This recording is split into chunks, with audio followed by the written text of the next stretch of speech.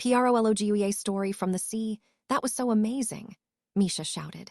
Ina had heard her say that more times than she could count. Familia and Freya Familia's war game was Suwu crazy. And Misha, not quite so loud. They were in the guild headquarters and it was about noon.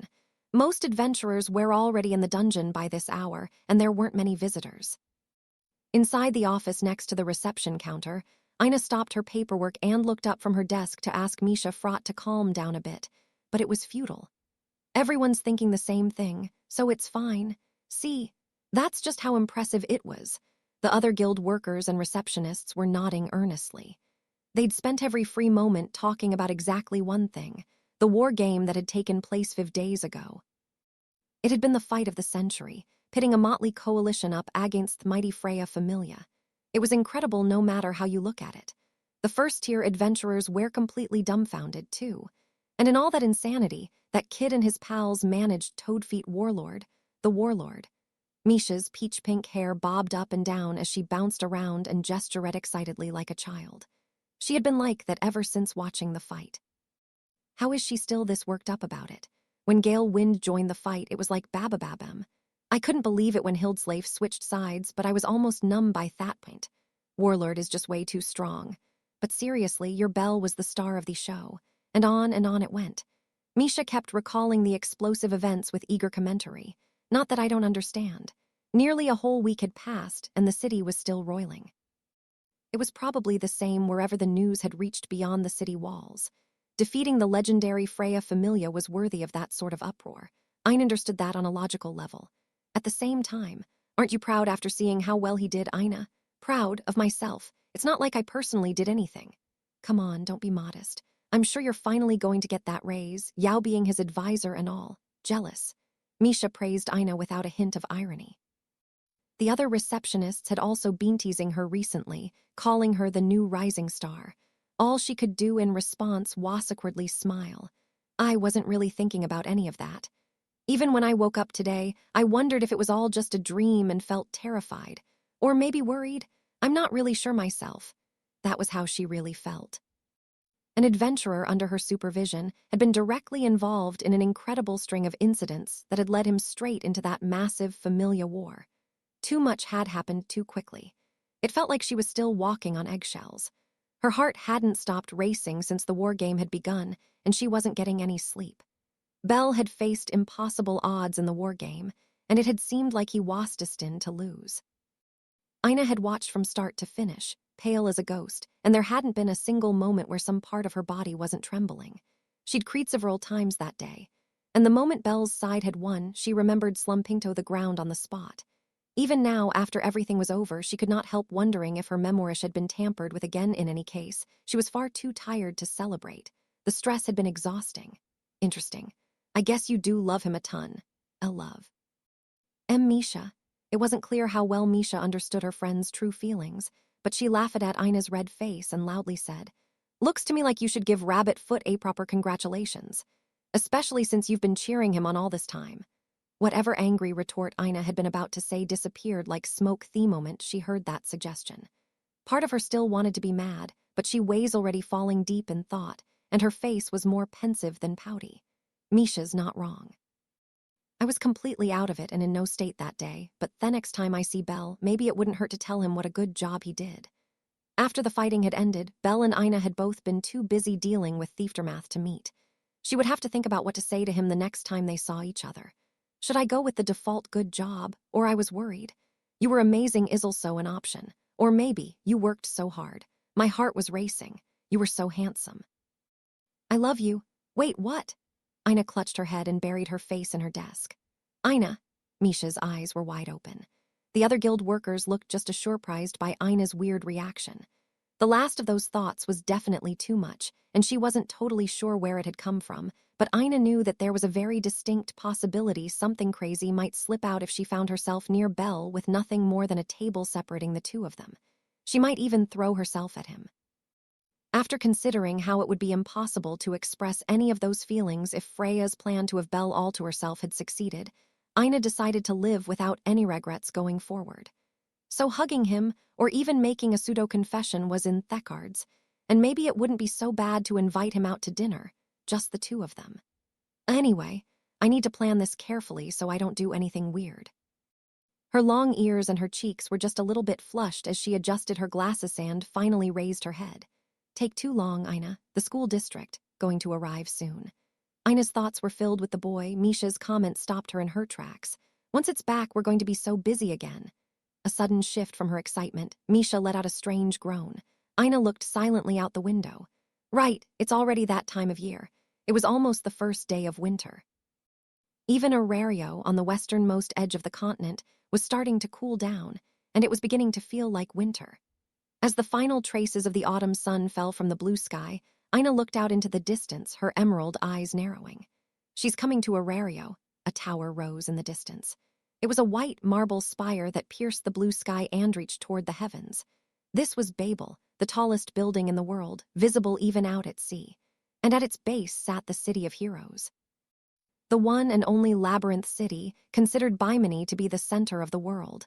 That was her destination. It was a place she did not want to visit, even as she hoped going there would change something. Arario, below her feet, a gargantuan ship intrepidly cut through the waves. She stood on its deck with a wistful look in her emerald eyes. Sister. Chapter 1, VVV4 Victory. PARTYA's The sun sinks behind the mountains in the west. Magic stone lamps spring to life, filling the night with glittering lights as numerous as the stars in the sky. This is why everyone knows Arario as the city that never sleeps. Recently, it's been even more lively than usual because of a certain huge battle. An non-stop stream of shouts and cheers can be heard on any of the 8 main streets of the city. Grinning adventurers and giddy deities eat and drink as much as they like, while all the many bars and taverns keep serving up their best, fueling the city's party atmosphere. And the benevolent mistress is no exception. Here's to our victory in the war game. Cheers.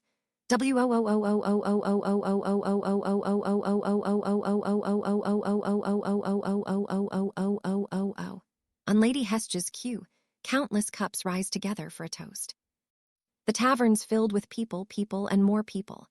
There's loads of gods and goddesses, too.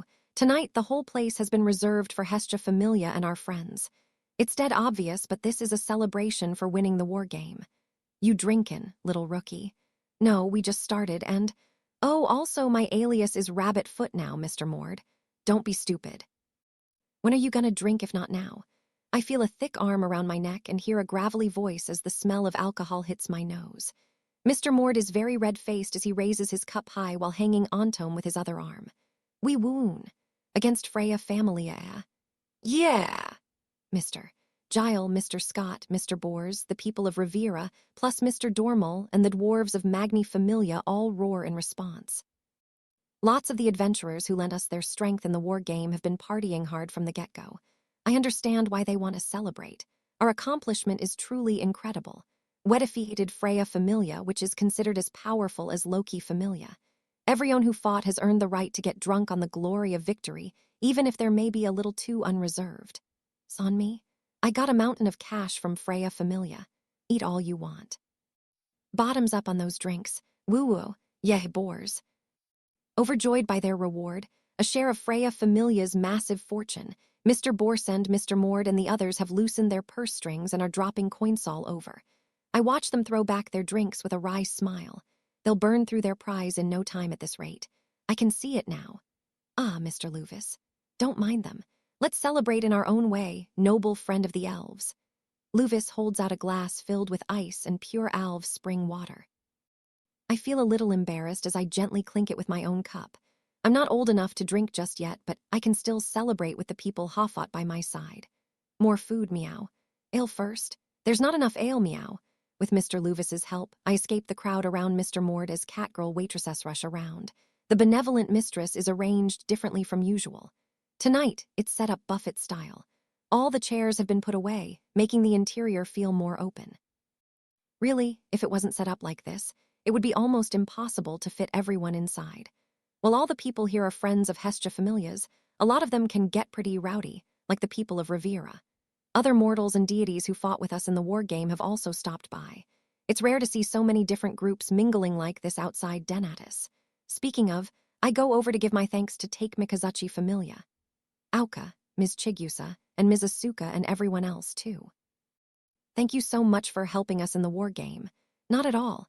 If anything, I'm sorry we weren't able to help you when you were in such a critical spot before.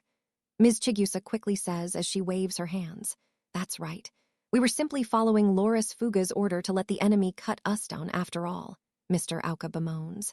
Ms. Daphne almost does a spit take with her beer before she manages to chime in. Hey now, don't make it sound like I got you killed. I spent more than my fair share off time getting carved up by Daneslave, too. See, calm down, Daph. I struggle to hold back a laugh as I watch Ms. Cassandra desperately soothing Daphne.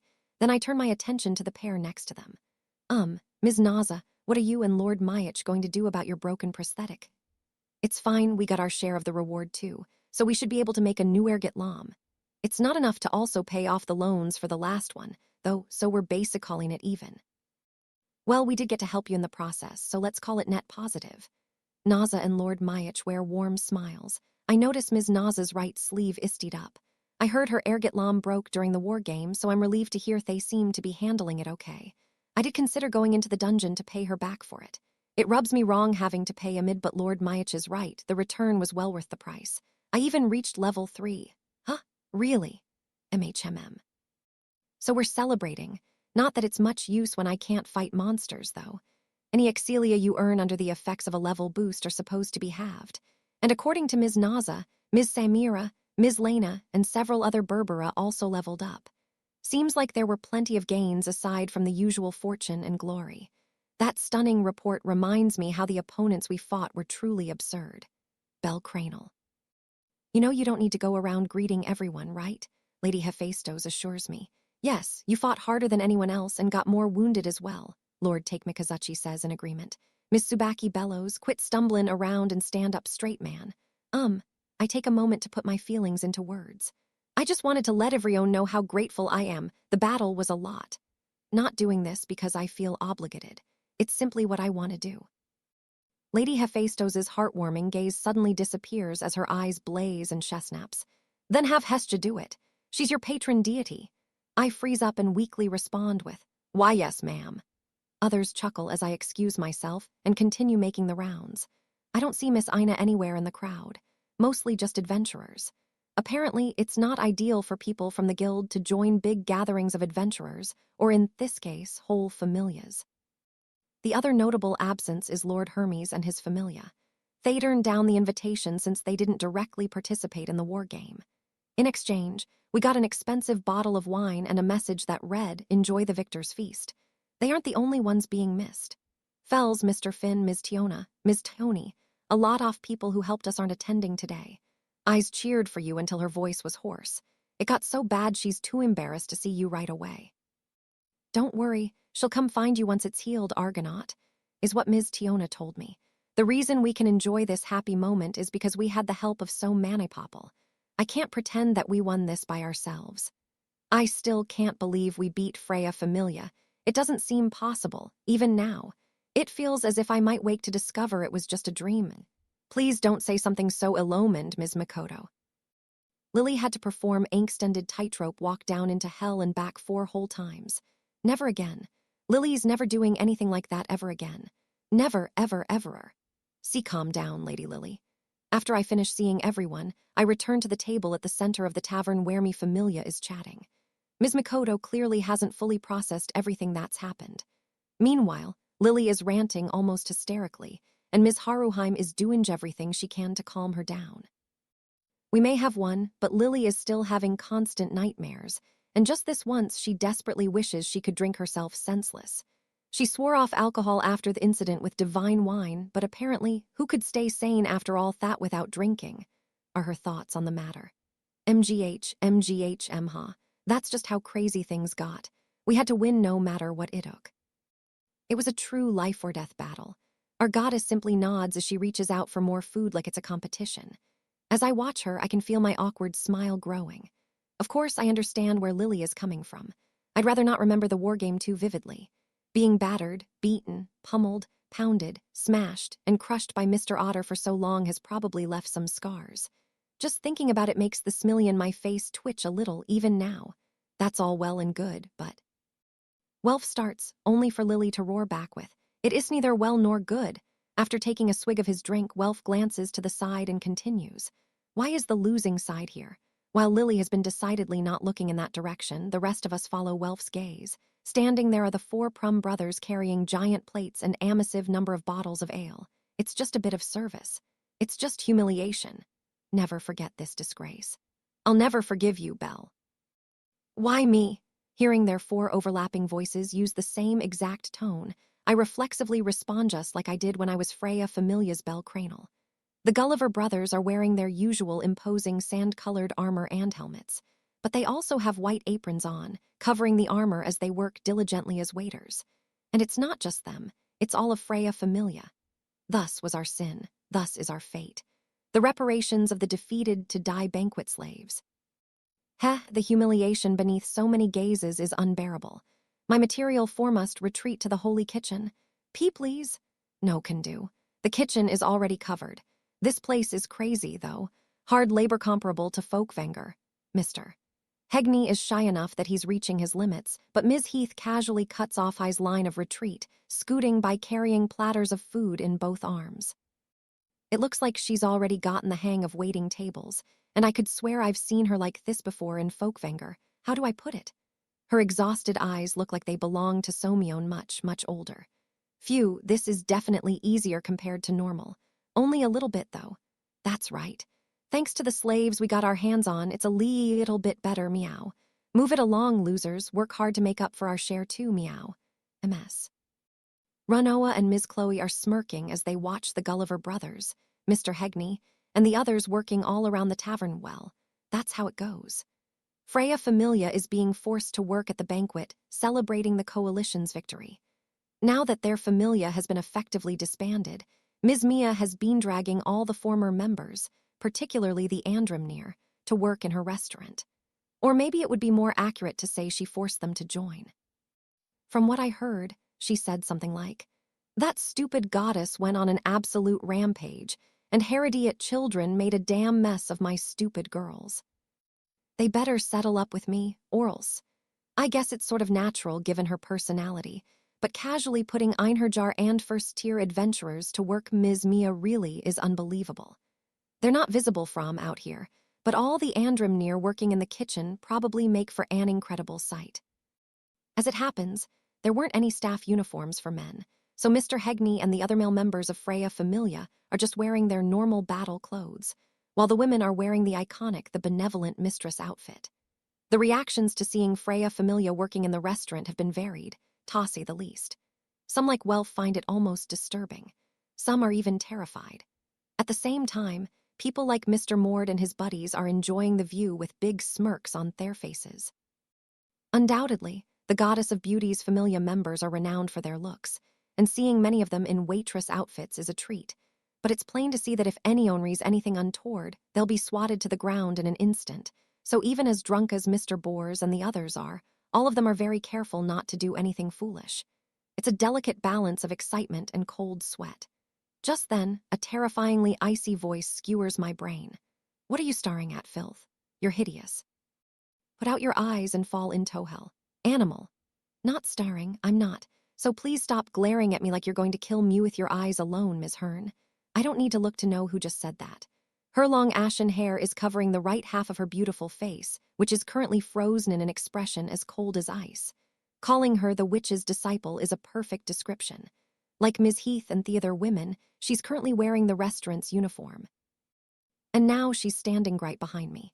She usually wears a long black dress, so seeing her in the cute green uniform is really refreshing, is what I would be thinking if I wasn't so terrified. My neck is coated in sweat and my jaw is insanely tense. Under her withering gaze, I just barely manage to offer a pathetic, polite smile. It looks good on you, Ms. Hearn, that outfit.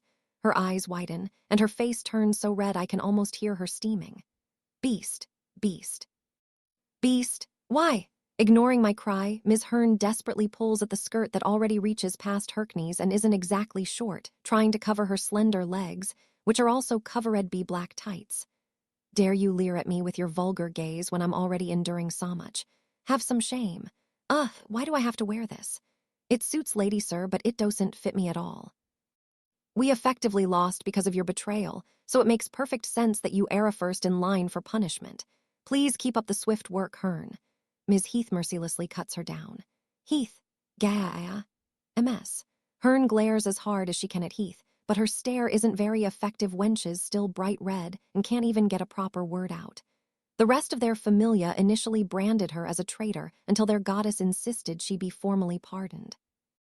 But even if she has technically been forgiven, the rest of the familia believes she still needs to atone, which is why she was the very first one to go to work at the benevolent mistress. Because Ms. Hearn was the goddess's attendant who hardly ever appeared in public, she has become the center of curious attention for quite a while now. The male gods Ariel singing the praises of the picture-perfect pretty girl Psycho. It really is all your fault. All because you are alive. Have some shame. She shouts at me, making her long, tied-up hair swing wildly. I think I can see a tear in the corner off her eye.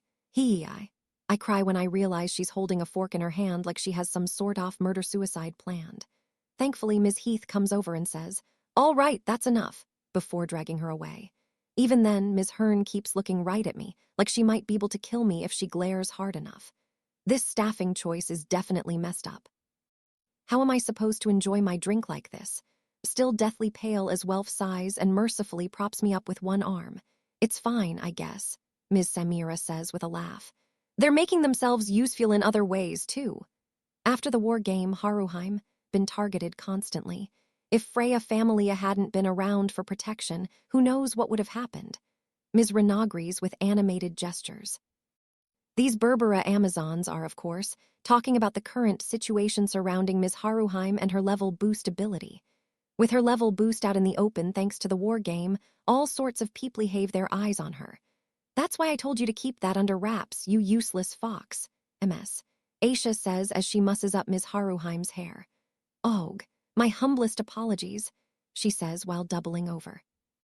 Ms. Haruheim used Uchide no Kazuchi over and over during the war game, and all of Arario was watching, so her ability is essentially public knowledge now.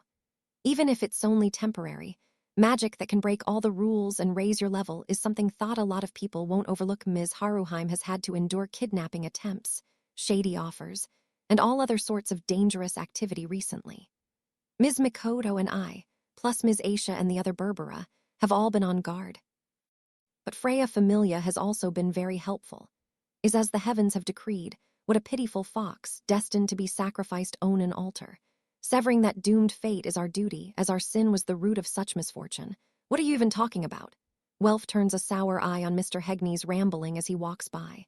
If I had to guess, he's probably saying, Ms. Haruheim is getting targeted because offer fight, so we're taking responsibility by protecting her. I think. Probably. Mr. Hegney, out of curiosity, how many times has Ms. Haruheim been targeted? That's hard to say until today. Hedin and I took turns watching over her. Just during my shifts, I crushed 71 different attempts. Ugh. Hasn't even been a week since the end of the war game, and even if they didn't get off the ground, that is a crazy number of attempts. Ms. Haruheim's level boost is undoubtedly incredible, but this is also a reminder that Arario is a truly dangerous place. I'm sure there's people and places outside the city that aren't much better, but I have to say this to Ms. Samira and the other Berbera as well, but thank you for protecting Ms. Haruheim, Mr. Hegney. You're going to make me blush, so you don't have to be so formal with me. His cheeks redden just a bit, and he briefly looks away. I've noticed that Mr. Hegney isn't quite so awkward when he talks with me recently. Also, if you're feeling grateful, then be grateful to her, not us. It's all because of what she asked of us. I don't have to see where he's looking to know who he means. The girl with blue-gray hair has been the hardest worker in the entire restaurant. Sir, dear, can I get another plate of this tomato pie? Of course, Lady Demeter. Some more beer, sir. Of course, Lord and J.R. Rethar. Seer. Pour us some beer. Ooh, ugh. Right, sir is running all around, answering the constant orders from the gods and goddesses, looking like she's on the verge of giving up and staring at the ceiling in exhaustion. Lady Hephaestus smirks sadistically, thoroughly enjoying this, while Lord Takemikazuchi and Lord Mayat share a wry smile. The great goddess of beauty who once brought Arario to its knees is no longer here. She left the city days ago. That's the official story. Possibly because of the far-reaching and devastatingly powerful charm, hardly any immortal residents of the city have retained their memories from when Arario was Hersenbach's. In other words, very few mortals know Lady Freya is actually Ms. Sur. However, Her true identity is now known to basically all the deities. With the city no longer threatened by her charm, many of them are nonchalantly stopping in to tease and bully Ms. Sir. Speaking for the whole coalition, Lady Hestia has allowed Ms. Sir Tormin here, but this level of shamming is considered appropriate, and Ms. Sir has obediently accepted. She's already apologized to lots and lots of people, listened to all their complaints, and even been slapped more than a couple of times. Even now, she is still taking her punishment. There are apparently many people who think this is far too lenient, especially among the goddesses, but she doesn't have any status, honor, or wealth left to her name. As such, she is serving her penance not as a goddess, but as a normal girl. I think the reason Freya Familia's members are working here is not just because of Ms. Mia, but also because they want to lessen Ms. Sir's burden, to share in her punishment. They are still her faithful followers. Where's my brother, Meow? Today's the day we're supposed to have a proper talk, Meow. We're going to be family again, Meow. Is he not on the roof? I think he's looking out to make sure no bad people get close. Got it, Meow. Then I'm going to cut work to go see him, Meow. Take care of Mishare, sir. Hey, wait, Anya, I'm at my limit here. Seriously, please wait, Anya. MS. Anya sprints into the back of the restaurant, and not long after, everyone can hear a thudding set of footsteps that don't sound anything like a cat's running across the roof. Then two voices that don't sound much like cats meowing ring out. Stay away from me. And quit hugging me. And brother. That sort of thing. The voices quickly fade into the distance, meaning those two cats probably started a game of tag across the rooftops. Thanks to Ms. Sir, Ms. Anya has really cheered up. I'm not so naive that I believe everything will simply go back to the way it was, just like that, but I think it's safe to say the benevolent mistress has reclaimed a little normalcy. Ms. Sir, should I help out too? I've been trying to just watch over her with the best smile I can muster, but seeing how busy she is, I can't help but offer to help. Mr. Bell, you promised to keep an eye on me, right? She politely declines and goes on, saying, since I can't be a good girl if you disappear, I might turn into an evil witch again. So just keep your eyes on me all the time as I do my best. That was our promise, my otter. She smiles merrily. Not like a goddess, but like a happy, normal girl. A smile I have to protect. It's just like the promise I made with Ween and the Xenos. A selfish promise that I can't break.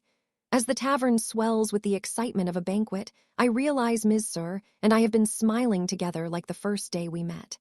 That's right, Belle. This scheming, troublesome Sir What's-Your-Face is far more dangerous than Wallen What's-Her-Face, and she doesn't need you going easy on her. Gwa! All of a sudden, I get tackled at high speed by my goddess and reflexively catch hair in my arms. Listen up, Sir What's-Your-Face. Belle isn't your otter or whatever, he's me, my PR-raricious Belle.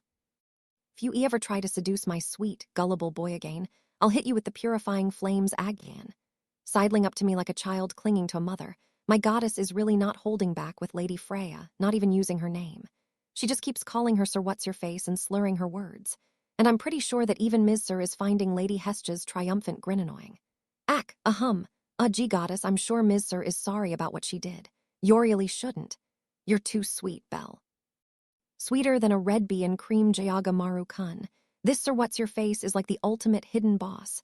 Leave a single opening and she'll sick that warlord on you with a snap of her fingers. You'll be abducted again, my goddess says with a glare. Ha, that's not true, I say with a laugh. Ha, of course not, oops, my finger slipped. Sir has a big smile on her face as she suddenly snaps her fingers. Here are the extra dishes, sorry to keep you waiting. Before I can even blink, a giant boar appears like he teleported. You can actually do that. And what kind of joke is this? Warlord serving dishes with a body like that. Glub, glub, glub, glub. Wait, Beal. The instant his massive, boulder-like body appears in front of me holding a tray, my consciousness slips into darkness, mainly because of nightmarish flashbacks of being battered, beaten, and blasted. What are you doing, Lady Hestia? Sir Bell's eyes have rolled back and his mouth is foaming.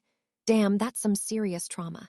Master Bell, I think I can hear Lily, Ms. Makoto, Welf, and Ms. Haruheim shouting all at once, but I have no way to tell for sure because I've fallen down. My Mr. Bell, oh no, he isn't breathing, I'll perform rescue breathing. Like I'd let you. You aren't sorry at all. Lady Frey, Lady Sir, you mustn't bring your lips near such filth. As such a terrible, awful burden should be borne by a sinner such as myself. It's fine, Hearn. If it's a healer you need, then there's one standing here. Pucker up, Bell. What are you all doing so casually? Mr. Welf, burn this coven of witches to ash, please. As if I could. I have no idea what happens next because I promptly pass out. Who knows what sort of uproar this is going to turn into or if a fight is brewing. I have no way of knowing. How long are you planning to sleep? Fool. GHFU. I wake up to something mercilessly slamming into my cheek. I sit up immediately and quickly gather that it's the tip of a shoe. Swinging around, I notice a certain pair of eyes peering down at me. Ah, master. Get up. Do not cause me any more trouble, stupid rabbit. Intensely relieved by the fact that master is acting just like usual, I nervously look around. The celebration is still going strong, and Mr. Boers is raising yet another toast. Ha knows how many rounds they've already gone through. How long have I been unconscious? I'm currently lying up against the wall, and master is the only one nearby. Why are you apparently taking care of me? It was decided I would be the most neutral toward you. Quit making more work for him, you dolt. In what sense? Did they mean cruel? What are you thinking? After briefly suffering from a fresh kick, I finally realize something. Master, Hoosaface is as pretty as any lady's, is covered in bruises and cuts. Where did you get those wounds? It's my punishment for disgracing my goddess. From Alan and the other first-year adventurers, and Heath, and everyone else in the Familia. After the second punch, I fought back. Oh, I accepted the first blow, but there was no reason to quietly take any more. Ooh, right. I can imagine him doing that. That's basically a whole new folkvanger. Yeah, that's exactly what would happen. It's hard to tell with their armor on, but the Gulliver brothers also seem to be nursing some fresh injuries. I guess I know why now, but if it weren't for him, Master, Mr. Hedden. We were only able to win the war game because he sacrificed himself, knowing full well his familia would hold it against him, and that this punishment was waiting for him. Of course, that wasn't the only reason we achieved victory, but without him, we would have definitely lost, and I wouldn't have been able to save anyone. Master, thank you very much for lending us your strength. Don't misunderstand, you nitwit. I simply used you. I didn't help you. So thank you. Master is still standing and I'm still on the floor. Leaning against the wall, I looked at Lady Hestia and everyone else partying in the middle of the tavern, where Ms. Sir is being assailed from all sides. Her smile never falters even as she goes along with all their unreasonable requests. If it weren't for you, Master. I don't think Ms. Sir would be able to laugh like that. Of looking at each other, we keep our eyes on her as a brief silence passes between us. After a moment, he snorts. Rabbit. It's faint. So faint it's almost imperceptible. But I could swear he just smiled, though I don't know for sure because I'm still looking forward. Master finally steps away from the wall with an annoyed look on his face. Stupidity is contagious. I'm leaving. Yes, Master. Not break the promise you made her. Yes, Master. That Master's long, blonde hair sways as he turns toward the kitchen. As I watch him go, I finally get the sense that the long, difficult battle has ended at last. The booze here. Then let me tell the tale of my heroic deeds. Yeah. The banquet goes on. Mr. Mord and everyone else is enjoying themselves to fullest with drinks and stories. This is definitely going to last until morning. With one last glance at the mortals and deities letting loose, I slowly stand up. Belle. It's a cool voice. When I turn around, there's an elf standing there. Instead of the waitress uniform, she's wearing travel clothes. My eyes widen a bit when I realize who it is. MS. Layu, she must have just gotten back. Could I have a moment of your time? We've stepped outside and gone a few steps into the back alley. The laughter spilling from the tavern and the bustle of the main street has faded a bit. After struggling with my words a moment, I ask my question. MS. Layu, did you do what you wanted? With your goddess, I mean. Yes, I finished saying my goodbyes to Lady Astrea. Layu stops and turns around. Her patron goddess, Lady Astrea, rushed to Arario to make it in time for the Great Familia War. To see off the goddess who no longer lived in the Labyrinth City, and to make sure Lady Astrea made it safely back to her current home, Ms. Layu had left Arario for a short while.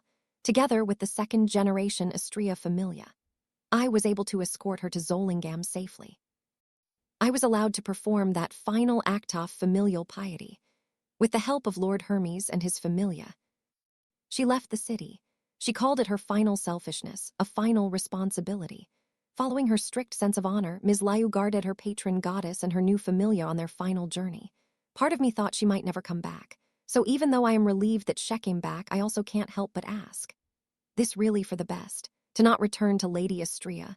Lady Astrea's blessing is still engraved in her back. No matter how painful the past, Ms. Layu is still a follower of justice. She should have been able to follow her goddess. If I were in her position, I'm sure I would waver. Just thinking about having to say goodbye to Lady Hestia, if it were me, if I could be forgiven, then I think I would choose to be together with her again. Yes, this is fine. I abandoned justice once before. To ask her to welcome me in again after I pushed her away is too selfish. But that's... Besides, Lady Astrea has built a new home. A new familia follows her now. I start to lean forward, but like an older sister explaining things, Ms. Liu smiles. Shay's at peace. And I have found a different home, too. With Sir and the others. And with you. It goes this, Belle. I want to be here. MS. Liu. Here with all the people who saved me. No uncertain terms, Ms. Liu declares that she is choosing the future instead of standing still and looking toward the past. She used to dye her hair. The natural blonde hair she's growing out in the open nosums to echo her answer. Besides, this isn't farewell for good. I can go see her whenever I feel like it. And I promised to send her letters once I got back. My bond with Lady Astrea and Elise and everyone else will never disappear. Liu's eyes wander toward her back, where her goddess's ichor is emblazoned. She's wearing an expression I've never seen before. No darkness clouds it. No doubt. Ms. Liu and Lady Astrea have decided this is for the best. It isn't my place to keep asking, so I stop leaning forward and smile at her. There's only one thing left for me to say. Welcome back, Ms. Liu. I'm back, Belle. By the gentle, magic stone light, we share a quiet smile. What should be a gloomy, dark alley almost feels bright and warm. Belle, shifting to the main topic. Ah, right. You said there was something you wanted to talk about. What is it? After spending that moment together, Ms. Liu quickly changes the topic, and I remember why we're here. Outside the tavern, it's just the two of us. She must want to talk about something important. Something she doesn't want anyone else to hear. The moment that thought crosses my mind, a shudder runs through me. My shoulder trembles. Belle, there is something I have to tell you first. Yes, I love you. Yes, wait, what? With everything going on, I somehow managed to forget that Ms. Liu confessed her feelings for me. I love you as a man. She made sure there was no room for misunderstanding about whether she meant as a friend or a pet or anything else. The temperature of my face shoots up. The instant I remember I'm here alone with a beautiful older woman, my heart starts racing. And at the same time, the color drains from my face. Belle Cranel is an absolute fool who can't turn his back on his idol. If she wants an answer to that confession, there's only one response I can give. I'm starting to get scared by the idea of affection from women, and I know I can't just go around saying this, and I don't have the right to either, but after the incident with Ms. Sir, the idea of rejecting someone is just a bit traumatic. If Gramps were here, he'd probably say, quit getting ahead of yourself. If you don't want it, trade with me, you disgrace. But I can't help it. It's hard. Ms. Liu's sky-blue eyes are staring right at me. I can't escape. Well, I mean, I could, but that would be wrong. Ordinarily, I should probably discuss this with Lady Hestia instead of you, but she wants official permission from the head of the family. While my foolish thoughts are running wild, Ms. Liu stares at me with a dead serious look in her eyes. The two of us, alone in a stone-paved back alley, the perfect place for a secret chat. Her thin lips part. Belle. Wait, I'm not ready. My pathetic cry echoes in vain as Ms. Liu finally reveals what she wants. I would like to join your familia. Huh? Needless to say, all I can do is stand there agog, looking like an idiot. Lady Liu is joining us. The next morning, Ms. Makoto's surprised shout echoes across the clear blue sky. Yes, I have received permission from Lady Astrea to convert. Just Ms. Makoto, either. Ms. Liu's straightforward statement has stunned Lily, Welf, Ms. Haruheim, and our goddess. We're all currently in the courtyard of Hestia Familia's home, Hearthstone Manor. As captain, I'm acting as the mediator, creating a space for negotiation. You're crazy powerful, and I know you're a solid, sensible elf, so from my perspective, I'd gladly welcome you, but that means quitting the restaurant, right? I'm amazed that dwarf allowed it. Sir, no, Mamma Mia told me. If you've got a place you want to be, then get on and go. Hestia and Welf were both thinking of the scary dwarf, but Ms. Liu just answers with the declaration she was given before, from back around the incident with Ween and them. You've got that troublesome sense of justice, so you won't be able to stand still in one place for too long.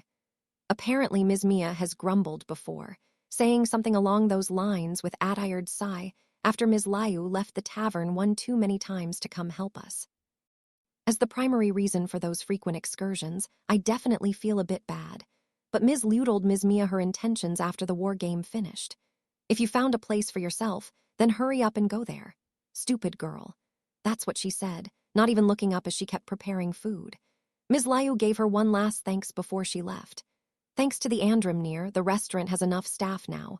Also, it seems they are more efficient and adept than I ever was. I laugh a little as Ms. Liu supplements her explanation, looking down in embarrassment, maybe even seeming a little dejected. That only lasts for a moment, however, and she quickly collects herself. Lady Astrea has already performed the purification ceremony. I am an elf who has made a great deal of mistakes, but if you would be willing to have me, I would like Tajin this familia. Falna on her back is no longer connected to Lady Astrea, not sealed. Just in a sort of tentative state, waiting for conversion. And even after a conversion, Lady Astrea's ichor would remain in her back. Her bond with Ms. Elize and everyone else will never be lost. Ms. Liu gently grabs her left shoulder with her right hand and looks at us with clear eyes. Ms. Mikoto answers first. Of course. It would be an honor to be in the same family as you, to embark on the same adventures. Mikoto has looked up to the elf who can concurrent cast ever since the battle with the Black Goliath on the 18th floor, and now her cheeks are flushed with a childlike excitement. There isn't any familia who would turn down a first-tier adventurer who commence knocking, right? Yes, and we have received Lady Liu's aid many times already. There is no reason to refuse her. If a level 6 joins, and Mr. Bell is already level 5 our familia rank. The guild tax my head. Welf and Miss Haruheim smiled as they agreed. Our familia's top mind is Groningen cradling her head, but I'm sure it'll be fine. And everyone already knows what I think, it's unanimous. Right, then it's settled. We'll take care of the conversion ritual in a bit, but first, welcome to our familia, elf girl. Our goddess welcomes Ms. Liu with open arms as Ms. Mikoto and the rest of us celebrate. Ms. Liu smiles and says, Lilaluka. Ah, yes. Lily seems a little caught off guard by Ms. Liu using her first name instead of the MS. That she always used before. That surprised all of us. Welf, Mikoto, Haruheim, and Bell, and Lady Hestia, please take care of me. It seems like an important distinction for Ms. Liu. This is how she plans to talk to us know that we live under the same roof as a family. As equals. I smile, feeling just a tad embarrassed that Ms. Liu is already talking to us the way she used to with Astrea Familia. This strong, beautiful paragon of justice is our comrade now. Hestia Familia has just grown a little bit larger. You're a good kid, elf girl, as expected of one of Astrea's followers. Unlike a certain cat burglar, I can trust you to look after Belle. Why are you looking at me while you say that, Lady Hestia? Because you try to get the jump on me every chance you get. And Haruheim is even worse because she does it naturally without even meaning to. Yep. In that regard, this upstanding elf is wonderful. If anything happens, don't hesitate, total me. I'm expecting great things. Goddess is singing Ms. Liu's praises from the rooftops, prompting Lily to complain. This is discrimination. And for some reason, Ms. Haruheim got caught in the crossfire. Welf looks tired by all this, and I'm a bit concerned how Ms. Liu will handle this sort of mood when she's normally so serious. I am sorry to bring something up so soon, but there is one thing I should mention. As everyone else freezes, Ms. Liu starts to elaborate. There is one issue with me joining a familia, or rather, a demand from the guild. I have been asked to change my name. What do you mean? Officially, Gale Wind is dead. Goddess cocks her head, but I get the gist. In the aftermath of the Juggernaut incident, Gale Wind was officially recorded as dead. However, since the war game was broadcast throughout the city, Ms. Liu basically announced that she's still alive in a way that can't be ignored. The situation is complicated, but as it was a formal guild decision, for the sake of appearances, they have asked me to not register as an adventurer under the name Liu Leon. The gods seem to find this peculiar situation hysterical, and the people of Riviera are helpfully playing along, saying, "What are you talking about? Gale Wind is already dead, so of course that wasn't Gale Wind." Of course, plenty of people know the truth. Even though her offenses were technically expunged when she was declared dead, it wouldn't be very convenient for the guild to have someone who was on the blacklist openly walking around. Out of consideration for her efforts to protect the peace during the Dark Ages and the practical considerations of not letting a valuable level 6 go to waste, the guild has requested that she at least change her name. So basically, the guild wants to have a fake name in the adventurer registry. Huh. Make it seem like you're a new adventurer with an unknown past rather than a transfer from Astrea Familia. Lily mulls over the situation. Level 6 rookie is an insane string of words. Mikoto says as a bead of sweat trickles down her brow. Well, I guess that's fine. It's just for paperwork, so it's not like you have to actually change your name, Goddess summarizes. It's not like we have any real reason to say no, so Ms. Liu says her thanks and West start thinking of a name she can use. The whole name doesn't have to be different, right? Yeah, just the family name should be fine. If I could, I would love to ditch Krazo. So, Lady Liu Leon, changing just the family name. Borrowing from Lady Mia, what about Liu Grand? That's a little foreboding. Elf girl, is there anything you'd like? Sitting in a circle on the courtyard grass, me, Welf, Ms. Haruheim, Ms. Mikoto, and Lily start playing with the idea while Goddess casually asks Ms. Liu directly. Sitting formally with her legs under her, Ms. Liu pauses for a few moments before she glances at me and starts fidgeting. After a couple more furtive glances, her cheeks go red and she says, Liu, Liu, Liu Cranal. Smack. Goddess moved behind Ms. Liu at lightning speed, a sandal in her hand, and a loud crack rang out as she hit Ms. Liu in the back of the head. You were supposed to be different. It's not like that. If I'm joining a familia, borrowing the name of a deity would be too irreverent, so I thought I should borrow the name of the captain. I can see right through your lies, you hapless elf. Calm down, Lady Hestia.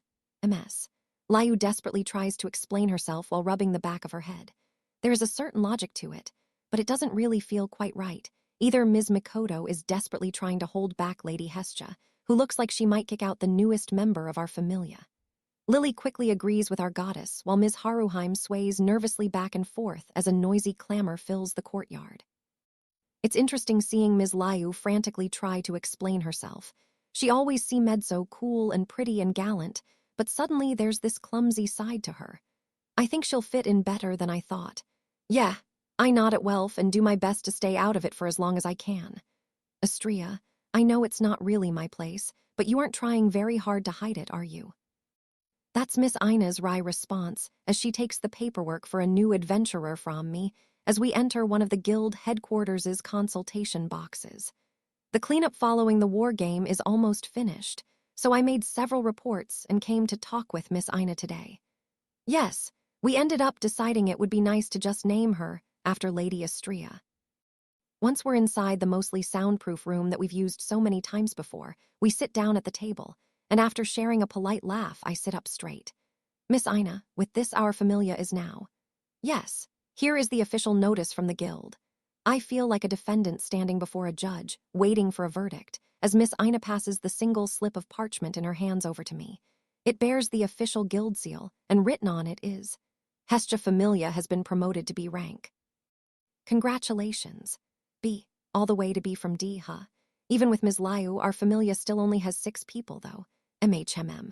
We know that, but the guild cannot classify a familia with 2 first-year adventurers as anything lower, especially not when one is a level 6. I had to mention that, even though I knew what she would say. But after giving me the formal response, Miss Ina has a troubled look on her face. More than a few were arguing it should be a and not B, you know. When she puts it that way, there isn't much I can say. Loki Familia is S, and Ishtar Familia was a before it was disbanded, so the significance of being put into B rank instead is obvious. Lady Loki's faction and Lady Ishtar's Berbera are incredibly powerful groups that boast quantity and quality. A small, elite faction. That's apparently the niche Hestia Familia finds itself in now. To think that just a little while ago, we were completely insignificant. And despite our new rank, we're still holding a significant debt that the goddess adamantly insists is her personal loan. Anyway, the new tax we'll have to pay the guild is going to be a painful jump. I can already imagine Lily wailing in despair. As captain, lately I've also been looking over the familia's finances, but all I can do when I look at the numbers is laugh nervously. We gave most of the prize from the war game to Mayach Familia and the other familias, too. The level distribution of your members is part of it, but the biggest factor is, well, Goddess Freya has become Goddess Hestia's subordinate. Even though she knows we're in a soundproof room where no one will overhear us, Miss Ina still leans in close and lowers her voice to a whisper. She's right, of course. Officially, Freya Familia was dismantled, but it would be more accurate to say Lady Freya, or rather, Ms. Sir, has been placed under Lady Hestia's care. The last thing Aurario wants to do is give up an asset as powerful as the Einherjar. At the same time, they're terrified of a goddess who could charm the entire city. Their answer to those two big issues was to make her subordinate to Lady Hestia. As Lady Hestia managed to burn through her playhouse before, she's considered a deterrent if the goddess of beauty ever tries anything in the future. Plus, as long as our goddess is officially in charge of Mizsur, then Mr. Otter and her other followers won't leave the city and will continue being useful in clearing the dungeon. For appearances' sake, they are nothing more than scary employees at a tavern and followers technically available for a conversion, though they'll never accept any offers. Anyway, that's apparently what the top brass of the guild decided. The reasons are mainly political, so I probably only half understand at best. The point is, in a certain sense, Hestia Familia has absorbed the enormous power of Freya Familia. Of course, we can't give them orders, let alone get them to fight alongside us. Or rather, we're too scared to even try. So if we're being precise, Hestia Familia's rank is B, S. Officially, it's B, but in the upper levels of the guild, we're treated as S. I don't really understand the full implications myself, but that's the rough idea. Apparently, this is a fairly common system in Rakia and other country-level familias, but it's not done much here in Arario. At least, I don't think I've ever heard of it. That's just how much Freya Familia stretches the rules, I suppose. Right, you mentioned the guild had trouble dealing with the aftermath surrounding Lady Ishtar, too. That's right. So, how has it been? Your relationship with Freya Familia? Miss Ina sounds a little concerned, so I smile to reassure her. I don't think we're going to be happily exploring the dungeon together anytime soon. But outside of that, they've been really, really helpful. What immediately comes to mind is the security they provided during the banquet the day before yesterday. Mizsur asked Mr. Hegney, Master, and the Gulliver brothers Tokep watch around the clock, paying special attention to Ms. Haruheim. Another thing is that lots of people who hold a grudge against Ms. Liu have been popping up recently ever since word got out that Gale Wind is alive and well. One word from Mizsur was enough to eradicate them all. Master and the others did it before we even realized. Clean and fast. Hestia Familia is effectively under the protection of some of the strongest first-year adventurers and the Einherjar. After the guild confiscated Folkvanger, Mr. Van and the others officially made their base of operations in the dungeon, exploring every day and taking turns staying at Hearthstone Manor, or rather, standing watch from the shadows. In a way, Hearthstone Manor is probably the safest place in the world right now because it's being guarded by the strongest, most terrifying bodyguards you could possibly have. This isn't atonement or anything of the like. It is just taking responsibility. That's what Ms. Sir said as she refused to accept any thanks, but it's thanks to her Ms. Haruheim and Ms. Liu can live freely out in the open. If it weren't for them, it would have been quite difficult for Ms. Liu to even join our familia. There's no need to worry. Thanks to Ms. Sir, there won't be any problems. Really? That's good to hear. Miss Ina has a bit of a troubled look on her face when she hears me use that name.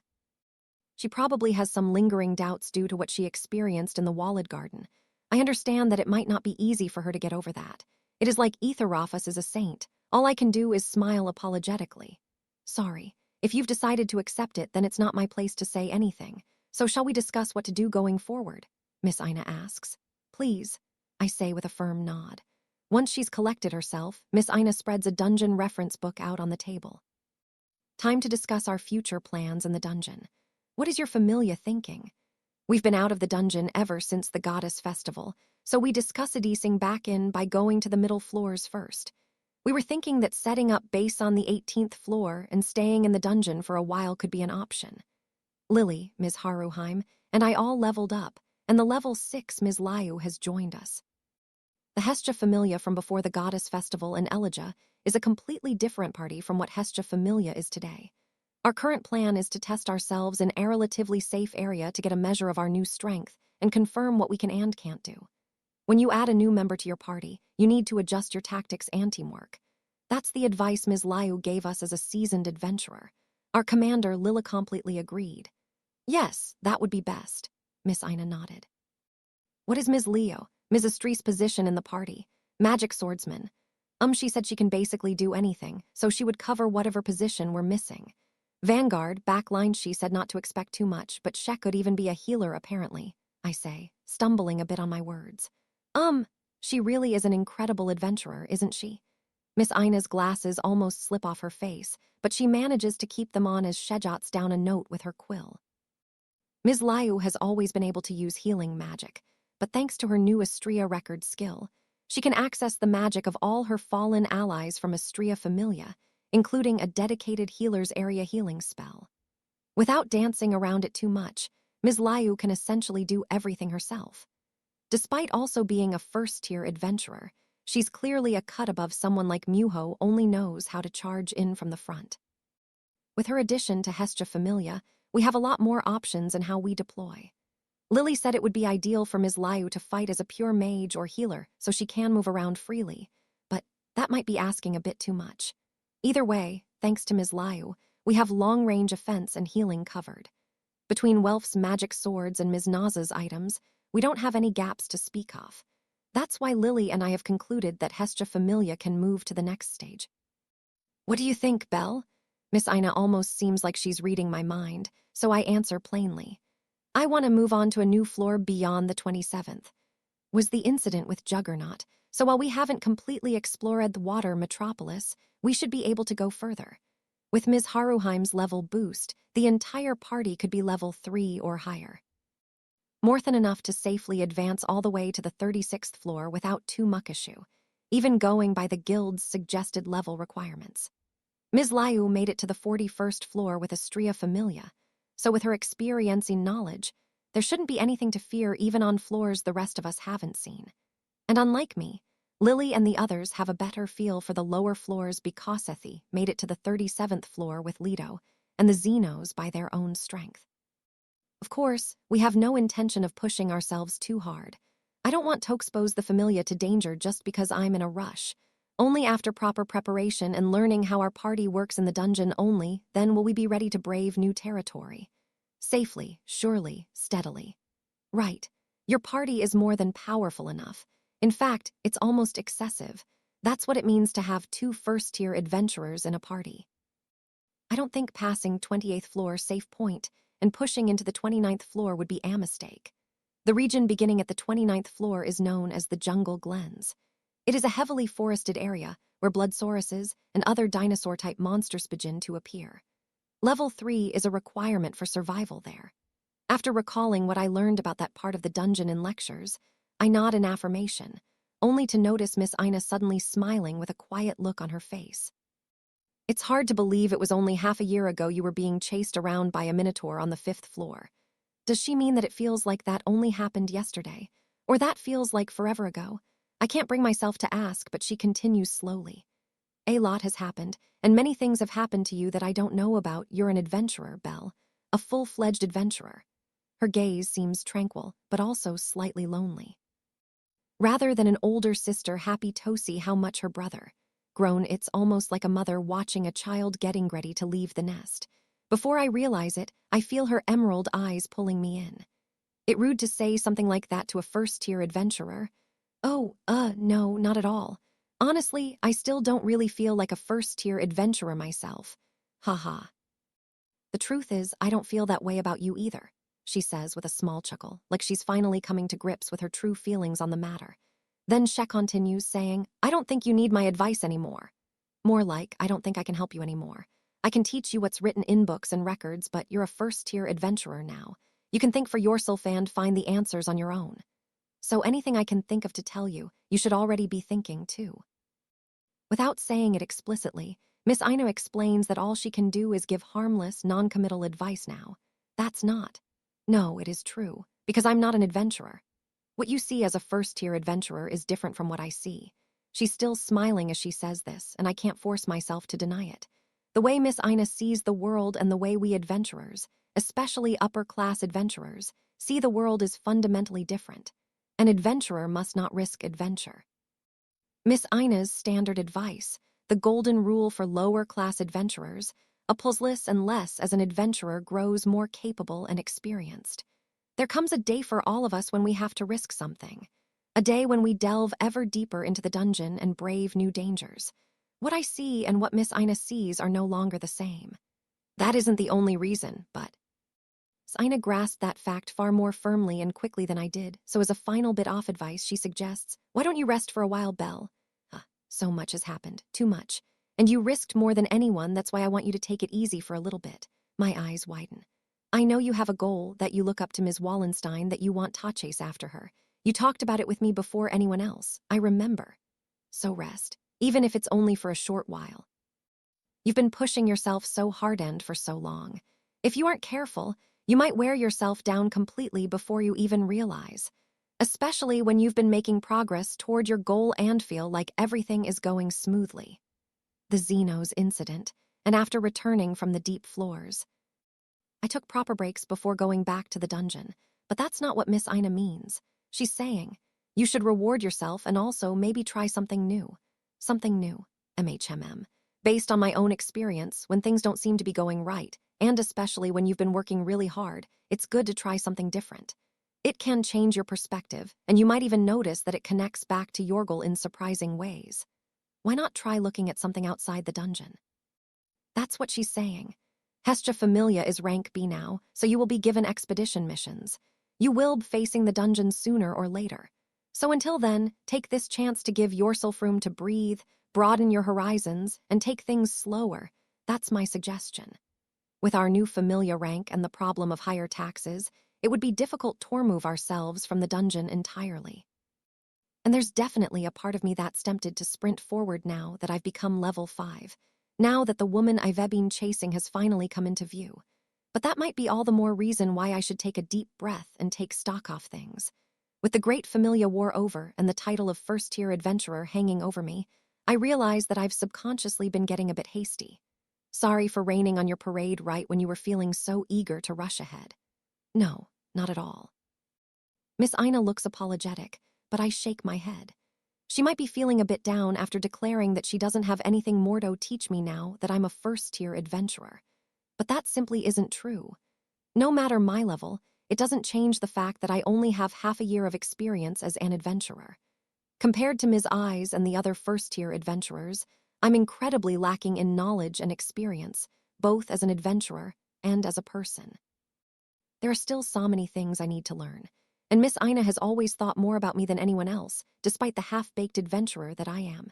You help me realize so many things. Miss Ina knows me better than I know myself, as much as my goddess, even. That's something I can believe in.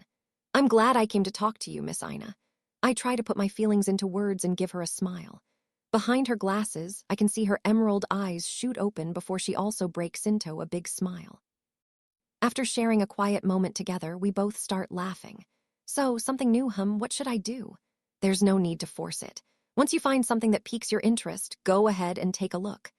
The meantime, we're supposed to acclimate to our new statuses and work on our coordination as a party, and avoid setting a new goal for the time being. Settling on that plan, we emerge from the consultation box. Not many people are in the guild headquarters since so many adventurers are in the dungeon during Thiefternoon, so the place feels more spacious than usual. Miss Ina watches in amusement as I immediately start racking my brain about what to do next when, Belle, what is it? My gaze immediately turns to the window when I hear a certain sound. A whistle. No, it's a sound I've never heard once in Aurario. It isn't loud enough for Miss Ina to hear it. Only a first-tier adventurer who has been through several level-ups could possibly catch this faint, deep note. A guild employee bursts through the lobby entrance. As soon as he whispers something to the receptionist at the counter, everyone starts moving at once. The few adventurers hanging around are also on the move. Sensing something, they dash out of the headquarters with a destination in mind. What's happening? Things suddenly got really busy, stunned by the abrupt shift. Miss Ina murmurs, the school district has come back. The school district? It's an unfamiliar phrase, or actually, I think I heard it once before. Was it Lai and the other kids who told me the first time I visited the orphanage on Daedalus Street? Why don't you go have a look? The school district returning to port is like a festival for Aurario. I'm sure the top of the city wall has been open to the public. Are returning to port. What does that have to do with the top of the city wall? Miss Ina smiles as I obviously have trouble understanding the connection. I need to go over there as well to give a proper welcome. Her smile seems a little awkward, almost revealing the swirl of emotions in her heart. The top of the city wall where Ms. Eyes and I trained so many times before is on the northwestern side, which was only accessible because Ms. Eyes knew an unlocked way in. The section of the city wall that the guild has currently opened to the public is on the southwest side. I can see it. It's coming into view. It's been 3 years. From the guild headquarters in the northwest, Miss Ina and I walk south Togerbeffer, climbing the long stairs up to the top of the giant wall. As we ascend, we hear the chorus of shouts coming from above. All sorts of people line the wall's walkway, including regular townsfolk, adventurers, guild employees, merchants, and even travelers. I'm stunned by the size of the crowd, but we somehow manage to make it to the outer edge. There it is. In front of me, dozens of people are pointing farther to the southwest. Beyond the big harbor and a giant, brackish lake lies the big, wide ocean that goes in and on to the horizon. And on that horizon sits an enormous silhouette, big enough that anyone can spot it clearly from this distance. A floating city. Thanks to the enhanced vision of an adventurer, I can make out some details. The gleam of metal in the sunlight. A grand, imposing form consisting of 3 stacked discs. And atop those discs sits a dense collection of what are unmistakably buildings, plus adjacent tower. And extending out from the inorganic structure are what looks like blue plumage, or possibly wings, almost giving the impression that a town was built on the back of a sea dragon. A town, a city, or a country. Is it a ship? That ship is called the Ringhorny. It is far and away the world's largest ship. Miss Ina gazes at it warmly like a second home as I watch in stunned silence. That's when the realization suddenly hits me. The sound I heard wasn't a whistle, it was a ship's foghorn. A giant, magic stone foghorn. Its official name is the Maritime Academy for Scholarship Special Administrative District, commonly shortened to the school district. The same time she says that, the excitement on the wall boils over. The school district's the labyrinth city welcomes the gargantuan ship home with cheers.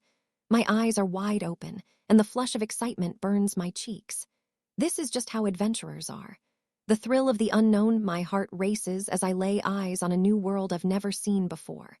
Chapter 2, School Heaven and Hell. Marin is a port town built on the shore of a lake about 3 curlos southwest of Arario. Connected to the sea through Lalag Lake, Marin is Arario's bridge to the world's oceans, situated on the westernmost edge of the continent. Every day, countless ships from distant lands enter port, disgorging countless people, creatures, and items destined for the city that many consider the center of Thurald. And what flows into Marin are magic stone products bound for barges setting out to sea. Arario has a monopoly on the production of magic stone items, and most trade is conducted not overland, but by sea. Considering that, it might not be an exaggeration to say ships from all around Thurald gather here. As for me, this isn't my first time coming to Marin, but every time I'm here, it feels like visiting a foreign country. The distinct smell of fresh and salt water mixing in Lalag Lake is supposed to be a lot milder than that of a saltwater lake, but I grew up in a mountain village, so I can't help but find it fairly strong. The lively main avenue feels like a bazaar, and many of the shops are filled with the bounty of the sea. The streets are packed with suntanned fishermen and visitors from faraway islands, deserts, and all sorts of other places. Everything brings home the feeling that this is a port town.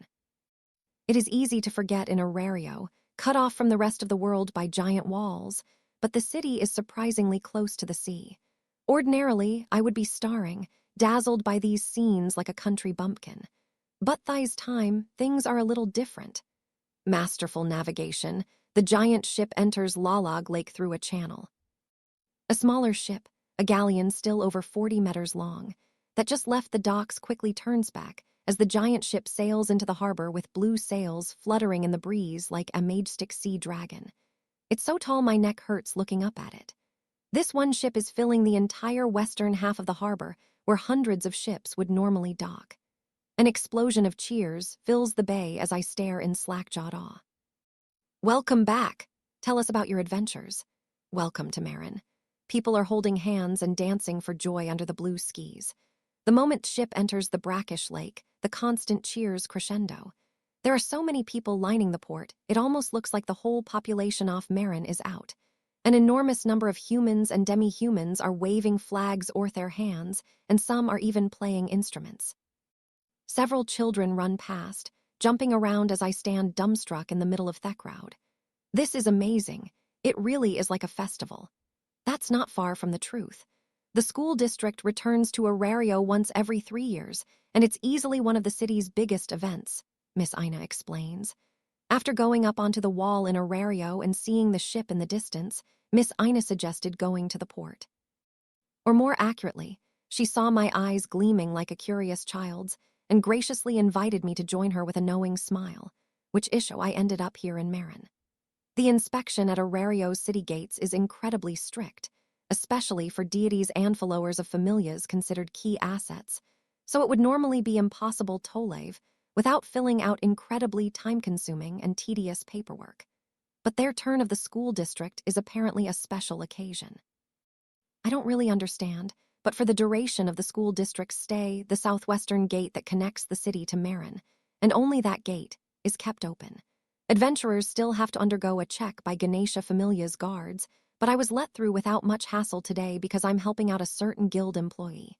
We came here together with a stream of Arario's residents flowing out of the gate. So what exactly is the school district?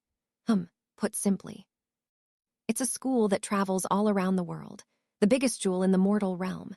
Even after the massive ship finishes docking, the cheers are still going strong. When the crowd finally starts to move, we go with the flow and begin walking toward Thegent School. The school district is a traveling educational institution supported by the guild. It accepts children ages 6 to 18 who wish to study there, picking them up from all over the world. The whole world. Why does it do that? First of all, that's the desire of their sponsor, the guild. A great many people already gather in Arario, but that isn't enough. For the sake of running the city and more than anything, for the sake of achieving the 3 great quests, the guild is always looking for more talent. When I expose my ignorance, Miss Ina sounds almost happy. She holds up Herondek's finger and launches into a new lesson. It's like she's enjoying the chance to take care of a child who stopped needing her help. Also, it is the divine will, or I suppose it's the passion of the deities who guide the school district. Deities? More than one? Does that mean the ship is?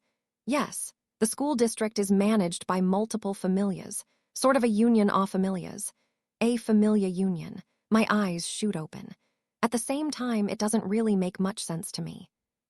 I know about dungeon-focused and mercantile familias, and I have heard about academic ones that charge a fee in exchange for teaching regular folk who aren't a part of any familia, particularly children. Apparently, it's common for them to look for promising children in their classes and invite them into their familia. From what I've heard, academic familias are closely tied to the regions they are located in, which is why cities and countries love having an academy nearby, since it means a big pool of talent. However, it's difficult to gather enough skilled instructors to properly run an academic familia. Any newly established familia trying to break into the market is likely to fail. Maybe it's just my bias as a country bumpkin born in a village without much around, but I've always felt like school is something usually reserved for the wealthy or nobility. Still, with academic familias, as long as you have some money to start, you can be given an opportunity to learn. Unfortunately, there aren't any familias like that in Arario. Hold on. Do I have it flipped? They must need a lot of people to run this giant school. Does that mean the school district is just where all of Arario's academic familias are? Race, status, wealth, and family are not factors here. Only the desire to study is necessary, Miss Ina says as she watches the children streaming past us. The spirit of exploration, the desire to keep chasing and learn what you can become. That is the only requirement to become a student at the school district. And pedigree aren't important, and no amount of money will help. Only those who carry the spirit of a student, willing to acknowledge their lack of knowledge, can pass through its gates.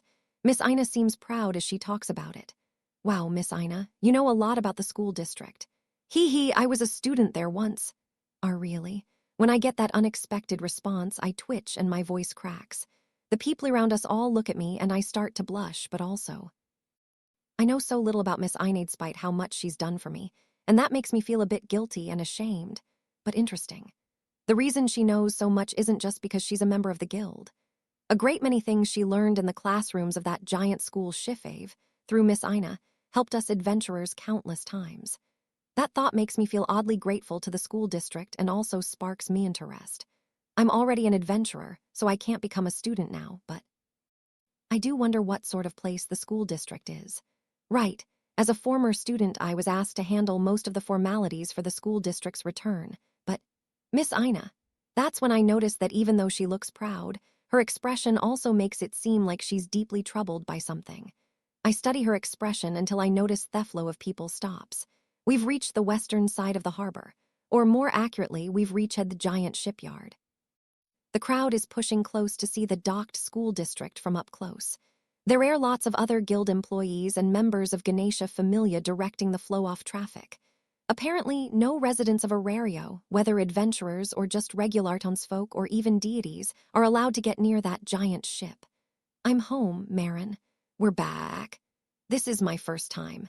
Marin. And Arario. The cheers from the people are still ringing, and from the outer railing 60 meters up, the ship's gunnels, a visible crowd of boys and girls have gathered, waving back. They are wearing similar uniforms, and it feels like there are a lot of them close to me age. I guess they're students at the school district. Looking up at the students, Miss Ina screws up her emerald eyes, and she looks almost like she's in pain. No, it's more is she wavering about something. I feel uncomfortable, but still I marshal my courage to say something. MGH. Before I can, a hand stretches out from the crowd behind me, covers my mouth, and pulls me back into the crowd. Sorry, Belle, I have work to do now, so I should, Belle, Beal. FGHHHH. One hand covers my mouth, and another grabs my shoulder as we force our way through the sea of people. Walking backward through the crowd, trying my best to stay upright after I almost trip, I am finally released as we emerge from the crowd of people. Puha, Lord Hermes. Belle, to think I would meet you here. This must be, flicks the brim of his trademark winged cap as a sort of greeting. I'm taken aback seeing him gesturing so enthusiastically. From the looks of it, you saw the school district from the city, and spurred by Thune known like a true adventurer, you found yourself all the way out here. Ugh. Why yes, sir, that's right. The reason I didn't immediately shake free is because I sensed his divine presence, and since the person questioning me is a god, I simply confess. I am still really flustered as I ask my most immediate question. Lord Hermes, why are you? The school district's finally back, so of course I'm going to come out and see it for myself.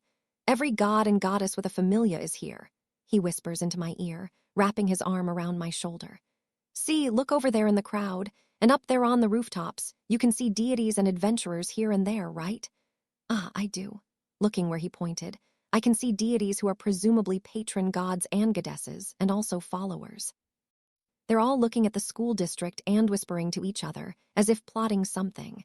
Is the fact that I feel a premonition of some kind of uproar a sign of how much Arario has seeped into my bones? I have a bad feeling when Lord Hermes answers. They're all here to scout for their familias. As scout? Do you mean the students at the school district? But why? Because the school district is a treasure trove of talent, obviously. Clenching his fist, Lord Hermes says, let's find a place to talk. Though we don't go very far and just move to the mouth of a side alley between some buildings where we can still see the ship. Have you heard how the school district is an educational institution that travels around the world? Ah, yes, sir. Miss Ina told me that. Then that makes it quick. School district is famous, so it has a tendency to get involved in troublesome things. If there's a request from a town, they'll slay monsters, and at times even intervene in conflicts between countries. See conflicts. Make thy will a sword, thy knowledge a staff, and thy failures a crown. If anything, they have a habit of sticking their nose into things without waiting for a request. Practical studies, they call it, helps the students grow. All of a sudden, the school district is sounding a lot more dangerous. With all that happening, it's an environment that isn't lacking for experiences, even if it isn't quite to Arario's level. It's standard for the students to be level 2, and I've heard there are even a few level 3s sprinkled around too. 3s? I've been shocked a lot today, but still, there's no helping this one. Arario can mess with your perception, but a follower who has leveled up at all is already extraordinary. For reference, a village or town with even one person who's leveled up would have no issue defeating a swarm of monsters that are common up on the surface world. The shift from quality over quantity after deities descended to the mortal realm created the current age, where even a single person who has leveled up can overcome most things. And leveling up twice, reaching level 3, anywhere outside Arario would make that person overwhelmingly powerful. Many of the level 3s out in the wider world usually lead whole organizations or are powerful figures. The power of a level 3 is more than enough to break the mold. It's Arario that's simply absurd as a city, Hamido hundreds of upper-class adventurers. So hearing that the school district has level 2 and level 3 students, even without Thedon of monsters, that is, the dungeon undeniably makes it a treasure trove of talent, even if we're only measuring pure combat strength. There are lots of graduates of the school district even among the current upper-class adventurers. Loki Familia's Thousand Elf being the most prominent example. Thousand Elf, that amber-haired elf, in my head. It is a place for learning. The students pretty much always graduate and proceed on various career paths. Naturally, some of them want to become adventurers. And we gods absolutely love recruiting them. That's the long and short of it. I see. I'm starting to see why they would get heated over that. I can already imagine Lady Hestia's eyes when she learns about this. I have no doubt she'd want to immediately rush out and start recruiting. The regulations aren't just to tamp down on the common folks' enthusiasm. It's also to keep Aurario's deities and their familias from making contact with the students. Is that so? Yes, thus the rules. Can't have anyone getting the jump on recruiting and internships. Internships. Recruiting. He clenches his fist while I cock my head at the unfamiliar words. Everyone still wants to get dibs on a promising prospect. As the patronoff of Familia, you understand, don't you? Why, yes. Overwhelmed by his sudden burst of passion, I just barely manage to nod. Not that it matters much, but I feel really uncomfortable, even though we aren't doing anything I should feel guilty about. Maybe it's because we're talking secretively in the shadows for some strange reason. Which means, Belle, my boy, we're going to slip inside the school district. Why is that the natural conclusion? Ugh, something bad is coming. Our Familia is always hearing, or rather, we always need people who can make a real difference.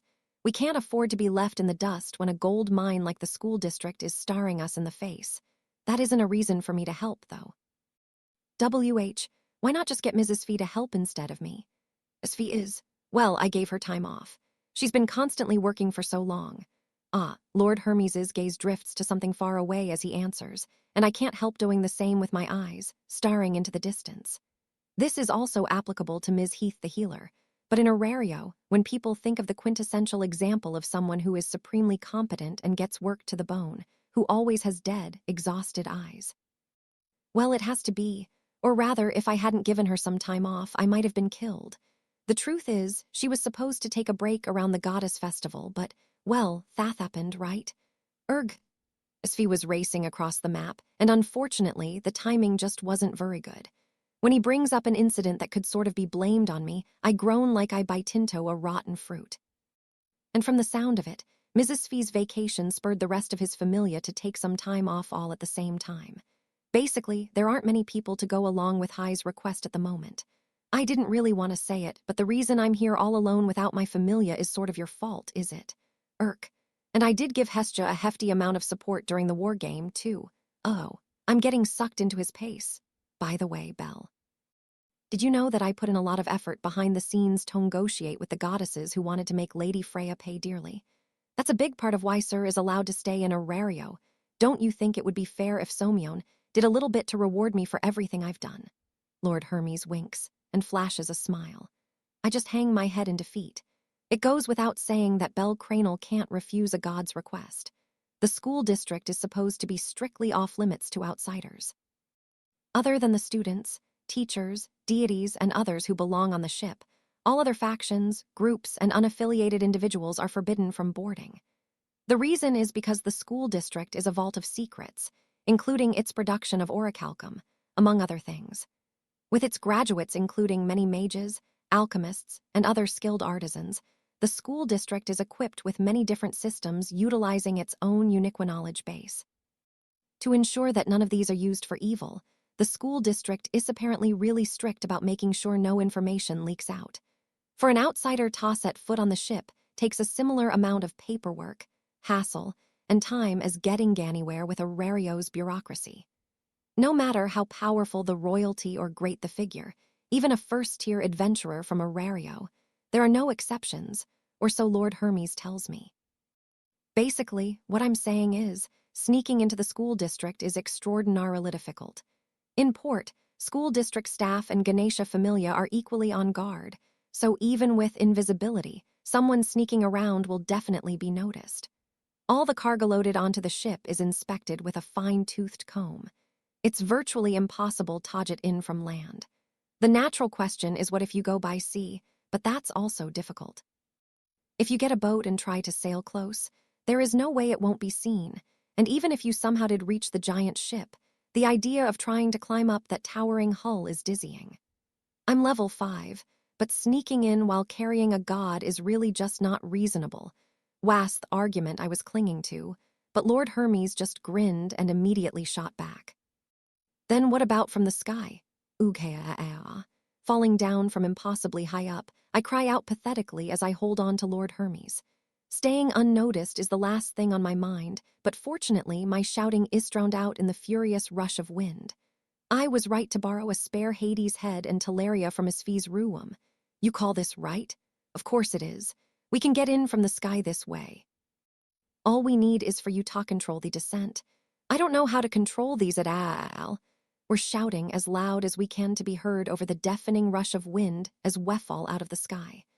I'm doing my best to control Mrs. Fee's spare Teleria that Lord Hermes made me wear. 10 minutes ago, he put this magic item I have no clue how to use on me.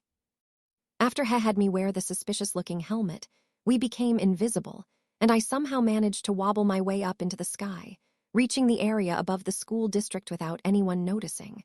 But that was where the miracles stopped. Like fools who flew too close to the sun, Lord Hermes and I are falling from around 500 meters up. Apparently Hestia and his fee treated themselves to a 2-person flight behind our backs. So we should stick a heart-pounding landing of our own, shouldn't we? This isn't the time for stuff like that. Lord Hermes's laughter rings in my ears as I cradle him in my arms, and the wind makes a mess of our hair and clothes. This is different from when I fell down the Great Falls. A primordial terror is swelling up from the pit of my stomach, and massive tears are stinging my eyes. They get torn away by the wind as soon as they form, though. As I grow increasingly more panicked, I could swear the gods and goddesses above are having a great laugh at us. The distance between us and the ship rapidly closes until, we safely crash land in a corner of the school district where wooden boxes are piled up, a storage area. Just before we crash, right as I let out an unholy scream, Teleria's 4 wings unfurl and forcefully break, but it's simply not enough. Unable to fully kill the momentum, I slam feet first into a mountain of boxes with a loud crash. I'm alive. Woo, that's a level 5 for ya. Not a single scratch on the package. You really have grown, Belle. I did everything I could to make sure Lord Hermes wasn't hurt, and just like he said, I can't see a single scratch on him. If anything, he's quite happy and well. Pushing myself up from the bed of lumber, I start to smile weakly. What was that sound? I'm sure it's another trespasser from Arario. Hurry! P. A shrill, piercing whistle is the only warning we get as everything starts moving all around us. Eep. Is that? Looks like they noticed us. Well, we did make a pretty big crash landing. Of course we did. Screaming and cradling my head inside my heart, I frantically stand up. Let's escape while we're invisible. If we do, they won't. Yeah, the truth is, I sneaked in using a Hades head a while back. The school districts developed magic items that can pierce invisibility magic. Wait, you've done this before. Then obviously their defenses will be even higher now. Meanwhile, I can sense a people closing in on this place fast, which means time for a decoy, Belle. I have a really bad feeling about this, but what's the plan? You act as the decoy while I escape. That's the plan, Lord Hermes.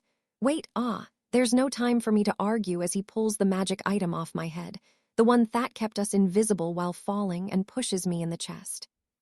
As I fall off the bed of broken boxes and land with a thud on the metal ground, the invisible Lord Hermes says sorry, and take care, before causally leaving me behind. And he makes sure to grab Teleria before throwing my shoes back at me too, Lord Hermes. As I lamely cry out in my head, I hear someone shout, "Hey, you!" Immediately, a boy and girl in the school uniform appear, looming like executioners. I just managed to get my shoes back on and catch my breath before bursting into a cold sweat upon sighting the new arrivals. I feel like a thief cornered at the top of a cliff. But then, were you caught in the explosion? You aren't injured, are you? And no, I'm all right. You see anyone suspicious? Do you know where they went? I did. They went that way. As I leap to my feet, the human girl charges in with a ferocious look, worried about me, and the animal person boy considerately asks me where the trespasser has gone. I carefully don't meet their gazes and keep my face down, while pointing in the opposite direction from where Lord Hermes went. There. What a mess. You should go to the infirmary right away. I'm sure it's Hermes Familia again. Coming in from the skies impossible without Perseus's magic items. They are not suspicious of me.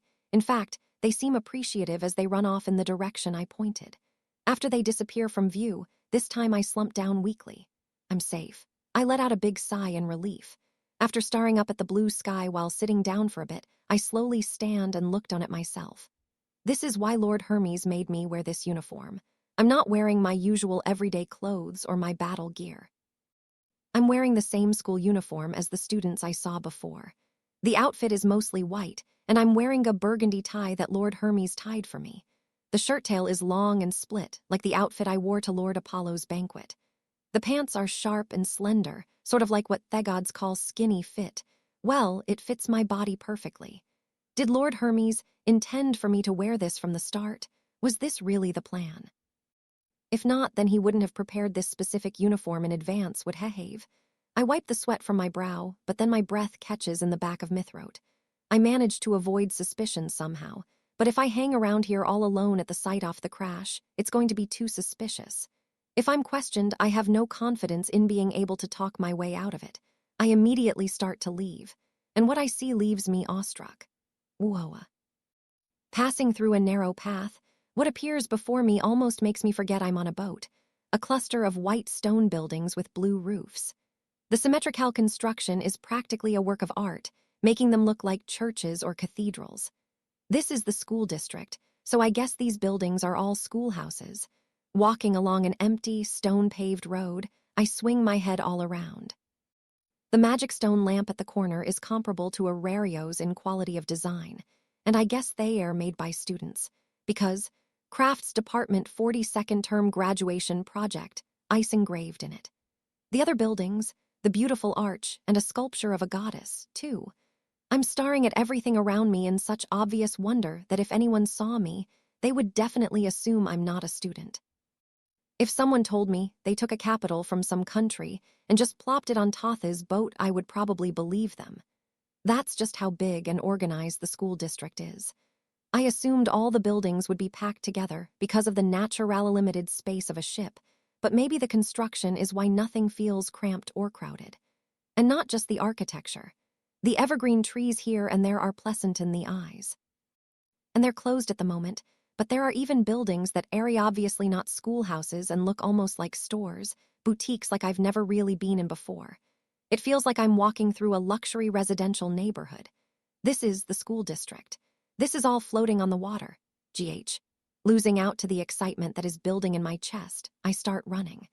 Just like half a year ago when I first came to Aurario, entranced by the new world around me. Forgetting my precarious situation, I dash through the street, up the stairs, coming out on a little bit of a high ground. Holding onto the handrail with both hands and leaning out, the world of study in front of me is just so beautiful. Amazing. A sea of white buildings and blue roofs spread out before me. I can make out more than 50 elegant schoolhouses. This place looks like a paradise. Avenues radiate out from the center, dividing up each section. Amid the beautiful white and blue buildings, what's particularly eye-catching is a structure that seems Tobe an arena. Made of Valmers from the dungeon, a material that's also used for weapon and gear manufacturing, this is easily the most imposing building in the otherwise beautiful cityscape. The green visible in the distance, near the back of the ship, is that a garden. Based on just what I can currently see, it's easily big enough to hold 3 of those arenas. But the most incredible thing is, the tower in the middle of the ship is the most striking feature. It obviously is Babel, but even so, there is a giant tower piercing the sky. Like the other schoolhouses, the tower is a beautiful white with a blue roof, more sublime than imposing. Seeing the city from here, it almost feels like a castle town built around the base of the giant central tower. Even without knowing any better, it isn't hard to imagine that tower is probably considered the most important point on this giant ship. But at the same time, it feels familiar. This layout is a lot like Aurario. I think back to the layout I saw from overhead before we crash-landed. Other than the giant blue raiment fluttering all around the ship, probably sails, the school district is a perfect circle. The same construction as Aurario, surrounded by its giant city walls. Miss Ina said it was financed by the guild, and between the giant tower in the center and the main streets radiating out from the center. My guess that it was modeled off Arario might not actually be far from the truth. A small labyrinth city, Arario's little brother. However, it is a lot cleaner and more elegant than the original. I guess that comes down to the difference between a city of adventurers and a town built for students. I'm still frozen in awe at the scenery of the school district when I hear someone say, "You're amazing, Nina. You got top marks on the test. You should leave that loser group and come back to the education department." Just then, my eyes open wide as a clamor reaches my ears. The stone-paved street facing the promontory. Girls of all races are chatting as they pass. It was just luck. I just guessed right on the range of topics I expected to be covered. Seeing the girl at the center of the discussion makes my eyes widen further. Long brown hair tied back with a ribbon near the middle of her back. Ears longer than a human's but not so pointed as an elf's. A half-elf, but as if testament to the noble blood in her veins, a single lock of her hair is jade-colored. Her eyes are emerald. Even from a distance, I can tell her face is well-proportioned and cute, but more importantly, I can't help seeing her. Miss Ina. She isn't wearing glasses and she's not the same height. Her hairstyle and the air around her are different, too. But even so, that name is what comes to my lips. There is no way she could have heard my murmur. But she stops in her tracks, and as if guided by the sea breeze, she turns to look at me. My red eyes looking down, her emerald eyes looking up. Our eyes meet beneath the vast blue sky. Broadcast, emergency broadcast. There are signs of a trespasser in the school district. Just then, shredding the air between us, an ear-splitting voice rings out across the entire vicinity. Based on the alchemy department's investigation, there are 2 trespassers. One is a deity, and the second is a follower. Judging from the Morals Police report, it is likely the latter is wearing a school uniform to pass as a student. The source of the broadcast is speakers attached to the buildings and pillars. The announcer is clearly brimming with determination to bring down the wrath of heaven upon the villain who dares disturb their holy ground, and my face grows paler as her voice jumps. A male human with white hair and red eyes. I repeat, a human with pure white hair like a feral rabbit, and bloodshot, red eyes like a deviant's. Okay, isn't that slander? I don't have time to say it out loud, though. Only the half-elf girl was looking at me before, but more and more people are noticing me, and their gazes feel like a line of spears at the ready, taking aim at me. White hair and red eyes. Hey, over there. 5 seconds while the students walking by murmur. 1 second for a bead of sweat to drip from my cheek down to my chin. Half a second for an extraordinary sensation to build around me. That's he. They start shouting all at once. The half-elf girl's shoulders jump as the students roar. Meanwhile, I flip around. Sweat starts pouring down my face and back as I sprint away at full speed. The target is running. He's moving north from the 6th ward into the 9th. Have the people in the Sky Lounge cut him off. Ask the supervisor for permission to use weapons and magic on school grounds. Stew up. The students give chase, of course. At least 20 of them by the looks of it. Though I'm a bit taken aback by the number of my pursuers growing every time it pass through an intersection, my feet never stop moving. The sweat in my heart racing don't stop, either. I'm growing paler by the second as I quickly turn into a school district, wide fugitive. Another Arario adventurer broke in again. It's not like any of us wanted to be recruited by someone who breaks the rules. We'll catch you, throw you back to Arario, and demand your familia taca responsibility. I'm basically turning into a criminal here, aren't I? Even if I manage to escape, if the school district goes to the guild, I'm still going toned up in jail, right? As the pessimism and despair threaten to topple me suddenly, stew up. As I turn a corner, a wall of students stands before me. Did I dive headfirst into a swarm? No, I got lured here.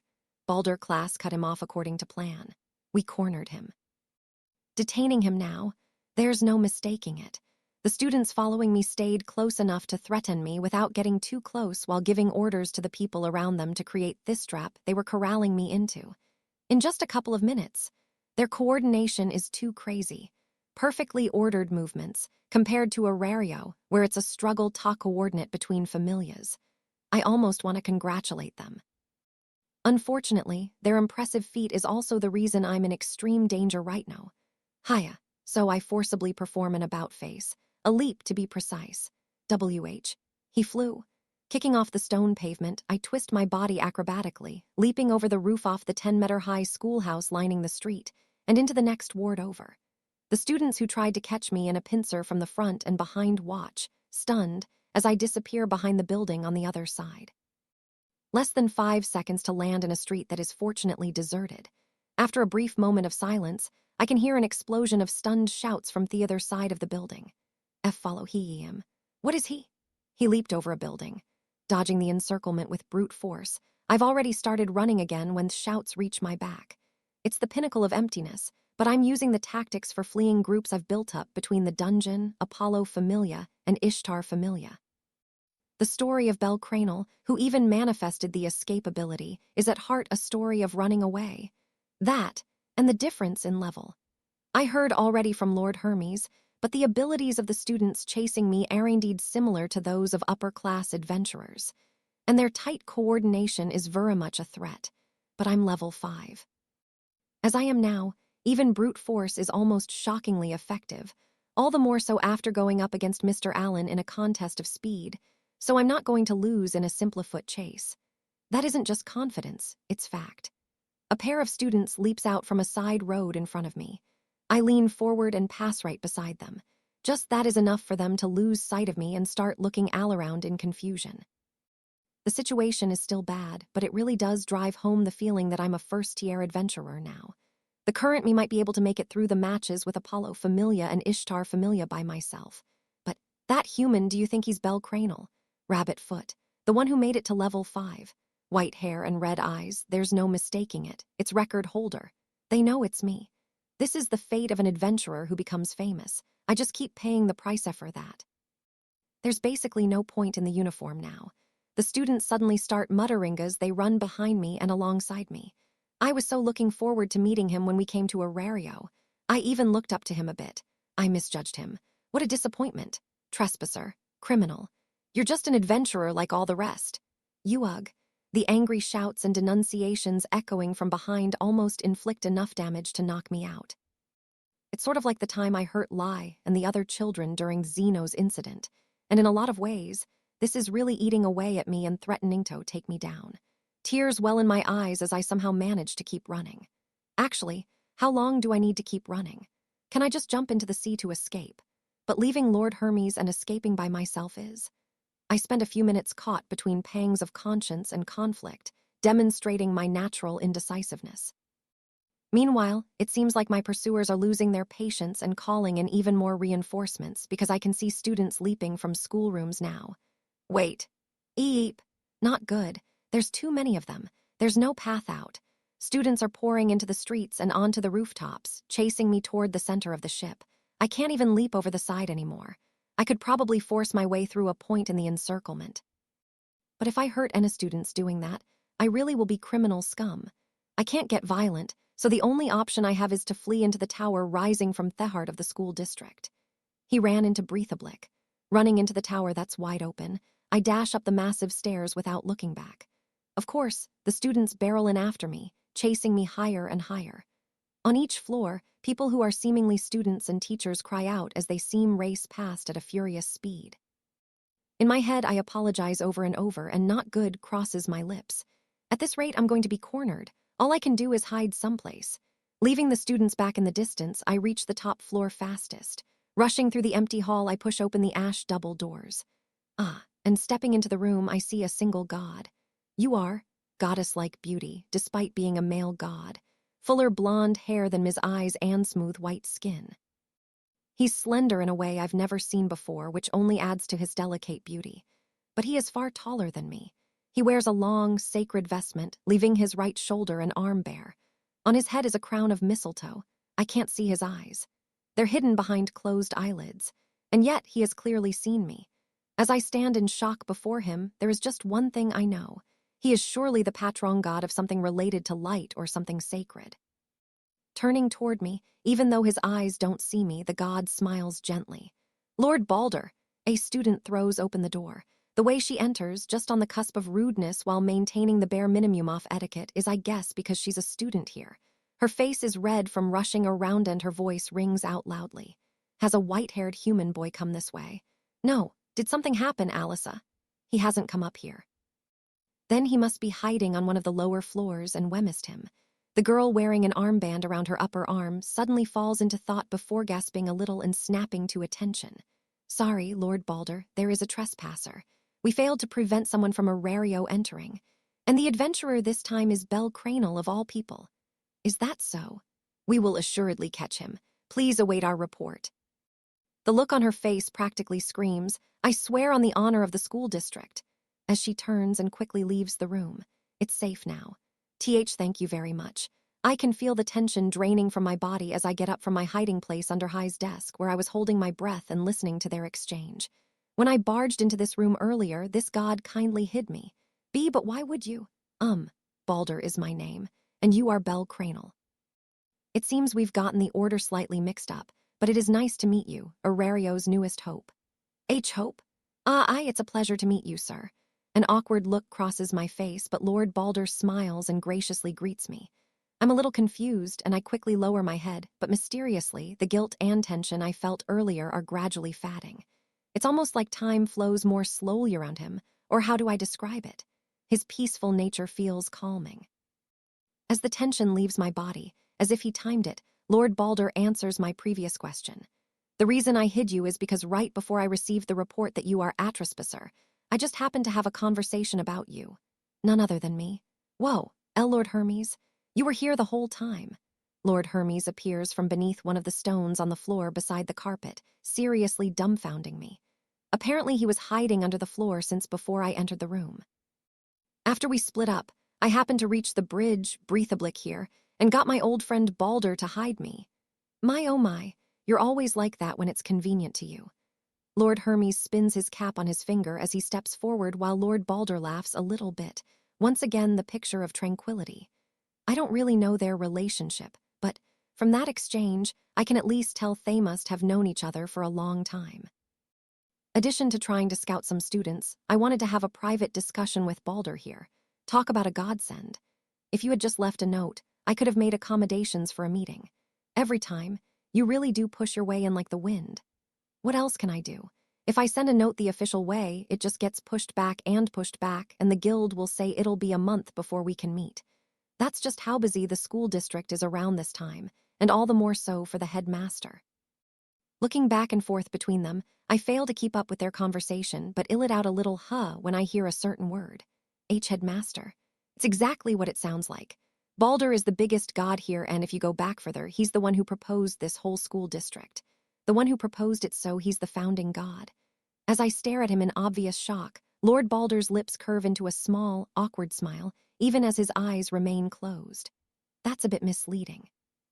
The school district here is merely a union of academic familias. Each patron deity has equal right to speak, however. In events where a single figure needs to be held accountable, I am indeed the god who is ultimately responsible. From the fact that his personal room is at the top of this central tower, I should have realized he's a god of significant status, but I tense up again hearing his title. It's a little late now, but the thought of what awaits us is making me shift nervously. He's covered for us once, but that doesn't change the fact that I trespassed. Then, what do you think, Balder? Are you willing to listen to my request Framafor? Ignoring my trembling, Lord Hermes asks as if it were nothing. Request? What were they discussing before I came? Lord Balder said he had a discussion about me, but why did I get brought up? As I stand frozen, unable to do anything, Lord Balder looks at me. My bewilderment lasts just a moment before his eyebrows arch softly. Very well, Belle Cranel, would you like to try being a student here in the school district? It feels like time has stopped. I stand still until I finally realize the meaning of his question and shout. Attend the school district. Mr. Bell, you've gotten yourself into another mess. That's what Lily's hysteric shout implies as I reflexively shrink back. Just when we were thinking you were late coming back from the guild. How were you recruited by the school district? And no, I wasn't recruited. It's more the condition of a certain deal, or rather, Lord Hermes apparently brought it up without telling me. Arg, Lord Hermes's antics again.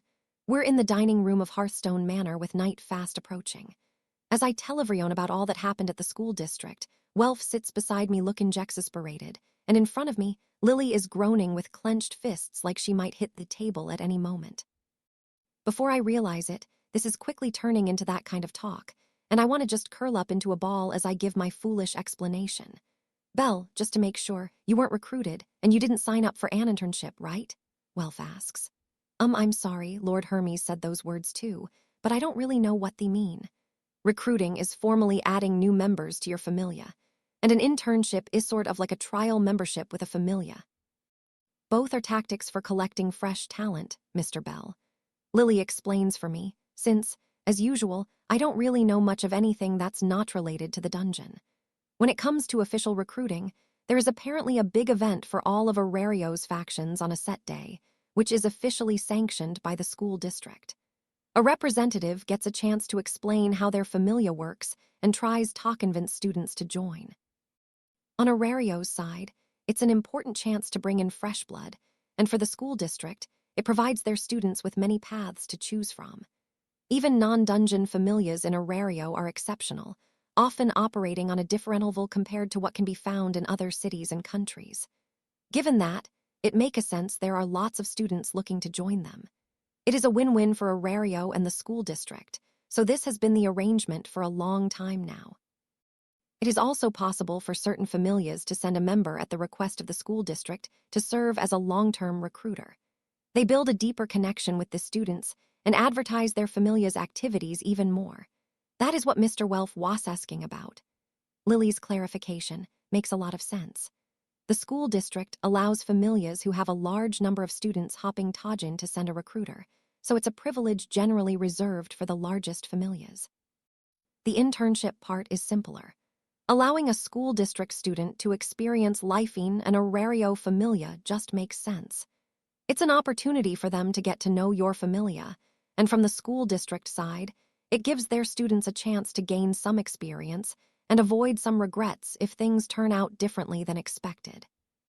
Unlike with a normal job search, entering a familia and receiving fauna from a deities a big decision. You have to stay with the same familia for a full year, and there are situations like with Lily, where leaving a familia or converting can be difficult. I understand why some would be hesitant to commit right away. At the same time, the thought that it's a really nice solution crosses my mind. Not to just cite my own experience before meeting Lady Hestia, but it is really considerate and hospitable. And well-behaved. From the moment I felt that way, I became an Aurario adventurer, I guess. Maybe that's just how valuable the students from the school district are, that theffight for them is that intense. It's probably a bit presumptuous to compare them to myself, a hayseed from the countryside. Anyway, general recruitment and internships are an important link between Aurario and the school district. They don't really apply to me since I've been invited to be student, so I confidently tell Welf and Lily this is something different. Why do you need to become a student anyway? Welf asks. Can't you just go as an adventurer? I broke into the school district, and it's turned into a big rumor, apparently. It wouldn't be looked on kindly or be welcomed, and some people might totally against it. In other words, they already have a bad impression of Rabbit Foot and Hestia Familia. Lily sighs. Ugh, I'm sorry, Lily. I reflexively apologize and hang my head in guilt for causing another problem even though I'm supposed to be the Familia's leader. And now that I fully understand what the talk about recruiting and stuff was about before, I feel the gravity of my actions all the more. I really am sorry if our familia can't do any recruiting because of me. That part is fine. Who cares? Who cares? Yes. Lily spoke with Lady Hestia, and we have already decided that with Ms. Lugening. We won't be recruiting from the school district and won't be looking for anyone new for a while. Really? We just became B rank and have earned an unnecessary amount of fame. There's thuproar from the war game and the festival, so it may seem like we are being praised all around. But beneath the surface, other familias, especially more powerful ones, are usually going to give us the cold shoulder. I blink repeatedly at Lily's unexpected response. Apparently, Lily and our goddess's plan is to say we have no more room after a level 6 joined our ranks, so we won't be participating in the fight for talent at the school district. Or more precisely, it's more like, we'll let you have all the level 2s and higher, so please don't hate us. Just please also be understanding if anyone does specifically come to us anyway. This comes as a surprise to me, since after the uproar about our goddess's debt, there haven't really been any people interested in joining, So I figured we would try Tajit the recruits we've always wanted after our victory in the war game. But hearing Lily explain it, I understand now. Hestia Familia has grown at a dizzying rate, going from a nothing familia at its formation to what it is now. So familias that have been steadily putting in the work Tagro gradually probably have a thing or two to say about us. Whether that stems from frustration, disappointment, or a general sense that we're an eyesore. At the very least, if we attempt to grow even further, we will assuredly be treated as a dangerous entity. I don't think there will be any conflicts with everyone scared of Mr. Otter and the others standing behind us, but rivals can still cause us plenty of headaches. Inside the dungeon, for example, we don't want to cause any unnecessary friction or conflict with other familias. That's what Lily is suggesting. The nail that sticks out gets hammered down, was it? Ah, Ms. Liu. Liu emerges from the kitchen, neatly serving dinner in front of us. Today, Ms. Liu and Ms. Makoto are on cooking duty. Ms. Liu, who bluntly admitted that only Ms. Sir was worse than her at cooking, before apologizing guiltily, has taken it upon herself to set the table while Ms. Mikoto handles the cooking. Ms. Haruheim is currently helping out, too. Trained at the benevolent mistress, Ms. Liu's movements are beautiful, and even though she is just wearing an apron over her normal outfit, she looks so pretty it's captivating. Ms. Liu is still working some shifts at the benevolent mistress whenever there isn't any familiar work going on, like dungeon exploration. After all, the restaurant is a precious place to her, and she apparently still wants to repay Ms. Mia and Ms. Sir for everything they've done for her. In that sense, it's sort of like having an active waitress adding flair to the dinner table at home. It's luxurious, or rather, it's so intense I reflexively sit up properly. I've only just joined this familia, but for another incident to already have started, you really aren't lacking when it comes to topics for discussion. Setting out Welf's meal, she sets a vegetable bowl with less rice. Ms. Mikata prepared a vegetarian dinner for Ms. Liu that is delicious even without meat or fish in it in front of me. I'm sorry, but she just smiles slightly. Not at all. This isn't so much your fault as it is pure happenstance. In a way, this is your fate as a first-tier adventurer. And as the one with the title of record holder, maybe this is just the star you were born under. Hearing Ms. Liu, formerly of Astria Familia, entertaining thoughts like that, it doesn't really sound like a joke, and I can't manage a response other than an empty smile. That said, what will you do? Is there any precedent of an adventurer becoming a student at the school district? Ms. Makoto asks, as she and Ms. Haruheim carry the fish and the miso soup Welf has been waiting for out from the kitchen. There are plenty of examples of the reverse, but, at least to my knowledge, the opposite has never happened. Liu, the most experienced of all of us, is the first to answer, and Lily, who was born in Arario, closes her eyes and nods in agreement. This is just something Lord Hermes went and set up himself, so it's not like it's add-on deal, right? Welf pointed out. That's right. It's not like it gets us anything special, and we don't know what the deities at the school district are planning either. You should turn it down, Mr. Bell. Lily's response is entirely reasonable. In fact, if I really do go with it, apparently it'll have to be kept a secret from the guild. They would never allow a first-tier adventurer to be idle like this, not even a fledgling one like me. But, what are you thinking, Master Bell? With the table set, Ms. Liu and Ms. Makoto have sat down with us, and Ms. Haruheim joins us in her maid outfit, looking at me in open curiosity. Not just her. Everyone is wondering what I'll do. Thinking about the deities who are probably talking right now, I stare up at the ceiling. Heya, you really just keep bringing more and more trouble, don't you? Hey, come on, Hestia. I explained it already, right? This isn't trouble. Sitting on a couch, Hestia grumbled while Hermes gesticulated from his seat on the sofa across from her. The school district holds a wealth of knowledge gleaned from the whole width of the mortal realm.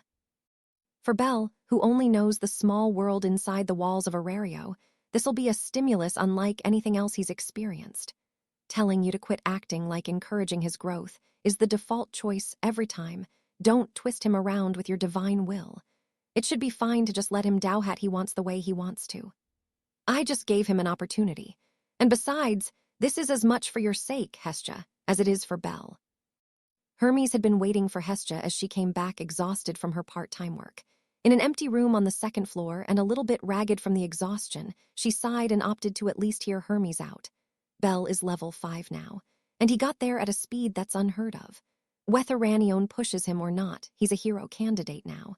The guild already pestered you about it, right? Yeah, I got called out by Waranos and given the news. Belle's gonna be given a little bit of time off, but after that, we're expected to do even more dungeon exploration. Right after the war game had ended, the old god had spoken with her at the altar beneath the guild. He thanked her and Belle, who had been run ragged by the incidents with Freya Familia, and spoken of his intention that they be rewarded, but he had also made it clear they were expected to continue pressing forward. With the great Familia war as impetus, and in emphatic fashion, Hestia Familia had gathered the attention of the world, both inside and outside the city, and it was no bone to the swell of the mortal realm's shifting times. Without saying as much, that was what the guild's founding god had told her. Belle will assuredly be wrangled into challenging the last of the 3 great quests given to the Labyrinth City, slaying the Black Dragon. For the sake of that, I want him to not just focus on the dungeon, but also turn high size to the world outside Arario. Broaden his perspective and deepen it, too, since the Dragon of the End is perched outside these city walls. Hermes was no longer hiding his unstated plan to have Belle become this era's hero. It had been clear he was interested half a year ago, when Belle and the others had run into trouble in the middle floors and a rescue party had been put together. Hestia looked at him reproachfully. The world wishes for a hero. Hestia knew the true meaning of that statement. And you're saying the starting point of that broadening or whatever is the school district. At the very least, if he goes there, he can learn the state of things in the wider world, learn just what terrible shape the mortal realm is in now. And it's far more efficient than traveling around the world with me. Air in the room got ever so slightly heavier. Hestia bit her tongue as Hermes said what he was really thinking, as insurance. More than anything, the other level 7. I want Belle to have a connection with him. Hestia was visibly shocked by this revelation more than anything else that had been said tonight. There's another one besides Warlord, and he's in the school district. Yes, I'm hoping he'll be another stimulus for Belle, a man who can be called a modern-day hero. Hestia had only descended from the heavens relatively recently, so she wasn't familiar with a great deal about the mortal realm. Finding out there was another absurdity on the level of Otter came as quite a shock, and a current-day hero at that. If Belle heard that, his eyes would surely light up. Also, this time, it might really be Belle's last chance to take a breather. Please don't say something so ominous. After a long pause, Hestia managed a world-weary response. But Hermes was right. Belle would not be able to escape the quest to slay the dragon that Arario was betting everything on. He would need to learn how to survive while standing at the eye of unavoidable turbulence and upheaval. Becoming a first-tier adventurer meant being right in the middle of the era. Well, it's up to Belle to decide what he wants in the end. I don't want to force him to do something he doesn't want to, either. Hestia glared at him, knowing this was premeditated. Before letting Hermes in, she had heard what had happened today from Belle, and She had already asked what he was thinking. I would be lying if I said my heart didn't race a bit when I went there. It ought to Miss Ina too, and she said if I want to try something new, then this is probably the best time. Alone with Hestia in the hallway, he had nervously revealed his honest feelings. If I'm allowed to take a detour, then I would like to try this. Belle had said that as captain, he would turn it down if it would cause a problem for the Familia. He couldn't just be a child anymore, so what Hestia truly wanted was for him to do what he wanted while he still had the chance. Plus, there weren't really any problems that needed to be tackled at the moment. If anything, she would love for him to proactively take a break and step away from the dungeon for a bit. He didn't realize it himself, but Belle Cranel was in the process of becoming a dungeon junkie. When she had glanced over his profile and seen special skill, dungeon, she'd stared up at the ceiling and nearly class-changed into a goddess off-grief. And also, the thought of him going to school is emotional. That was her perspective as a motherly patron goddess and as a goddess who loved the boy dearly. It really, really rubbed her the wrong way to agree with Hermes, but it was true Thatno that Belle was a first-tier adventurer. He needed time to develop. The school district, what is Balder saying? He'll let Belle in as a student as part of a deal. In exchange for granting a secret and special exception to enter the school, Belle is going to be placed with some of their problem children. That part Belle doesn't know, though. A bit of give and take. After learning that there was an absurdity like Otter there, she equated the school district a bit with Freya Familia, but she was familiar with Balder's character and that of the other deities there, too. She could entrust Belle to them knowing that nothing bad would happen. I'm really lenient with my own kid, too, huh? Or maybe it was just a natural feeling for a deity with a child to take care of. Her eyes half open as she kept looking at Hermes smiling there. She sighed again and chose to respect her child's will. Fine, I'll allow Belle to enter the school district. When I slip my arms into the uniform, my heart starts racing a bit. Ha ha ha, it's a good look on you, Belle. Yes, it suits you well. Lord Hermes and Lord Balder compliment me as my cheeks redden in embarrassment. It's the morning 3 days after I was given the offer to enter the school district. With permission from Lady Hestia and Lily and the rest of the familia, I made my way to the school district. There, I went to Lord Balder's divine room in the central tower, to the headmaster's office, and changed into the school's uniform. The white school uniform is incredibly elegant. I never pay much attention to McClothes, so it's a little hard to relax in it. But right now, the bigger issue is, it's a little difficult to see in front of me. Is this disguise really going to be okay? Brushing aside the brown hair hanging over my eyes again, I look at myself in the mirror. Standing before the polished mirror is not a white-haired human, but a brown-haired animal person. Rabbit ears are sticking out of my brown wig, and a short, fluffy tail is attached to the back of my uniform's pants. And the slightly longer brown hair hangs down just enough that it mostly hides my red eyes. In the disguise Lord Hermes provided, Belle Cranel has transformed into a humabunny. The students are wary of you after the incident the other day. I can already see the cold stares if it was announced that Belle Cranel is entering the school. Thus, Thegran planned to have you disguise yourself as someone other than Belle Cranel. My smile twitches as Lord Hermes snaps his fingers, and I look at myself in the mirror again. At a glance, there are no outward signs that I'm Belle Cranel. I think. The wig special magic item, technically curse item, that Mrs. Fee made does a good job off covering up my most distinguishing characteristics. And apparently the curse is extremely light and shouldn't have any negative repercussions. I don't know how it would work with someone who knows me better, but at least with the students who should only remember me from the chase the other day, it shouldn't fail, I hope. I know I said I wanted to go to the school district, but I do have some qualms, or maybe I feel guilty about deceiving people to do it. However you want to put it, I'm basically starting to feel a little queasy. Starting today, while you are in the school district, your name is Rappy Flemish. Rappy Flemish? Why yes, sir.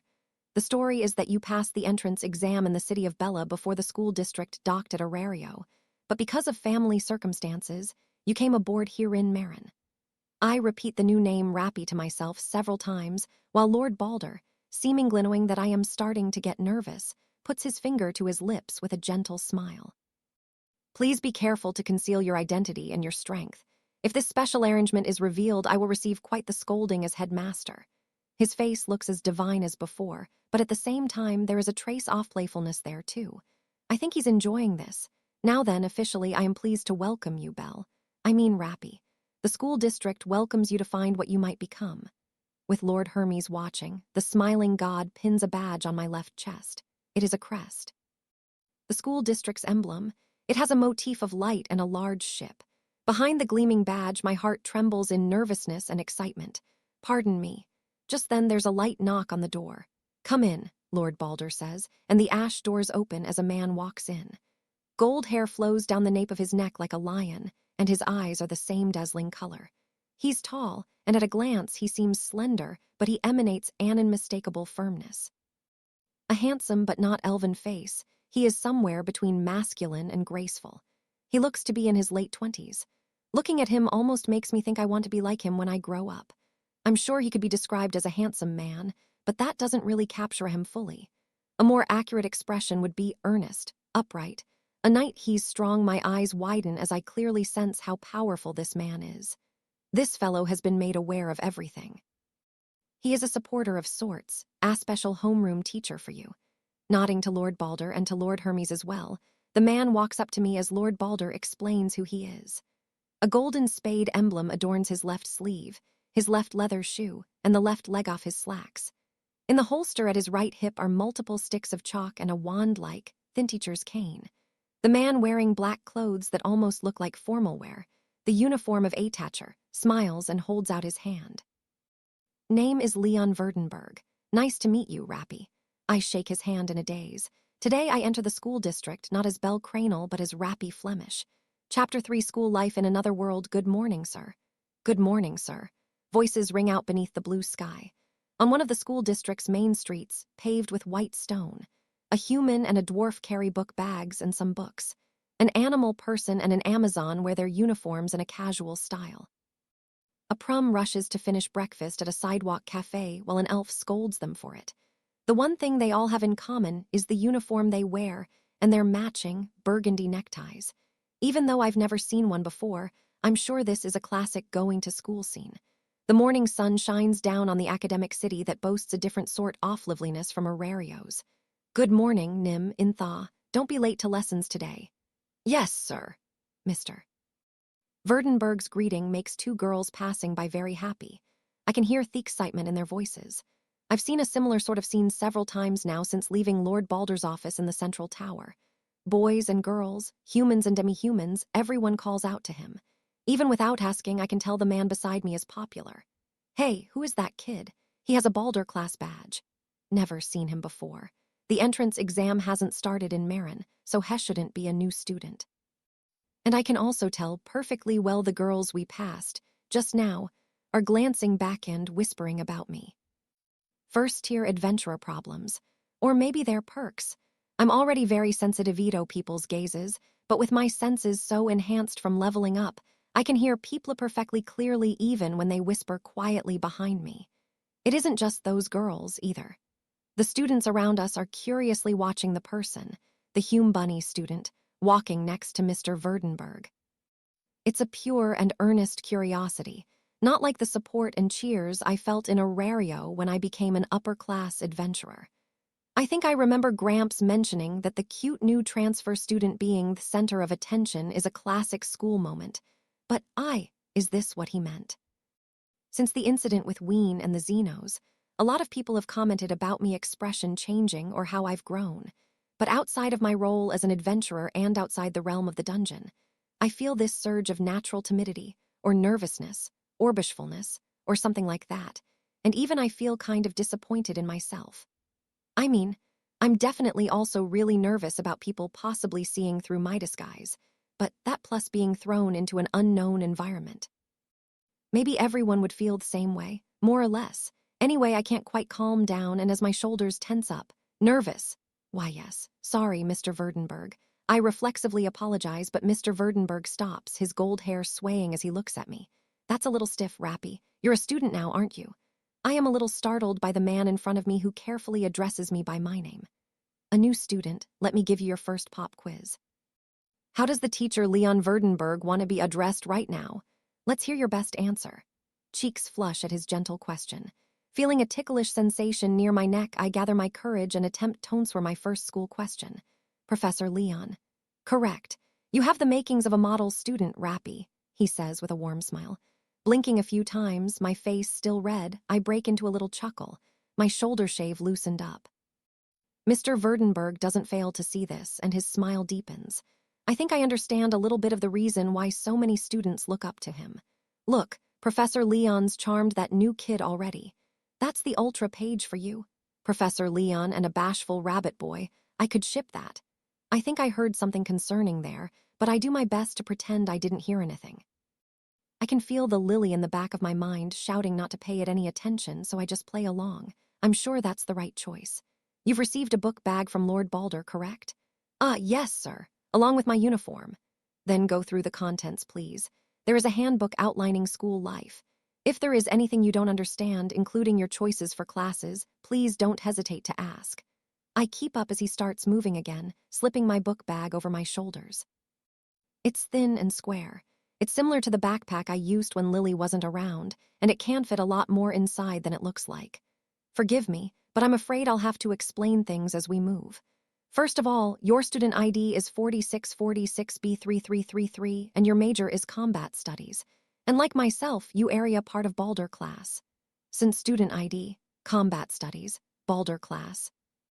I listen carefully to his explanation, but half the words don't really mean much to me. Feeling extraordinarily awkward, I make up my mind and ask about the things I don't know. I'm sorry for not understanding a lot of that, but first of all, what do Yao mean by Balder class? That is an excellent question.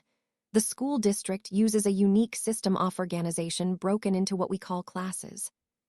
He doesn't betray any disdain for my utter lack of knowledge despite wanting to enter the school district, and patiently explains the terms he used. The students of the school district are here to study, and they will all someday leave this place.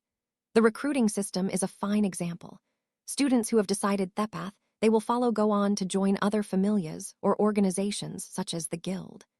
Classes are a term of art we use to avoid burdening students with a prior familia on their resume. Ah, I see. It's easy to forget as a member of a familia, but most people consider it a very serious choice. Followers who wield physical abilities significantly greater than thieverage persons are often considered dangerous by the common people, who aren't a part of any familia themselves, though Aurario has always been dangerous from its inception, so its residents are used to it, in a way. There are some people who have extreme reaction to seeing the word familia in a resume. And when it comes to conversion between familias, there have supposedly even been cases where the transferees are suspected of being spies. So the school district used the idea of classes instead of familias out of concern for their students' futures. And also, it might be a bit of an emotional point. For other familias, being able to think of someone as a member of their familia from the start, who just happened to learn a bunch at school first instead of as a convert from a previous familia, makes them feel less like an outsider. It's something small that helps their patron deity and fellow family members feel closer to them. So the school district is careful about just being an institution of education and instruction. As I come to my own sort of conclusion, the professor adds, the school district is managed through the efforts of a small number of deities, teachers like myself, and many, many students. The gift of Falna is necessary for the sake of that management.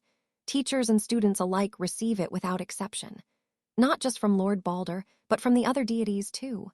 Yes, this sort of system is similar to a nation-level familia. As the representative of the school district, Lord Balder is headmaster, but the various classes are all equal. That makes it easier for me to grasp the situation. From what I have seen, there are probably well over 1,000 students, so for a single god to manage it, all I briefly imagine the sheer amount of work involved in updating statuses for 1,000 people. It would definitely be impossible.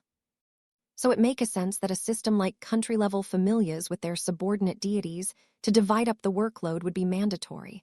But something like the link Lady Hestia and Ms. Sir have now creates a lingering differential in authority. However, from what he said, each deity and each class has equal rank. Incidentally, there are 10 classes, apparently. Balder class, of course, but also Idun class and Bragi class, among others. The badge on the right breast of the student uniforms is the sign for which class a student belongs to. It is similar to familia emblems, and the light-hand ship badge on Michist is the emblem for Balder class. If it is hard to grasp the class system, you can think of them like familias. Teachers such as myself form the core leaders of each class, and students are much like standard familia members. I murmur and oh as everything falls into place. And along those lines, that is also probably the difference in strength between teachers and students. If they are entrusted to guide others as instructors, then the teachers must surely be expected to have strength in addition to wisdom and dignity. Student IDs exist for the sake of managing the information of students who attend the school district. And your major of combat studies, that I shall explain later. A chime comes from the central tower that seems to be a warning signal, and the students around us suddenly start to thin out as he enters a nearby building, one of the schoolhouses. Like other buildings, it is made of white stone with a blue roof, and the interior is perfectly clean. And like a yokel, I of course stare around in wonder. Walking down a white hall that is different from the castle-like interior of Folkvanger, he stops in front of a door. Here we are. The students who will be your classmates are waiting. Huh? As my eyes widen, he smiles and encourages me to come in with him. He opens the door and I follow him inside, a step behind, and it is without a doubt a classroom. A wide, open space. It almost feels a bit like a theater. Farther into the room ere-long, mahogany desks set out in a semicircle, as if gathered around the podium and board. The seats are set in ascending circles, creating a bowl with the podium at the bottom. I wouldn't be surprised if this actually is used as a small theater sometimes. And inside the classroom are tons of students in their seats. Humans and animal people, elves and dwarves, prums and Amazons. People free race in their teens and preteens. At least 50 of them, and they're all in the school uniform. Every single one of them looks at Professor Leon and at me. My body starts to tremble, and in a fluster, I follow him to the podium in the front of the classroom. Today we will cover the guidance regarding your excursions in Aurario. However, before that, allow me to introduce your new classmate, Rappy. Gently calls me by my new name again, and I realize what's going on. This is an introduction. Right now, this is the beginning of my life as a student. As I realize that, my nervousness swells again. Every pair of eyes in the classroom is looking at me with interest. It feels like I might be hearing someone saying, "We've got a weirdo here." Or is that just my imagination? I don't know, but my legs are starting to feel wobbly.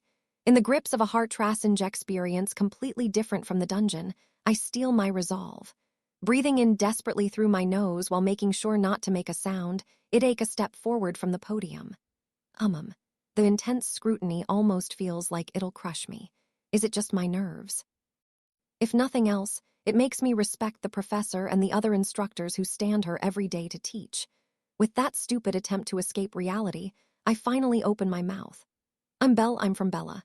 My name is Rappy Flemish. Please take care of me.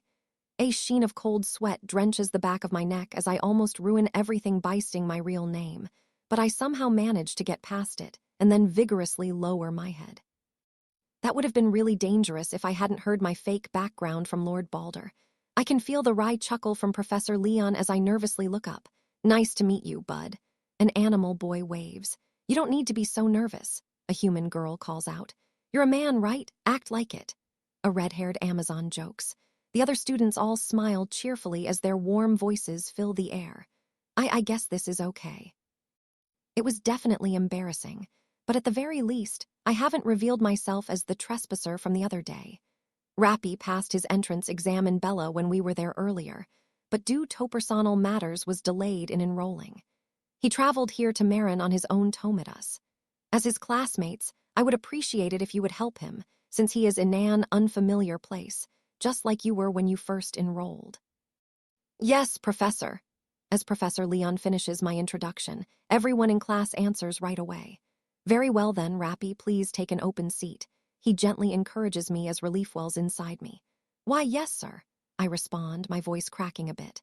There are chuckles around the room and my cheeks burn as I move away from the podium. Going up the stairs, I look for a seat as fascinated gazes continue following me. It's a good thing the wig's hair covers my eyes, I think. I can feel my eyes darting around desperately, and I'm sure it looks suspicious. An open seat. Since I was looking down in embarrassment, I didn't really notice where all the students are sitting. As I wander through the rows of full seats, "There's a seat over here." A girl holds up her hand, right in the middle of the classroom. One of the seats right next to the stairs is open. Grateful for her help, I start moving, but I'm stunned when I stand in front of her. "You're..." Slightly pointed ears and long brown hair tied back with a ribbon, a single jade tuft of hair, and more than anything, those emerald eyes that remind me of her. I remember this girl. She's the half-elf girl I saw when I first broke into the school district. "My name is Nina Toole. Nice to meet you, Rappy." So then, is she really Miss Ina's? Was that too presumptuous? No, not at all. It's nice to meet you, Miss Tull."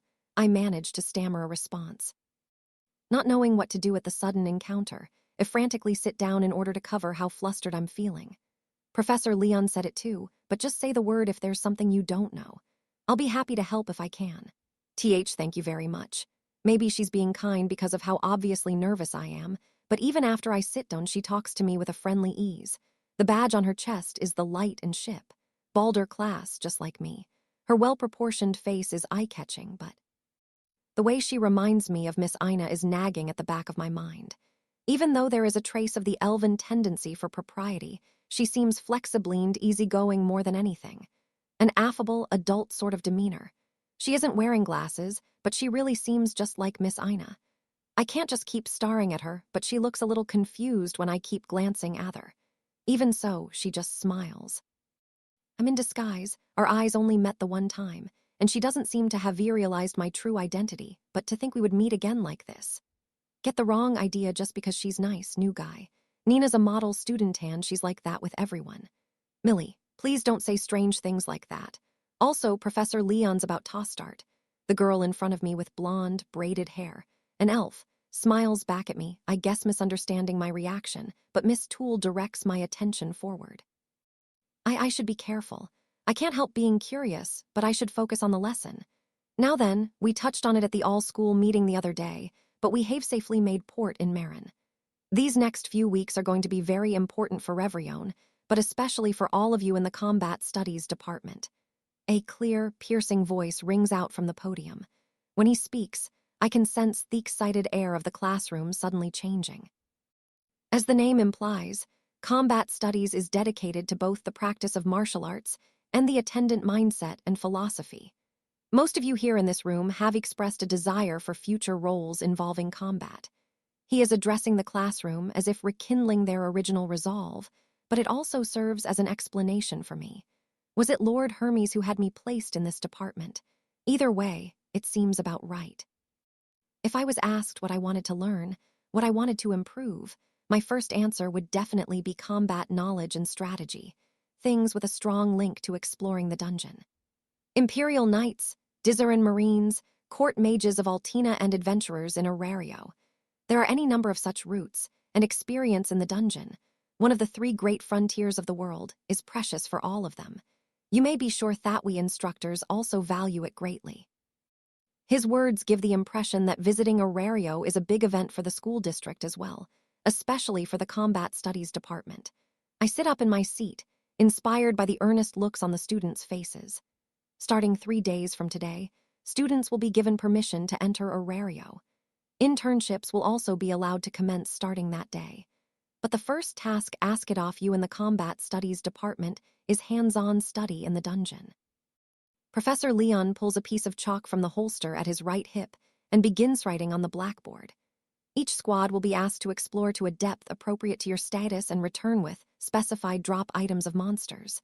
You will be graded relative to your results in the dungeon. The words squad and graded caught my ear, but for now, I set them aside. A neat koine that doesn't look handwritten fills the board and a big diagram takes shape, all while the professor continues talking. Of course, you will also be expected to present daily reports. I am confident Nanioff you would do so, but you may be sure that the use of drop items purchased from adventurers or any other falsification of your efforts in exploring will be uncovered immediately. As such, I would not recommend attempting it. Professor, if someone did do that, what would happen? A good question. There was a student who tried it before, and they underwent 3 straight days and nights of make-up studies in the dungeon under my supervision.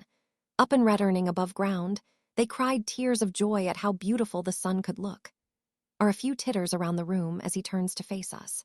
On the board behind him is a diagram of the floors of the dungeon and a basic chart of limitations. The ability norms for various floors are set precisely. Those who are level 1 with lower abilities can only go down to the 5th floor, while those with higher abilities are progressively allowed down to the 9th floor.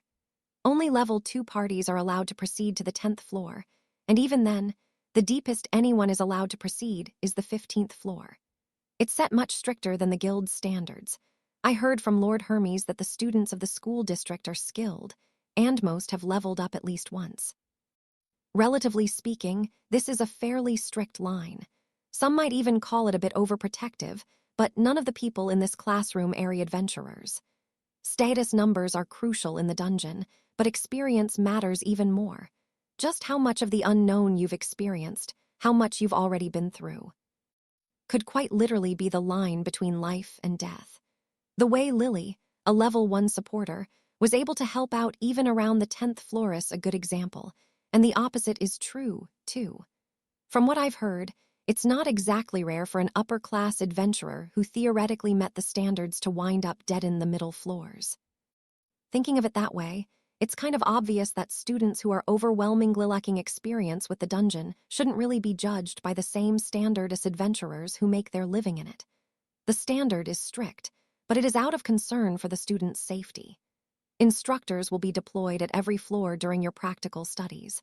We will of course be watching your movements, but the dungeon is big. Remember that we cannot see everything. Irregularities go without saying, but there will likely be trouble with adventurers as well as monsters. If you allow yourselves to be distracted, something unexpected can easily put you into a dangerous situation. Tension fills the room. Miss Toole beside me and the other students all gulp as the professor looks around the room. You students of the Combat Studies Department have trained yourselves in body and mind through field work and volunteer combat opportunities. Many of you have leveled up. However, I will be frank with you. For all the various battlefields you have experienced, the dungeon is different. The room falls completely silent. The students' tension and their brimming determination are both clear. After a moment's silence, Professor Leon smiles. Remember what I said and embark on your studies in Aurario. It will be okay. If you abandon your pride and prepare yourself, you will absolutely be able to do it. You ERA students of the school district. Yes, sir. What bubbles up after is a faint fervor. It isn't exactly an esprit de corps, and it's not quite curiosity. I guess you call Thesa determination to learn. It's a feeling that makes my body tense up. I want to learn something, to experience something I didn't know before. That sort of vague feeling is why I came to the school district, but since I've been placed in combat studies, I will also be participating in the dungeon practical. I should make sure to remember what I'm hearing. Taking on the dungeon while hiding that I'm an adventurer is more than a little unusual. Professor Leon explains the schedule in more detail and writes it all out on Theblik board. That is all for the guidance. Ordinarily, this is where I would take questions, but today we have a new comrade joining us. Let's change tack for today and ask for his thoughts. Huh, things seem to be shifting. Rappy, do you have anything to share? Why, yes, sir. Still not used to the name. It takes me some time to realize it's me he's calling out Tobe for. I reflexively stand up. He is looking at me from the podium. Everyone's eyes are on me. My heart just stopped hammering before, but now it's off to the races again. If I recall correctly, you were hopping to become an adventurer. So please share your thoughts with us on how to make this dungeon practical a more fruitful learning experience. I'm more of an actual adventurer than a hopeful, but... Well, basically, that's the setting they gave me. I don't have the confidence to convincingly pull off any complex backstories they could have given me, so this was definitely the safest choice. I'm sure that's Professor Leon and Lord Balder's thoughtfulness. I'm sure that's all it is, but what should I say? Rappy, here at the school district, it is important to express your thoughts.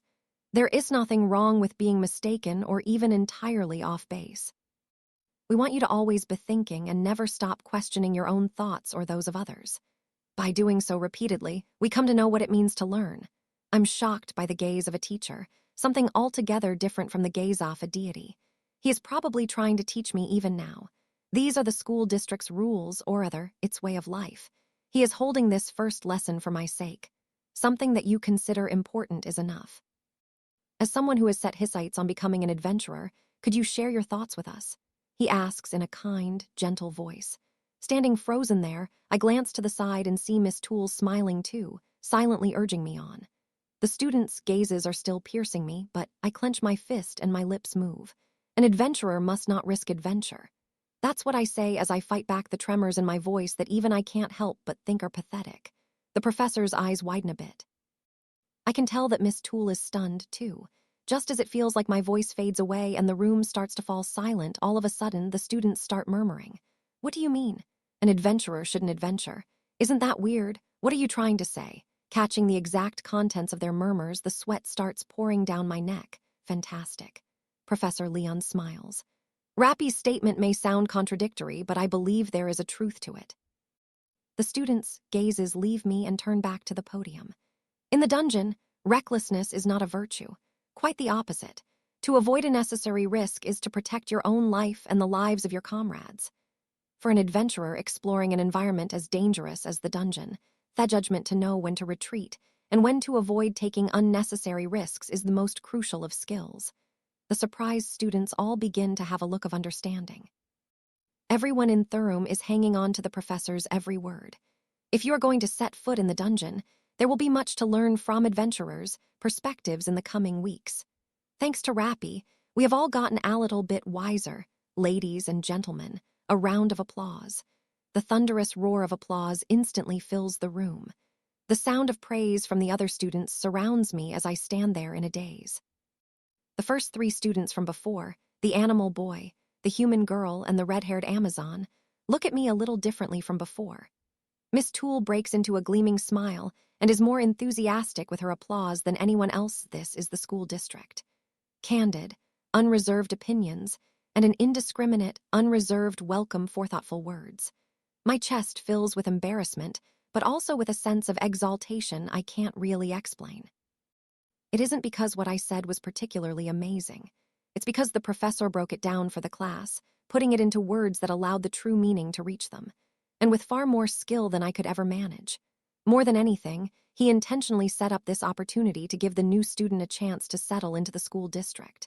I've only just met him, but I really can't hold a candle to the professor. People like him are what you call a fine adult. As the applause dies down.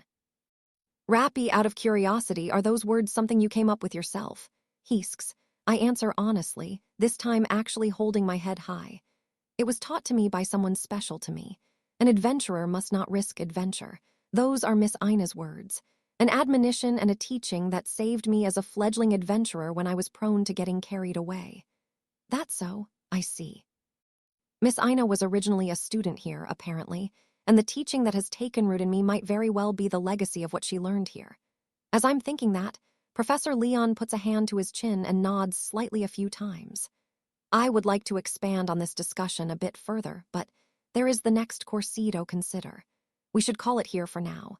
If there is anything that you do not understand, come to me individually.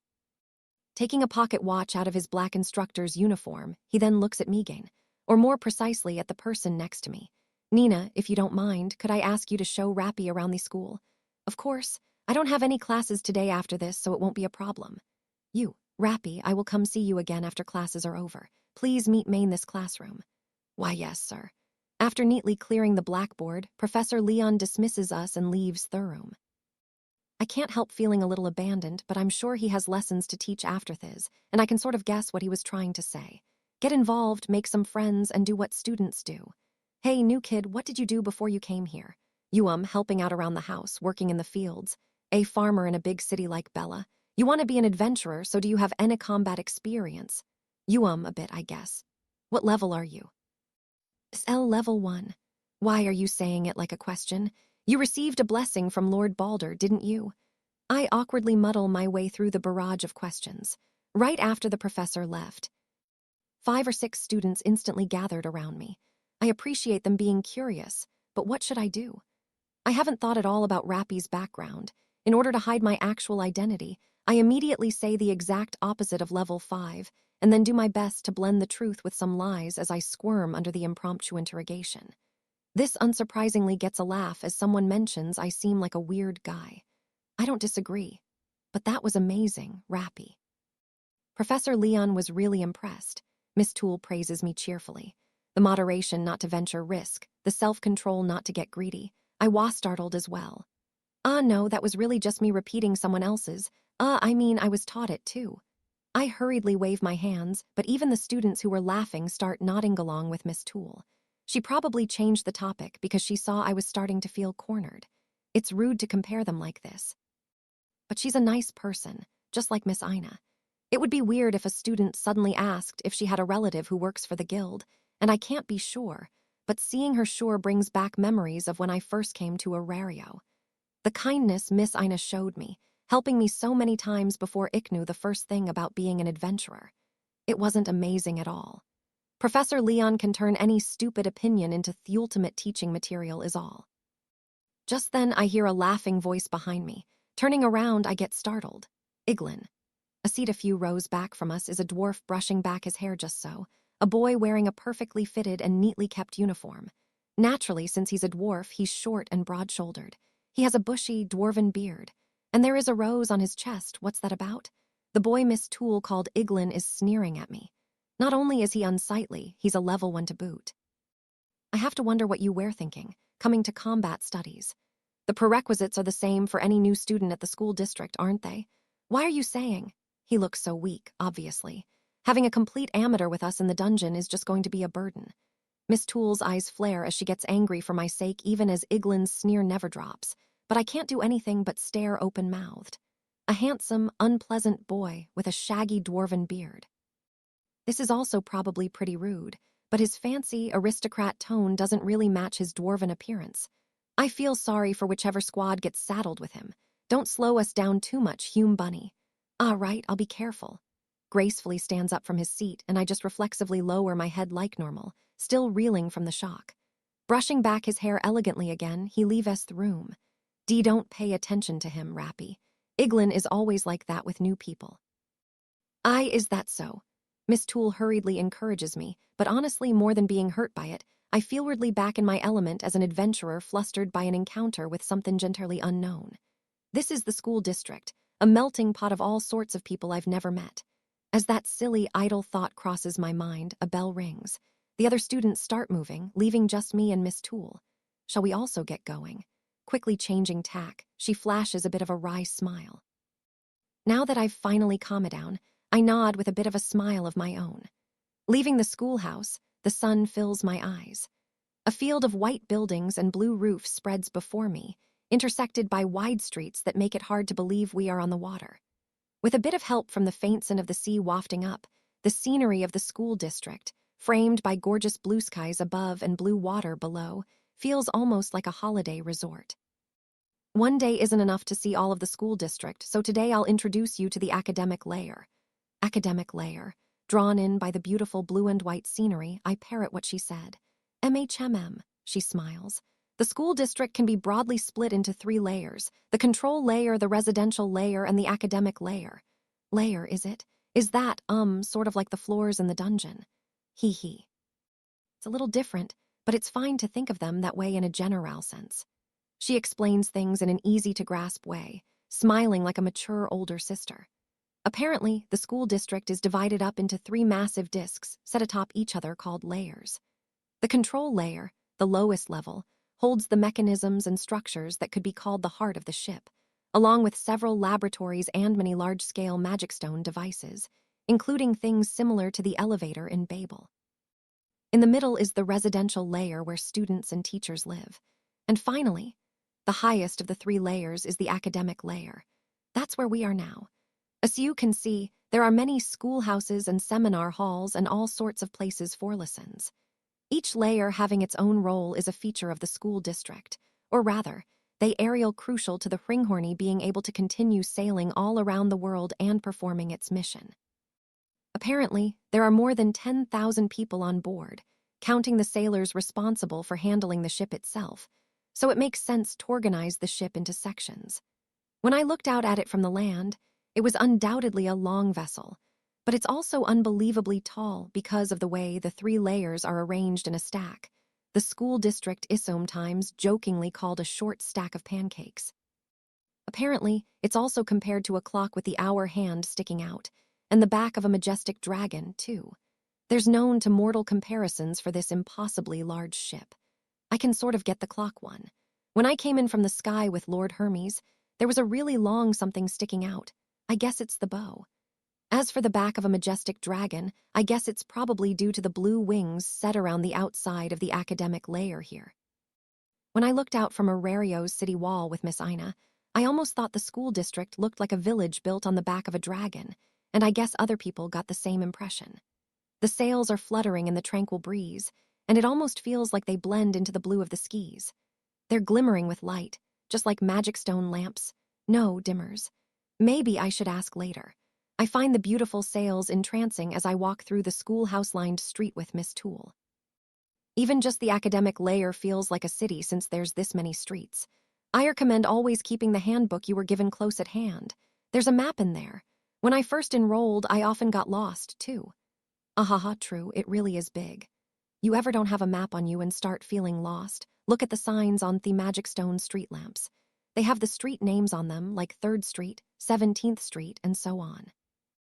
If you follow the lower numbers, you will always end up at the bridge at Breathablick, in the center of the ship.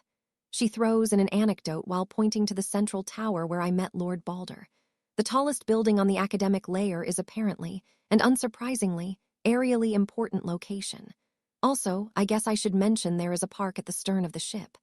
So that was a park. What I was looking at the other day when I was trespassing. Nina. What are you up to? There's a voice from behind us. We both turn around to see 3 girls, all animal people, a chinthrope, a raccoon, and a cow. Betty, what about your lessons? We're just getting out of 3rd period. More importantly, who's he? Is he your man, Nina? Her friends, I guess. My eyes widen and I fidget a bit as her cheeks redden just a little. This is Rappy Flemish. Because of a family situation, he just enrolled today. HMPH, really. He seems kind of unsteady, pretty unreliable. Ugh, the cheenthrope called Betty and the raccoon girl both laugh. Hey, you two, be nice. She gets a little upset for my sake, but I don't really mind. Better than getting found out, at least. Her friends leave with a have fun, you two. This sort of natural banter is part of the charm of school, I think. What is it, Rappy? She is puzzled when my gaze gets drawn away suddenly. I was a little curious this morning, but... Are students working at those shops? I point at the stylish, I guess, boutique street. A lot of the buildings are closed off with crystal shutters, but one is open with a small shop running out of it. Inside, behind the counter, is an animal girl with a cutie print over her uniform. Yes, that's right. Any student in the business department who earns enough credits and passes their qualification exam can run a shop. Hey, anyone? That's incredible. I was surprised, too, the first time I heard that. But being able to open a shop is also dependent on finding a location available to rent. So the norm is to work part-time at Ass and your classmates' shop first, I think. From the sound of it, this is also part of the school district studies. Practice for students who want to work in a commercial field or join a commercial familia. And inside the walled garden of the school district, with over 10,000 potential customers, it's important to read the market's mood. There's a ranking of monthly sales, and you can even win prizes from the gods and goddesses. That's why the people in the business department are always fired up. Lots of new things come out every month, so it's a ton of fun for us, too. With a bit of a wry smile, I find myself thinking that the school district isn't quite as formal as I first suspected. It's more open-minded than I thought. Lessons are in session, so there aren't many students working currently, and most of the shops are closed, but come evening, it's bound to get more and more lively. A lot of the shops are for food of various sorts, but there are all sorts of options for accessories and sundries too, apparently. The shop that's currently open is Jagamaru-kun. HM. Oh, right. Jagamaru-kun originated in Arario, didn't it? It's pretty popular here in the school district, too. I'm taken aback by the koine sign that leaped into my eyes. The feel of the shop, the decorated sign in front, it's so classy. This doesn't feel like a Jagamaru-kun at all. Wow. Goddess was right when she flashed a thumbs up and told me that Jagamaru-kun is a worldwide franchise, whatever that means. Since we're here, do you want to go try it? Sure. I'm not really hungry yet, but as a resident of the Labyrinth City, I can't help a sudden curiosity. Like Ms. Eyes, I've been lured in by the Jagamaru-kun shop. Welcome. Hello, Miss A. What will you have, Rappy? P, please, you go first. A bead of sweat pops onto my forehead. I quickly let her go first. The easygoing greeting contrasts with the stylish exterior, and the parchment menu set out on the wall is full of unfamiliar words, so I don't really know what to order. As Ms. Mikoto always says, when in a foreign place, do as the locals do. I decide to wait for Miss Toole to order so I can learn by example. What to get? It's pre-lunch, so I can't eat too much. All right, I'll have it that. The girl who guided me so neatly and perfectly puts her slender finger to her chin, and her expression suddenly changes. It may just be my impression, but it's only now that she feels like a regular student, and it's a bit adorable. I break into a bit of a smile when, one Jagamaru-kun Grand, chocolate chip caramel icy java with extra coffee, non-fat milk, and chocolate drizzle, please. What was that? I can't believe the magic chant I just heard, but moments after I hear an easygoing sure thing, something incredible appears. A crystal container filled with a creamy drink, covered with syrup, and with a Jagamaru-kun sticking out of the middle.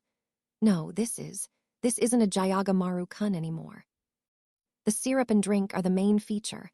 I feel like if my goddess or Ms. Eyes saw this, they would both declare this accuracy. Also, didn't you say you couldn't eat much? Are sweets different or something? The adorable schoolgirl image disappears in a massive case of culture shock. What'll you have? One Hajicha pepper Jagamaru-kun. Nudged by the girl behind the counter, I pick the shortest spell name, or rather, most normal-seeming one. My face tenses as the corner of the worker's mouth turns up a bit as if to say, yeah, you get it. Seriously, though, I'm not great with sweets, and I can feel my heart burning already after seeing what Miss Toole ordered. How much for two, Miss A? 200 Ragnars. I breathe a sigh of relief seeing a normal-shaped Jagamaru-kun come out with just some unusual spice on top. Then I watch as Miss Toole pulls out a cute wallet and takes out 2 slips of paper.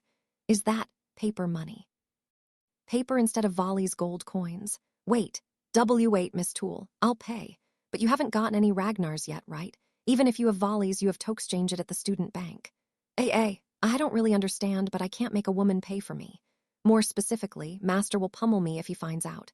I can hear him sentencing me to death for failing like this after all his re-education, and I can already feel the chorus Hilder ready to light me up. It's fine. Let's go. You! Quickly handing over the paper bills, she takes my hand and starts running before I can argue. The girl behind the counter waves as my cheeks flush from the warmth and softness I feel in my hand. This is to celebrate you joining the school district. See, celebrate. Yeah, let's go to the park to eat. The two of us trot through the empty streets together. Her smile is dazzling, more than a match for the clear blue skis. Congratulations, Rappy. As classmates, let's both do our best. She really does resemble Miss Ina. But she is definitely different, too. Mature, butch-childish, and carefree. A troubled look crosses my face, but drawn by the kind girl in front of me, I break into a smile, too. After the two of us have a little welcome party, all alone in the big park, the chime from Breathablick rings twice, and a swarm of students flows from the schoolhouses. A lively energy fills the academic layer. It's lunchtime, and everyone is hungry. School children with healthy appetites attack their meals like they've been waiting all day for this. So good. Right? Sky Lounge is a top-class cafeteria. I'm stunned by the small serving of pasta with a slight mound of jewel-like fish eggs atop it. Sitting beneath a parasol, Miss Toole blissfully lifts a forkful of noodles from her matching order to her mouth. We're sitting at a table on an outside terrace that is buzzing with chatting students. The shops run by students cost money, but ones managed directly by school district staff and deities are generally free of charge. And among them, Sky Lounge is very popular. So popular that it's almost impossible to get in, even if you don't have classes. We got lucky today. I can't believe such delicious food is free, but apparently an actual deity does the cooking for the Sky Lounge. Lunch is limited to 50 meals, and it's first come, first served. Across the table from me, Miss Toole's voice is filled with excitement. Maybe she really likes eating. Smiling a bit and getting a little fired up myself, I finish my pasta with gusto. With this, that's pretty much it for the important points on the academic layer. Theder was a little hurried, but will you be all right? Yes, it was very helpful. Thank you very much, ma'am. From the terrace, just looking to the side, you can see the academic layer spread out before you. It's a beautiful view, and the wind is chilly but pleasant. It was a really fun tour of the school, including the great food. Her smile changes and her eyes focus on me. Nina raises her finger. Call me Nina. I'm calling you Rappy, and we're classmates. I'm surprised by her response. I guess it's been bothering her a bit. The school district, maybe it's because it has the feel of a school, but I keep just saying what I'm thinking. But you've been at the school district longer than me. And it would be rude Tobe so casual with a senior classmate.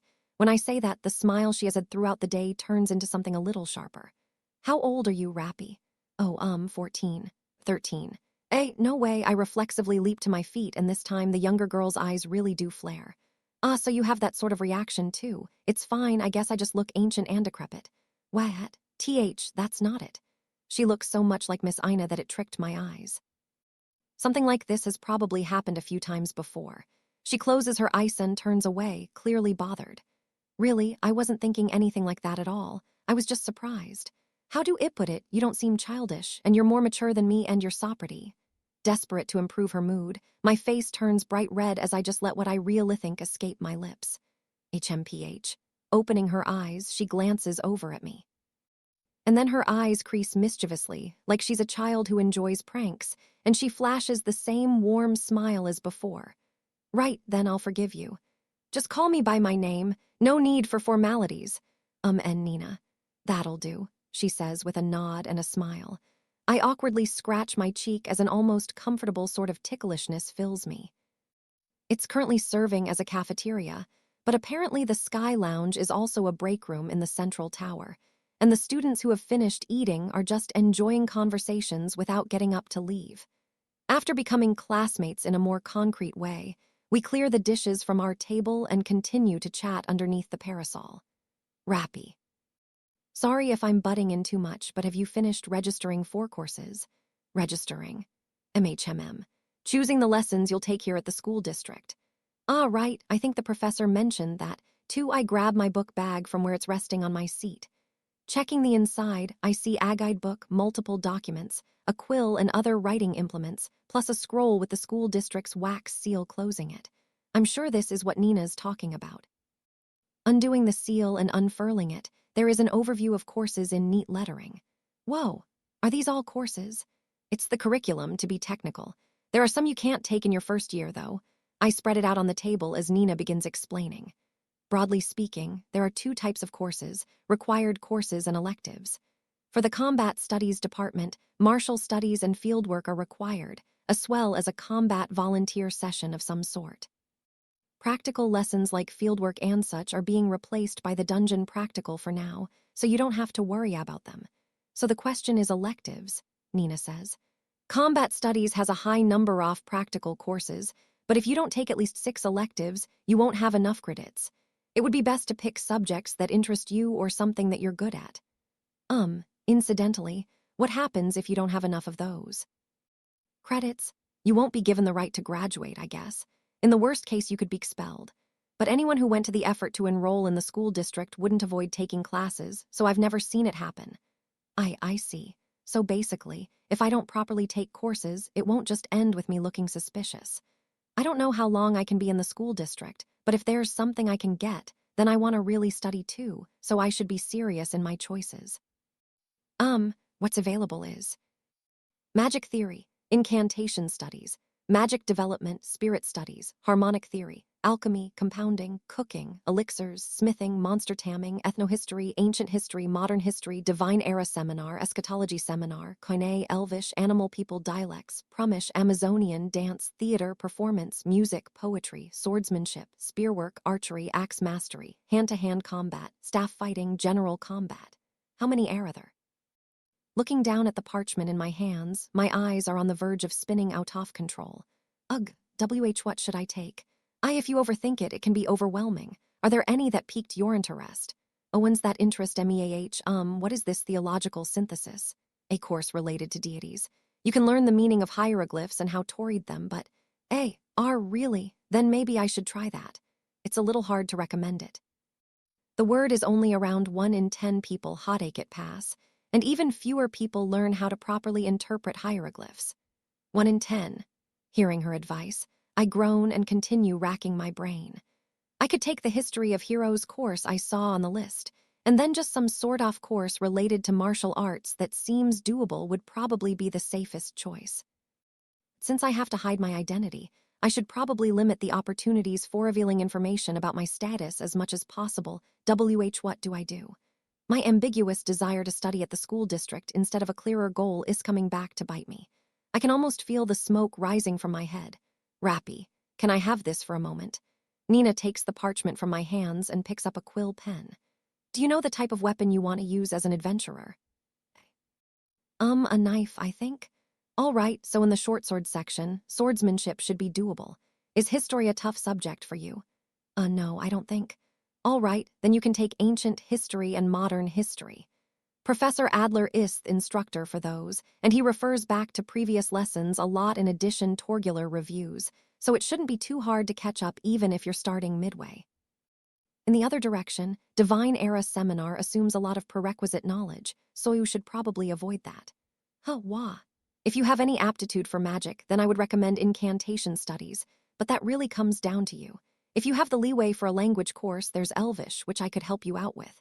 Nina is jotting down things as my eyes keep spinning. When she finally gives me Theparkment back, there are wavy lines under several of the courses. Is this? My recommendations, I guess. Entering this late in the year, courses have already started moving, so it can definitely feel like you're being left behind by everyone else, and well, it can be hard to catch up. Nine's cheeks glow a little bashfully. Also, I recommended courses I'm taking too, so if we're both taking them together, it should be possible to make it work. My eyes widen. Why would you go so far? When I look up, I see her break into a joyful smile. I was the same. Really. When I first enrolled, I didn't understand anything and I struggled to keep up with lessons too, but there were lots of people who helped me. She closes her eyes for a moment. Do you remember Millie, the one in front of me during the guidance hall this morning? Why, yeah. The elf, right? Right. Millie is my senior and she taught me a lot of things. There were times it was difficult and when I wasn't sure what to do, but thanks to her and the others who helped me, I fell in love with the school district, so. She looks me in the eye again before continuing. I want to help too, just like them. I know it might be annoying for me to stick my nose into your business, though. She laughs awkwardly at that. Not at all, I frantically respond. You've been really, really helpful. Studying isn't my strong point, but you made me want to do my best. That's how I genuinely feel. Inspired by her passionate, kind reception, all the unease I was feeling fades away. I'm even starting to think I'd like to get to know this place better. I don't know if what I'm feeling made it through, but her expression brightens and her ears twitch. Then I'm glad. It makes me happy that you would say that. MHMM. Right, if you have time, could you teach me some about studies? How I should prepare for courses or something, just that much would be enough. Really? Her face brightens even more hearing that. Then should we start now? Huh, now? You're going to have to start going to lessons tomorrow after all. And preparing for lessons is really, really important. That's true, and I don't really know what to study if it isn't too much trouble for you. Could I ask you for some help? Leave it to me. I'm a little surprised, but she's totally right. Exploring in the dungeon without even any knowledge at all is suicide. Excited by the study party suggestion, Nina has an enchanting smile on her face. Back to the classroom where we had the guidance hall this morning, Rappy. It should be empty for the rest of the day. I'll grab some reference books from the library. Bam! My pupils turn to dots as an absurd mountain of books slams down in front of me. Is desk going to be okay? Huh, it's a little on the low side, but this much should be doable. Huh, after 5 hours of diligent work, you should try some mock tests. I'll make some problems for you to work on. Huh, as I turn into a broken doll that can only say, huh. Nina just keeps smiling. An indomitable, innocent smile without a trace of malice or ill will. My reaction is delayed, but a massive wave of sweat springs out. And Nina. This much is a little rough, or like, impossible, or like, I'm not sure I can cover it all. Just ended, and we're currently in the room where we had guidance hall this morning. I arrived first, and what Nina brought in for me turns out to be a pile of a dozen or more thick, heavy books. My face tenses as this incredibly familiar scene plays out in front of me, but the half-elf girl just a single year younger than me cocks her head in confusion. But you took the entrance exam, didn't you? The interview with the deities. Interview. Yeah, I met Lord Balder and talked to him, but then you'll be fine. Everyone who can enter the school district has the determination to study. The deities would see right through anyone who doesn't and wouldn't let them enroll. So that's the actual enrollment system then. Miss Ina did say the requirement for becoming a student was the determination to study. No mortal can lie in the face of a deity, so an interview with them could be considered the perfect and simplest test to see if someone is fit to be a student here. That's why the school district is known as the world's biggest school, because online people who really want to study gather here. But having a passion for studying and not being terrified by a despair-inducing load-off topics aren't the same thing. Studying isn't really my forte, either. But if you don't do it, you'll just get nervous, right? So let's do our best. This is the first time I've thought a smile on a younger girl's face is scary. It's okay, I'll properly teach you, too. It's Miss Ina. Miss Ina is here. It's the same as that Spartan dungeon study party. The guild's famed merciless instruction, fairy break. Nina and Miss Ina have to be sisters. All right, shall we? Forced to take up a quill, the only path I can take is to buckle down and begin, as a river of cold sweat pours down my back. Amazing. The sun has completely set beyond the classroom's window. Right beside me as I lie collapsed on the desk, nothing but ash, Nina is holding Thamepromptu test sheet in both hands, her eyes gleaming. You got half of the questions on the test right. Is that really amazing? It's covering topics you don't know and haven't taken classes on at all, right? And you still managed to get half of the questions right in such a short amount of time. Nina's voice is filled with excitement, while mine is dry as the desert. I wonder, is this because of my experience from Miss Ina's study parties? She would always immediately give me a test after she finished her lessons, too. Also, textions were less about calculation and analysis, and more about memorization for history and stuff. Now that I'm level 5, maybe my memory has improved, too. Yeah, probably not. But as an adventurer, remembering things is very important. When faced with the unknown, delving into the depths of everything you do know for clues is a question of life and death. So I've gotten in the habit of picking up whatever I can notice. And their salt is getting about half the questions right, I guess. If you can manage this, You should be able to catch up in your lessons quickly. Wait just a minute. I'll go return these books to the library real quick. Nina celebrates my progress and picks up the mountain of books easily before leaving the room. It goes without saying, but it really is obvious she has a status as I'm thinking that, the presence that has been waiting outside the classroom this whole timmeters after she leaves. Finished. Professor Leon. How exhausted I look. An amused smile crosses his lips. I could have said something sooner, but I simply watched since I thought it would be a good experience for you. Then it ended up getting this late. I forgot about Nina studying habits, he says with a glance out the window at the night sky. Sorry about that. I noticed that he came to see me after school like he promised, but I don't blame him. Nina has been working so hard to help me, and I figure him not stopping it means he thought it was a good thing for Rappy Flemish. It's fine. I smile awkwardly back. How was it, your first day of school? Well, it was hard to get used to the name Rappy at first, and it took a little bit off time to realize people were talking to me, but I'm used to it now. Other than that, it was fun. I learned a lot about the school district. That's good. Nods magnanimously, and while it's embarrassing, I also decide to bring up some self-reflection I had too. A student, I was a little pathetic. I was just nervous the whole time. But you blended in well. Is that so? The other students didn't think I was weird. No, no one noticed you're a first-tier adventurer at all. Hearing that, I realize what the professor was getting at, and my eyes widen behind me bangs. I imagine you noticed, but in between lessons, I observed your surroundings several times, and every time there was not a single person who suspected your true strength, because he looks so weak, obviously. Pretty unreliable. Those are the sorts of evaluations I got from other students today. I encountered a lot of students out on the streets and in the hallways. Not a single person suspected I'm actually a first-tier adventurer. As you know, there are many students at the school district who have leveled up. Their eyes are not just decorations. They can sense true strength beyond mere appearance. Be it balance, center of gravity, stance, movements, what have you. Because of the nature of fauna, every fighter knows to never judge a book by its cover. At a minimum, the students here would not use something like age difference or size, or an impression of weakness to judge someone with a blessing. He is also, without saying as much, pointing out that I managed to carry myself in a way that meant they didn't notice my deception. And like he said, I've been performing a terrible act the entire day. By actively suppressing my status, I've been able to keep people from guessing I'm level 5. If I might ask, what was the logic you used? I took the advice I've received from many different people and did the opposite. Eyes and Ms. Liu and Master, too. I thought that by going against the best advice of those people who allowed me to get closer to becoming a full-grown adventurer, I would look more inexperienced and green. I didn't think about this very deeply, but that's what I came up with. I made use of the manners and way of carrying myself that Master taught me, even though they were supposed to be for dates. Turning my back on the Spartan teachings ingrained in me, letting my posture slump, carrying my weight more like a normal person, and being awkward, I managed to create an unreliable sort of feeling for myself.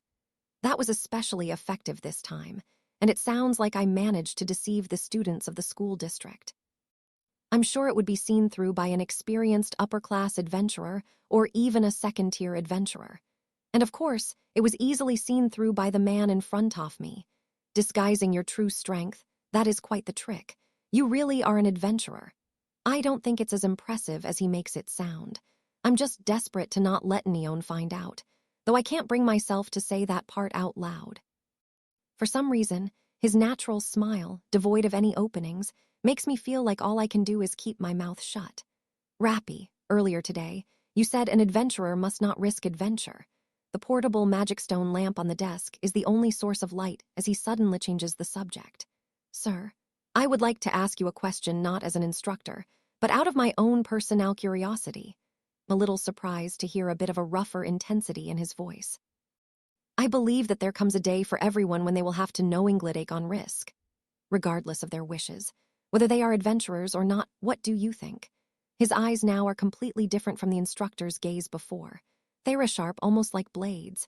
But also, how do I explain it? It feels like there's some expectation of me in them, too. Our eyes lock, and there is a moment's silence. My eyes have widened, but slowly. Taking my time, I say what I feel. I also think there will come a day when you can't run away from it. I think back to my duel with the Minotaur, my encounter with the Black Goliath on the 18th floor. and the rematch with him that resulted from meeting the Xenos, the calamity, the deep floors, the war with Freya Familia. As I think back on all the other times I put everything on the line, I continue. Matter how much you try to avoid it, even if you keep choosing the safest route, eventually you will have to face it. I don't want to deny what Miss Ina said. It is an important lesson, admonishing adventurers starved for wealth and hungry for the unknown. But in another sense, in another place, there comes a day when we all have to venture forth. That case, what will you? Already have the answer to that. Prepare myself.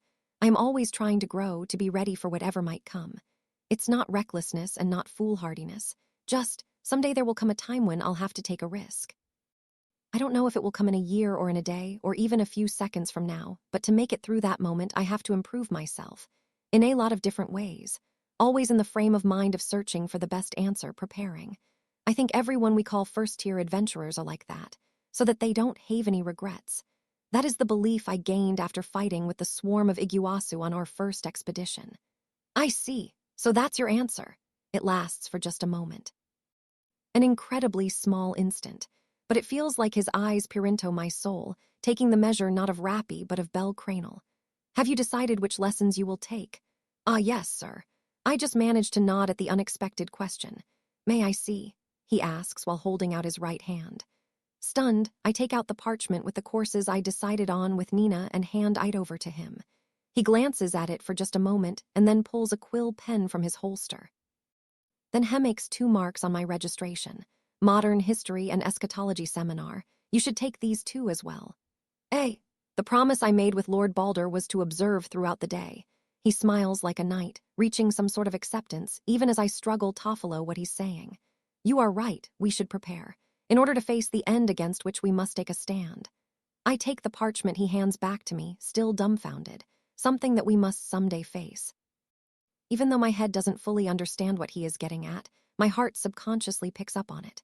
Looking down at me in my seat, Professor Leon smiles again like an instructor. You will be notified officially at a later date, but you will be joining a squad, Rappy. A squad? Yes. As Lord Balder mentioned before, there is something he, and I as well, would like to put in your hands. Is a clear glint of expectation in his eyes as he says that. You will be in the 3rd squad, together with Nina. Please guide them. Chapter 4, Study, Reflect, Experiment, Advance. The school district's orichalcum production is up 40% over last year. That's a big haul. Your plan is starting to feel more realistic, Mr. Royman. The school district's reluctant, but the deal made when it was established is still in force. They have no choice. Several people joined the discussion in heated voices. Emerald eyes looked in a daze at the guild leadership who were currently experiencing what could only be described as euphoria. Should I really be here? That was what Ina thought as she retreated into the uncomfortably plush seat at Thedable. She was on the 2nd floor of the guild headquarters, where the guild head Royman and the rest of the leadership were gathered in a spacious meeting room. Chief Reamer, why was I called to the 2nd floor? Should I really be sitting alongside chiefs and the other high-ranking staff? You've produced several notable adventurers in a short period of time. Is that not more than sufficient an achievement to merit consideration for promotion? Wah, Chief, as she whispered to her boss sitting next to her, the animal person who ordinarily cracked jokes broke into a quiet chuckle, and Ina let out a shameful squeak just like a certain adventurer she was charged with. In the giant guild headquarters with its pantheon-like majesty, the 2nd floor of the building held a special meaning. Ina and the other guild employees going about their jobs every day did so on the 1st floor. The 2nd floor and higher was off-limits to everyone below the level off-chief. They could only go upstairs on the summons of Royman or another member of the leadership. In the guild headquarters, the line between the 1st floor and the 2nd floor was a hard and fast barrier expressing the difference in status between employees. At the very least, it was not the sort of place a simple receptionist could just waltz into. This meeting marks an important fork in the road for Arario. I thought we should have at least one person with a perspective more in line with how adventurers see things. And the topic concerns the school district as well. Remer watched the continuing discussion while speaking softly so that just Ina could hear. You graduated from the school district. That makes you a perfect fit for consultation. That's what you want. Misha graduated from the school district, too. Wouldn't have worked.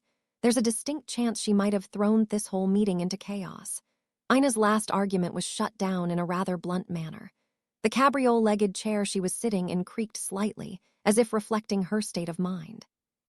I was given permission to attend, but I could swear the guild chief glared at me as if telling me not to speak out of turn. Ina could already feel traces of anxiety growing as she shifted her gaze.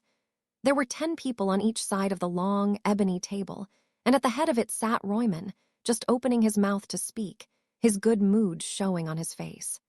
With this, there should be no problem. We will finally be able to set to work on Theplin connecting the depths of the dungeon with the surface. Ina looked over the documents in her hand again as the meeting heated up.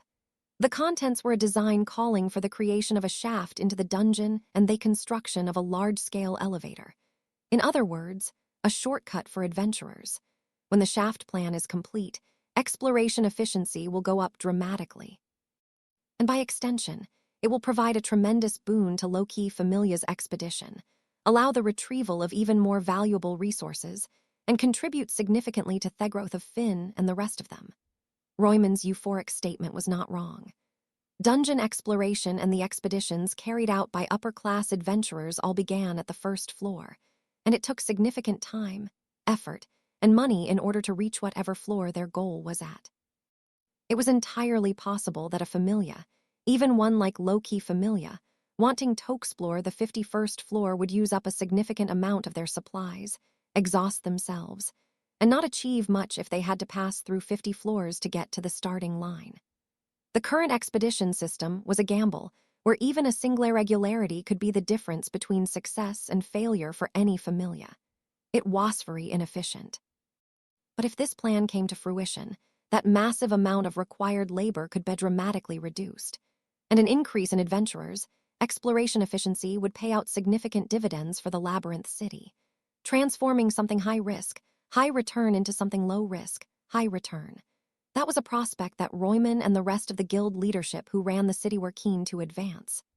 The orichalcum the school district produced will be used for the giant shaft. We won't have to use adamantite or any other alloy to make up for volume. With that, we don't have to worry about any damn monsters breaking it. If we just avoid areas where floor bosses are born, there is no chance of anything happening. And that was where the school district came in. The school district's alchemy department was a world leader in rare metals work, including the manufacture of orichalcum. Achieving repeated breakthroughs as it traveled the world and gathered materials and talent, it was unmatchable in its production of valuable metals, providing an impressive stream of orichalcum, including master ingots, which were pieces of orichalcum refined to the limit. It was impossible to create a giant shaft that would not be broken by the dungeon without the orichalcum provided by the school district's alchemists. If we bring this plan to fruition, it will be a feat comparable to the raising of Babel. If the adventurers' growth is accelerated, then Aurario's dearest wish will be achieved before long. A new age will soon be upon us. Ooh. A roiling fervor filled the room. The higher-ups of the guild could practically see the vast wealth and unprecedented fame that awaited them. Roman's argument was certainly simple to understand. There were surely many upper-class adventurers who would agree if they heard about this plan. But even so, it was impossible to shake the tentative in theory that loomed over the entire discussion. Ina glanced to her side. Rimmer stayed quiet as if none of this was his concern. She took that to mean she could do what she liked. Then I moved to adopt the— Apologies, sir. May I make a comment? Unable to hold it back, Ina summoned her courage and raised her hand. Royman glared at her with an extremely suspicious and distasteful gaze, displeased had ruined his momentum. What is it, Tull? The shaft plan is certainly an alluring and revolutionary proposition. However, might it not need a little more consideration from a safety perspective? Get to the point. Linking the surface to the dungeon, which has killed so many adventurers, and connecting directly to the lower floors and deep floors that are the source of irregulars that even upper-class adventurers cannot always cope with is a scary thought. General presumption was that the dungeon was just barely made manageable by the combination of the lid on the labyrinth, Babel, and Auranos' prayers. Even if they managed to make an unbreakable orichalcum shaft, in the event that anything went wrong and the interior of the shaft were compromised, there would be terrible consequences. Creating a shaft also created a risk of monsters spilling back out onto the surface. There is a real chance that the dungeon might do something terrifying in reaction to having something foreign inserted into it.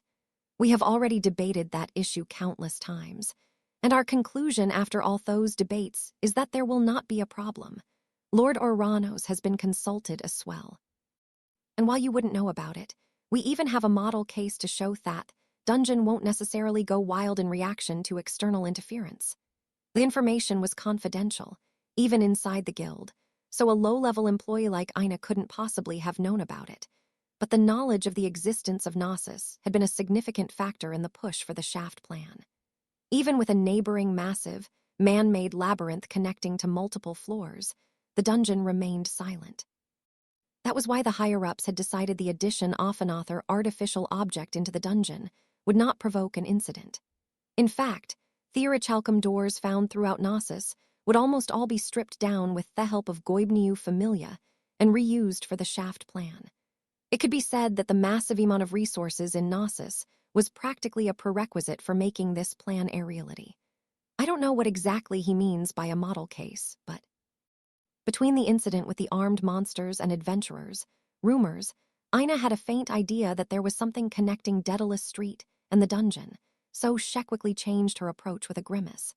Another concern is that with the establishment of the shaft, adventurers will lose significant opportunities to gain experience on various floors. A shortcut might also lead to a loss of experience in Explore. Access to the shaft can simply be limited by familiar ranks. What problem could there be in differentiating normal exploration and mission-related expeditions? And frankly, the thing we should be supporting is surpassing the 71st floor record set by Zeus and Hera. Royman was, of course, entirely comfortable in a battle of words. And unlike Ina, who was joining this discussion for the first time today, he had debated this countless times already. He could counter her concerns without breaking stride. We don't intend to connect the shaft directly down to the deepest floors right away. First the upper levels, then the middle levels and the under resort, progressing almost too cautiously and carefully through each floor and watching for any developments. From the moment creating a shaft that led into the dungeon was part of the discussion, the words cautiously and carefully more or less went out the window, but subject shifted quickly out from under Ina. Royman's face turned red in anger, as if he understood the thoughts behind the emerald eyes silently watching him. The plan is to have Ganesha Familia always guarding the shaft and elevator.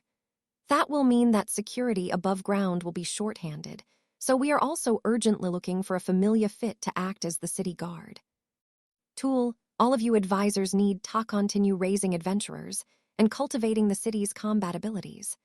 Ina made one final comment, not as an employee of the guild, but as a graduate of the school district. The plan also calls for taking all the currently available orichalcum for construction, which is to begin immediately. But the master ingots are also used Taurine Force Ringhorny's hull and are the school district's treasure and its pride. Even if the guild is financing them, excessive and unreasonable demands will surely invite opposition, especially from impressionable students. Enough. Silence, Tool. This plan is the work of the century. You have no right to criticize it after walking into this discussion for the first time today. Ina's insistent arguments had finally worn through the last reserves of his patience, and Royman snapped back with a shout. Others around the table snipped at her about how a new attendee should not Badelking out of turn, too. As Ina closed her mouth, Rihmer next to her was the only one who sighed at the prospect of the shaft plan. At the same time, it also seemed to be an apology to Ina. More than anything, this is Lord Oranos' divine will. There is no revering Itno. He was right. That was the biggest problem. In the end, no matter how many issues and faults a newcomer like Ina might point out, with the guild's patron god having already given his sign-off, there was no stopping the shaft plan anymore. If an all-knowing god has allowed it, then perhaps I'm being overly worried and there shouldn't be any problem. But would the dungeon really not react at all to Agiant's shaft being dug right into it? Ina's lingering concern refused to go away. That was just how terrifying she found the dungeon, which had swallowed up and stolen away so many of the adventurers that had been in her care. But either way, the motion to begin construction on the shaft was approved. Royman fixed Ina with a smug, self-satisfied look as he stamped the seal-off approval on the parchment. The various leaders of the guild cheered and shook hands. The path to glory and riches, or a pitfall into the underworld. This was a turning point in Aurario's thousand-year history, the first step into the next stage of its existence. Why did Lord Aranos allow this to go forward? Is this really right, Aranos? Allowing the shaft plan? A voice echoed from a crystal sitting on an armrest, an oculus. In the underground altar beneath the guild, the chamber of prayers, Fels spoke with a tinge of admonition. This will make Royman even more insolent, and it invites suspicion and discontent from all sides. The school district will surely oppose the plan. Was a tone of "this isn't like you" lurking in Fels's prophetic declaration. Coincidentally, this was almost the same exact moment Ina was having similar doubts in the meeting room. I chose to observe and prepare for the potential trial that awaits instead of the difficulties that might occur. Oh, however many means we get will never be enough. To hear a god such as you say that only raises more concerns. Was a resigned regret emanating from the depths of the crystal. Even saying that, though, Fels did not try to probe further. Even if it was not an auto be satisfied, it felt sort of like receiving an oracle. There was only the sound-off movement from the crystal as Fels trusted in the god's words and began working. "What about you?" Oranos asked. Fels's voice was ever so slightly more animated than normal, like a child who had just been given a toy. "It's excellent. Thanks to Gnosis, I've unexpectedly gotten my hands on an enormous atelier. I'm already making progress on my research." The southeast of the city, far from the guild's underground altar, Fels was busy setting up various facilities inside of Gnosis, beneath Daedalus Street. Research requires a massive amount of space. I'm grateful for getting this whole sealed-off floor to myself, Oranos. I know it can't have been easy to placate Royman. The labyrinth that had tormented Belle, Ween, and the others had changed completely. Only a single magic stone lamp had been set up so far, lighting a large, gloomy space. A mountain of books was piled along the wall's edge, and a single snowy owl perched on a pillar. The space was filled with magic gauges imported from Altina and a massive number of flasks, and there was multiple cylinders filled with mysterious, multicolored liquid. It was the shady laboratory every villain dreamed of. The prototypical mage's lair. Heh, I'm going to renovate it even more. My mage's blood is racing. Completely conquered after the incident with the Xenos, Gnosis was now under guild management. Or more accurately, it was under Aranos' control, and the old god had granted the legendary sage full access to everything it had to offer. The benefits of controlling this former hotbed of evil were immeasurable. First, the sheer scale and depth of the place, which connected directly into the dungeon's middle floors. And then, the hidden complex that was used to create magus items such as Jura's whip. All of it was supremely useful, and it was like Fels had inherited a massive fortune. As both a secret base and source of materials, Daedalus's thousand-year legacy that connected right into the dungeon was ideal. Fels planned to work on a production planto, create medicinal herbs, and an elixir spring next. The mage was also considering inviting Isfi in the future to enlist her help with research. Her patron god had already pledged her ceaseless service, which would begin once she was back from her time off. I never had anything like this while I was alive. There wasn't even one like it in my vexing homeland. You are not dead yet. Haha, what are you saying when I've completely lost my skin and flesh? I'm already halfway there. Fels was just bones now. The mad mage's sagely nature was really showing, going so far as cracking a rather wicked joke. Fels was in the process of turning Gnosis into something other than just a second entrance to the dungeon. The mage was making a personal base. How is it coming? The knowledge and theory are in my head, in my soul. For equipment, I should be able to compensate using the remnant spirit magic. I'll make something that equals Altina's underground palace. Fels was planning to use everything in what came next. If Liu were here, she would abhor it, but the mage was even going to use the technology left by the evils. The school district has returned, too. If I can just restock the materials I requested from Leon, ancient Dalafa, Stella's alluvium, and Elpi's sparkle, then all their requirements should be met. There should be plenty in the school district. The giant ship that sailed all around the mortal realm was both a massive source of resources and a critical factor of its own. Yes, all for the sake of Machia. I am already in the process of production. The mage stopped in front of a certain structure, an extremely large flask filled with liquids injected from 5 different cylinders, and inside was a jewel gleaming with a sorcerous crimson glow, floating in the liquid. Will you make it in time? I won't promise it right away. But whatever the cost, I will have it for the Black Dragon hunt no for the promised time.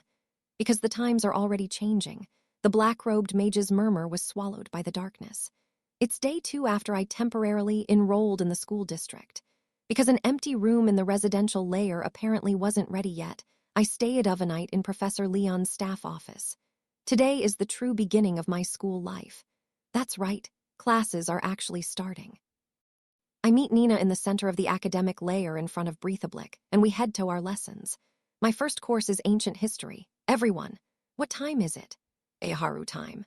Or at least it was supposed to be, but for some reason, the lights in the classroom air dimmed, and standing in the spotlight centered on the podium at the front of the roomies, a stunningly beautiful blonde-haired goddess all fired up first thing in the morning. I can't hear you, youthful in body and spirit. Never slacking on lessons. Let's Eharu. Eharu. The voltage in the classroom rockets up as the gorgeous goddess winks. My expression is straight as I glance at the girl beside me who is suddenly very interested in the floor. Miss Nina. Arg. Every once in a while, the deities stop in and take over a class. If it was Professor Adler, it would be more normal. Of all the people it could be, it just had to be Lady Aidan. I instinctively revert to a more polite tone as Nina covers her face with both hands and the tips of her ears go bright red. I feel bad for her, but it's also kind of cute. The goddess with long, wavy hair, Lady Aidan, I'm guessing, is apparently beloved by many students, and people just sort of get sucked into her innocent, youthful performance. Finally, after getting the room all fired up, she says, "All right, let's get to the lesson," and the lights turn back to normal. A regular lesson seems to finally be starting. What was the point of getting all fired up then? Just before the era of deities, there were frequent, terrible famines in the northeast off the continent. What was the underlying cause? Who should I get to answer? How about the new student, Rappy, who I'm sure has done some rock-solid Eharu prep? As I stand up and start to panic, Nina whispers the answer to me. The roaming dragon problem, Rappy. The roaming dragon problem. Hopefully you'll be able to answer by yourself next time. Of course, Lady Aidan sees through it all and flashes a childlike smile. The other students have a little laugh as I sit back down with a red face and share a smile with Nina. The lesson is difficult. Copying the notes the goddess makes on tiptoe on the blackboard is an entirely new experience for me and a lot of work. But also, there are many differences between their reality that the all-knowing goddess teaches us and the history passed down by mortals, and she constantly highlights the discrepancies with questions from the perspective of a divine being. While Nina and the others aggressively ask questions throughout the lesson, it takes everything I have not to fall behind. Start today's lesson using the materials brought back from the Combat Studies Department's fieldwork. The course is over. There is a short break, and then the next class. This is Eschatology Seminar, the course Professor Leon recommended. Professor Adler, a monocled dwarf, arrives and projects various pictures in the darkened room using a magical projector that the school district's alchemy department made in collaboration with Altina. What greets my eyes are burned towns and a devastated elven village, neighborhoods destroyed and countless refugees. As you all know, there have been powerful monsters coming from the Valley of Dragons in recent years. There is no end to the damage caused by the various dragon slipping through the barrier the school district set up. If any of you are considering a Rario for your future path, be sure never to forget the tragedy that is even now occurring elsewhere in the world. I'm still frozen by the gruesome images as half of his words pass in one ear and out the other, and I have to ask Nina, did you see things like that before you came here, too? Yes, I've seen it before. Not being able to do anything, forced to watch so Manapopple suffer, it was terrible. Sadness fills her eyes. It was at the school district that I first learned this is the current state of the wider world. I also had no idea. Until Professor Leon recommended this course, until I entered the school district, I didn't know anything at all about the outside world. I was totally focused on coming to Arario and making my way through life as an adventurer. For the first time, I've been forced to face the reality of the mortal realm. As the world's troubles suddenly start to feel a lot closer and immediate, the dwarf instructor's final, grave message rings out. The world yearns for a hero. Are you ready, Rappy? Jay, just a second. I frantically answer Nina's question from the other side of the door as I get dressed in a deserted changing room. After making sure there are no issues with the rabbit-tail pants and rabbit-eared wig that Lord Balder and Lord Hermes provided me, I fidget with the brown hair in front off me face a bunch, and only then do I finally open the door. Ooh. The battle uniform looks good on you. Seeing me, Nina breaks into a smile and happily presses her hands together. A red and white top and pants. The material is thin, light, flexible, and in terms of defensive capability, it is a match for the battle clothes that adventurers use. This is the battle uniform provided for students in the Combat Studies department. I can't help laughing a little when I notice there's even a knife holster for me. Lord Hermes must have provided that. As it so happens, I've brought hardly anything with me to avoid being discovered, but the Hessian knife is always in my book bag, so I have it that at least. Nina is wearing a similar red and white battle uniform, but unlike the boys' uniform, hers has a skirt. She is carrying a rod on her back. I guess she has a backline position. By the way, what level are you, Nina? Me, I'm level 2. L level 2. I don't have any proof they're related, but still, finding out someone in Miss Ina's family has the strength of an upper-class adventurer. I don't know if I should call it a shock or a terror or what. In any case, it's a weird feeling. Nina looks a little oddly at me as I almost tumble backward, and we go through the magic stone lamplit passage and come out beneath the blue sky. There is a large, reddish-brown clay sort of field and stands surrounding it on all 4 sides. This is one of the arenas built of Valmers in a corner of the academic layer. That's everyone. Then we can begin general combat. Students all in battle uniforms are gathered around Professor Leon, who is wearing his usual instructor outfit. This is also a full-fledged lesson, one for so-called applied skill. Unlike written courses where you study at a desk, the key here is hands-on practice and training your buddy. Students in combat studies are required to take a minimum of 3 applied skill courses in a year. At Nina's recommendation, I chose swordsmanship, hand-to-hand combat, and general combat.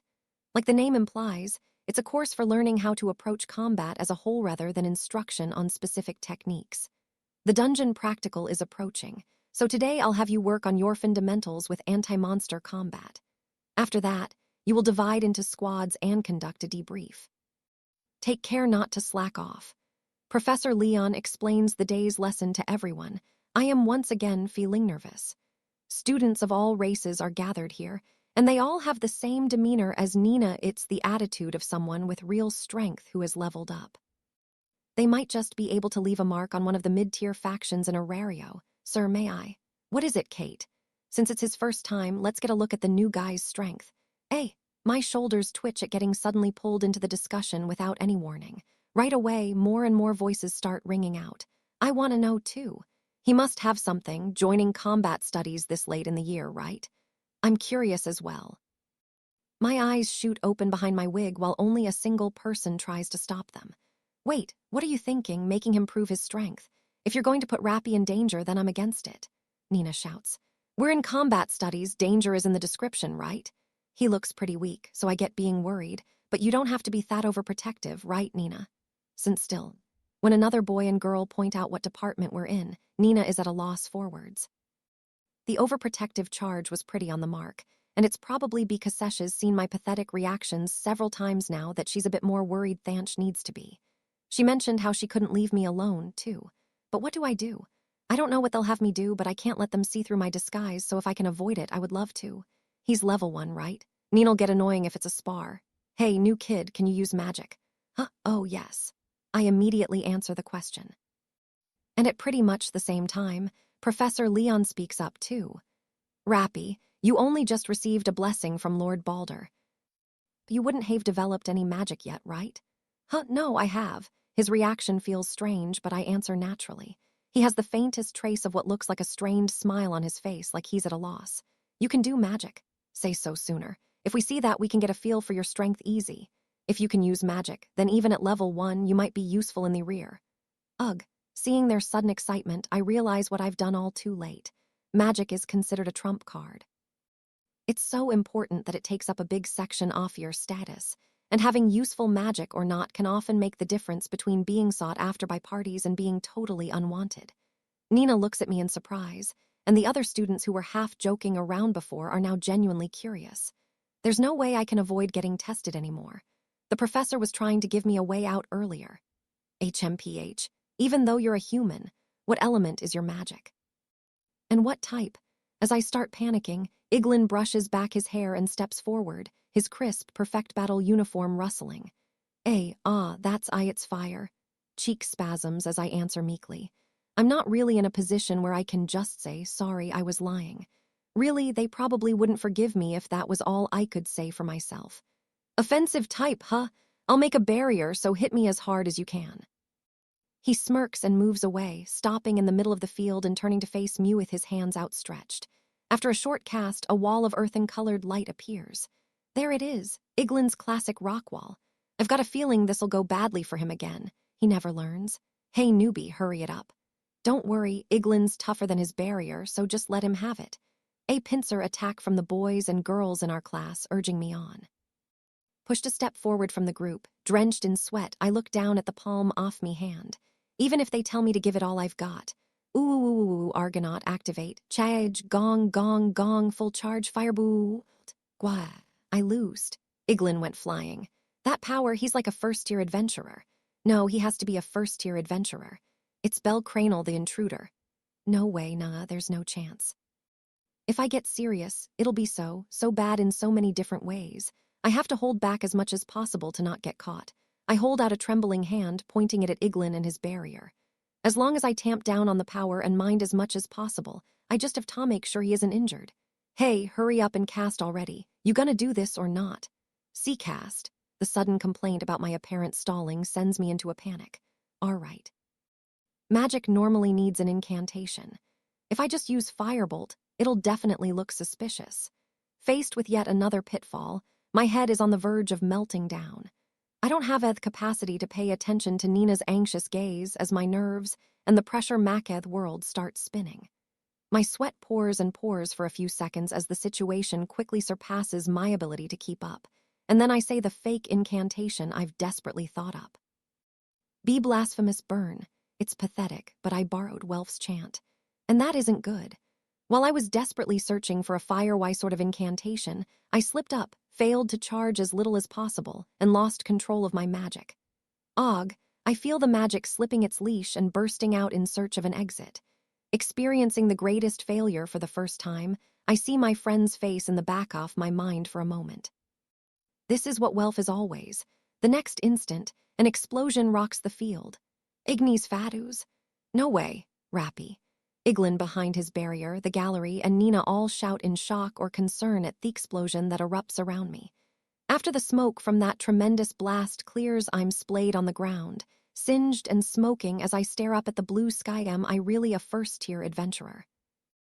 Nina rushes over as I, having accomplished the inglorious and never-before-seen feat of backfiring a spell with no incantation, wish silently to disappear into the widened open sky. On that day, Rappy Flemish received the title of Scrub for triggering an Ignis Fadus in a fit of panic. Now then, Rappy will be joining Balder Class 3rd Squad. No way. The students I'm supposed to form a party with are not particularly excited to have him on their team. Around the time the general combat lesson ends, Professor Leon makes his announcement while I'm still singed, even after some treatment by Nina's healing magic. The moment they hear that, 3 students erupt in furious resistance. Why do I have to be in a squad with a scrub like him? He managed an Ignis Fadus in a trial shot. It wasn't even in combat. He's just going to drag us all down. The loudest of them is the dwarf Iglin, who's forgotten to brush back his hair for once. Yep, that's right. We're already a 4-person cell. We don't need baggage, maybe emergency rations, or a human shield, mutters a dark elf girl wearing a mask that seems to bear on the lower half of her face. Wait, what are you saying? Another trial from Fiona. Jealous of my talent, the goddess has set another obstacle in my path. And finally, a small prum boy, girl. No, I think boy, smiles, brimming with self-confidence. He's immediately treating me as an ordeal he needs to overcome. Really, Professor? Rappy is in our squad. Yes, as the squad leader, your burden will likely increase some, but you can rely on Rappy. He should be able to support you, Nina. Lastly, Nina stands up after finishing the healing, a look of surprise on her face. I'm surprised, but I also sort of guessed it. You intended this from the start when you had me show Rappy around.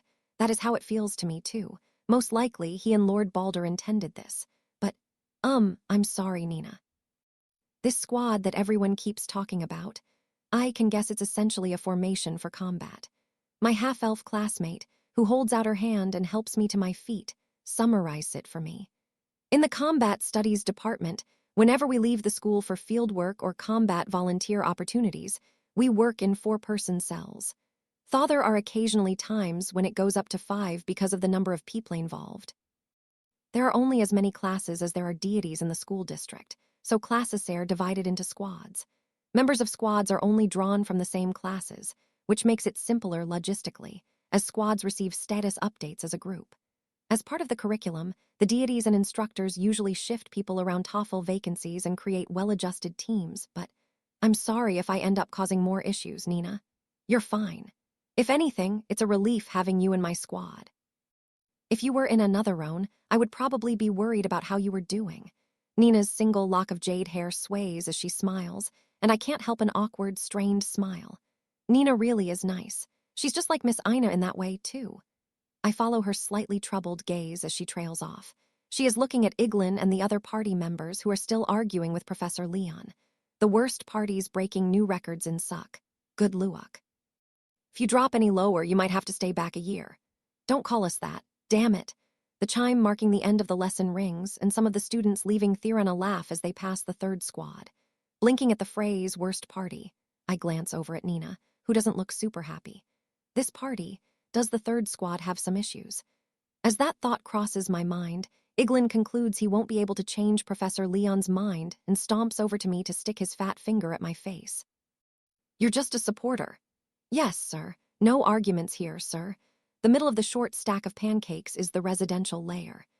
In between the control layer and the academic layer, the residential layer is a vast, open space with multiple columns that also serve as elevators holding the ceiling up. In place of sunlight that can't easily reach here, there are multiple large magic stone lights embedded in the ceiling. The light's intensity shifts depending on what time of day it is, and it reminds me of the 18th floor save point.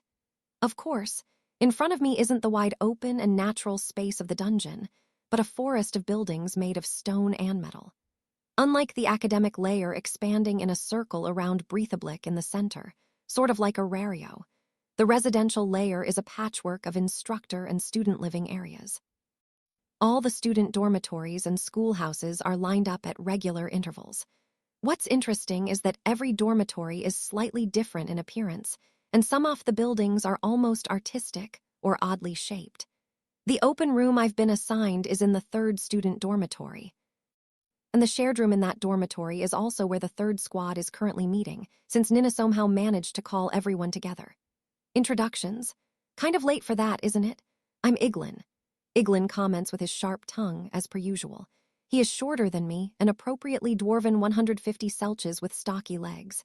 As the rose on his chest suggests, he acts like an aristocrat, but his body is solid and toned. His hair is a lighter brown than Nina, and he is making no effort to hide his distaste for these proceedings. Leggy dark elf. And Leggy is still wearing that mask, even though we're indoors. Dark skin and red hair, around 160 celches tall, she's a little taller than Nina. Not very talkative and hard to read, her uniform also sports a skirt. At the moment, she's hugging her knees and reading a book that looks like some sort of holy tome. I can't really look in her direction, but my impression as I try to keep the heat from rising to Michik's is that she is an odd child with a unique manner of speaking. Last is me, Christia Elvia, call me Chris, a slumbering lion not yet known to the world. My status is level 2, the cheerful prom boy, girl. No, he's a boy, I think, introduces himself. He is wearing a boy's uniform. Because of his race, it's no surprise that he's the shortest member of the squad. His blue hair is neatly combed back, and unlike most proms who tend to be a bit more self-deprecating, he's brimming with confidence. Wait, level 2, even though you're a prom. MHMM, that's it, that's the reaction. I am the sort of once-in-a-generation talent who will surpass Braver, the school district's famed superstar. Heh. He's the same as Lily after she made it back from the expedition.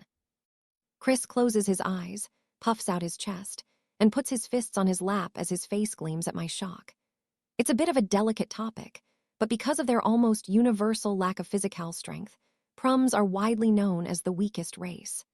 There are certainly first-year adventurers like Mr. Finn and Mr. Ulfric and his brothers, But among adventurers, Prumsair definitely underrepresented in the ranks of people who have leveled up. And yet, he reached level 2 in the outside world. Without the dungeon, I don't know if the school district is simply that amazing or if it's due to Chris's innate talent. Incidentally, Iglin and Leggy are also level 2, so everyone in the third squad has leveled up once. More importantly, Scrub, don't go doing anything unnecessary during the dungeon practical. Just hide behind your half-elf mommy. Ignoring Chris as if he got over his showmanship long ago, Iglin hits me with a sharp warning. Nina's thin eyebrows arch. Iglin, stop treating Rappy like a burden. We're comrades in this squad, so be a little. Who's a comrade? He is literally a burden. What if he just self-destructs in the dungeon out of nowhere? I feel sorry for Nina, but I can't really say anything. I slump a bit, feeling like I really messed up. All of a sudden, Leggy, still casually reading her book, starts mumbling. It's too late to start getting all chummy. Our squad is crap. That's why we have to talk more. And don't say things like that, Leggy. Nina blushes and admonishes the dark elf. Don't worry, everyone. I will blaze a trail for us. Just follow me without fear. And Chris is just going off on his own before we even decide on anything. Earlier they said something about worst party. What did they mean? Out of curiosity, I asked the question at the forefront of my mind, only to see Nina, Iglin, and even Leggy's moods all darken at once. Chris is the only one unaffected, and is still beaming, confident as ever. Iglin answers bitterly. Exactly what it sounds like.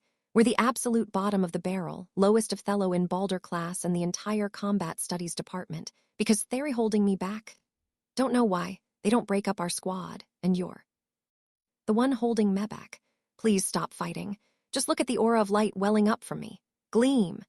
I know I'm in no position to pass judgment, but is this really going to be all right? While the three of them all persevere in their unique, unbending debate, I glance silently over at Nina. The kind, warm girl lets out a deep, heavy sigh. This is the first time I've seen her doth that time flies by quickly once my school life starts in earnest.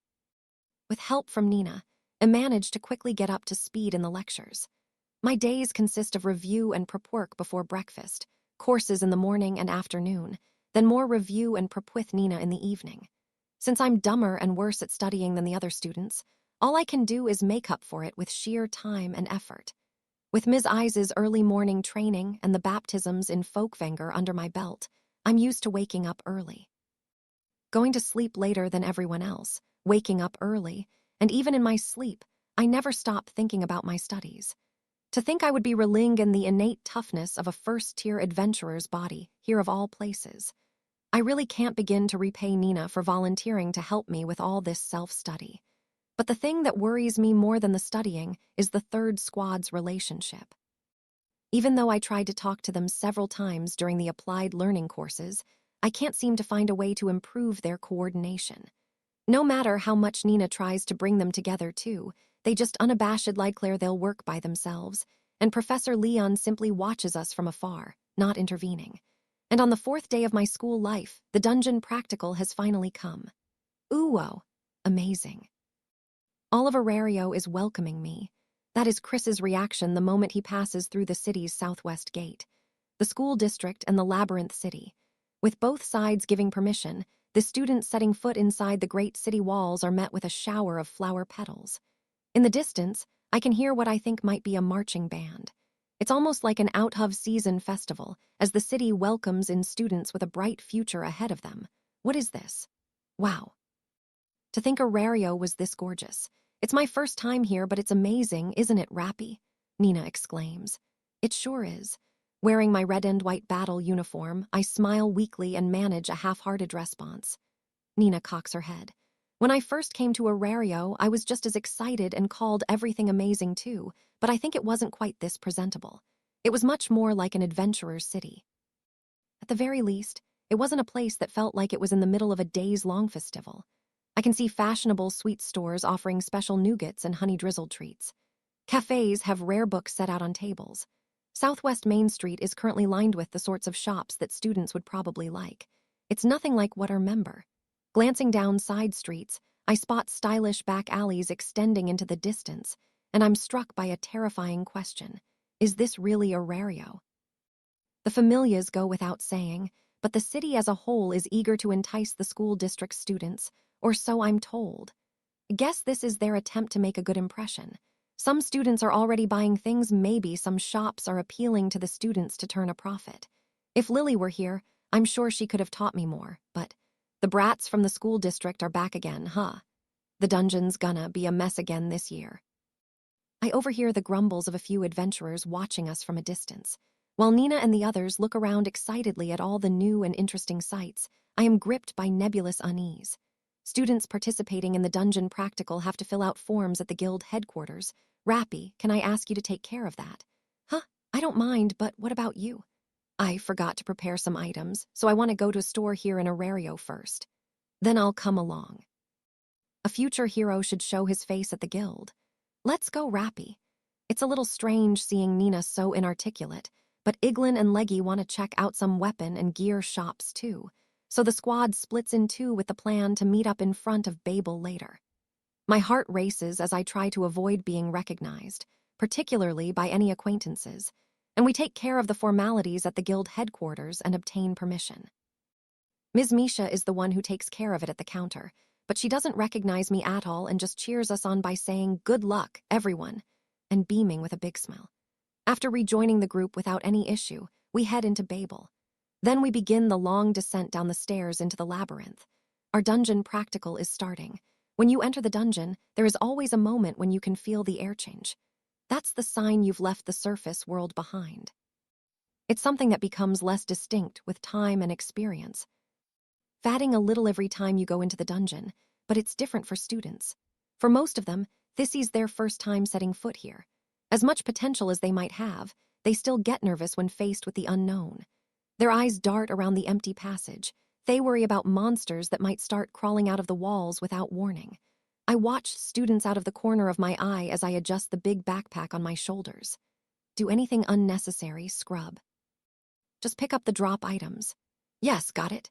Dungeon's first floor, the beginner's road. Iglin skewers me with a sharp order while the other squads start moving. Ever since Ignis Fadu's incident, Iglin has never let it go. Nina is a little tense, and the other three are at ease. Also, what is this formation? 3 people abreast in a line out front. I'm bringing up the tail end of the party and Nina is in between, so it's technically a T formation, but... The third squad is clearly different from the other squads that are advancing cautiously. I don't know if I should call it bold or complacent, but it certainly feels like theirs is their natural state. I don't know how they fight yet, but this lack of tension could be considered one of the third squad's strengths. Professor Leon asked me to guide this squad, but of course I want to live up to his expectations. But can I really do that while also not revealing myself? Up front, I see Iglin with a hammer hanging from his back. Leggy has twin short swords at her hips, and Chris is taking practice swings with a 2-handed sword as long as highs tall. Nina carries a staff and appears to be the party healer. Setting aside questions of level, with a healer in our party, we have an overwhelming advantage in clearing the first floor of the dungeon. There won't be any mistakes, I don't think, but... I've been watching the party from behind this whole time, and I might be the most nervous one of us all. Goba.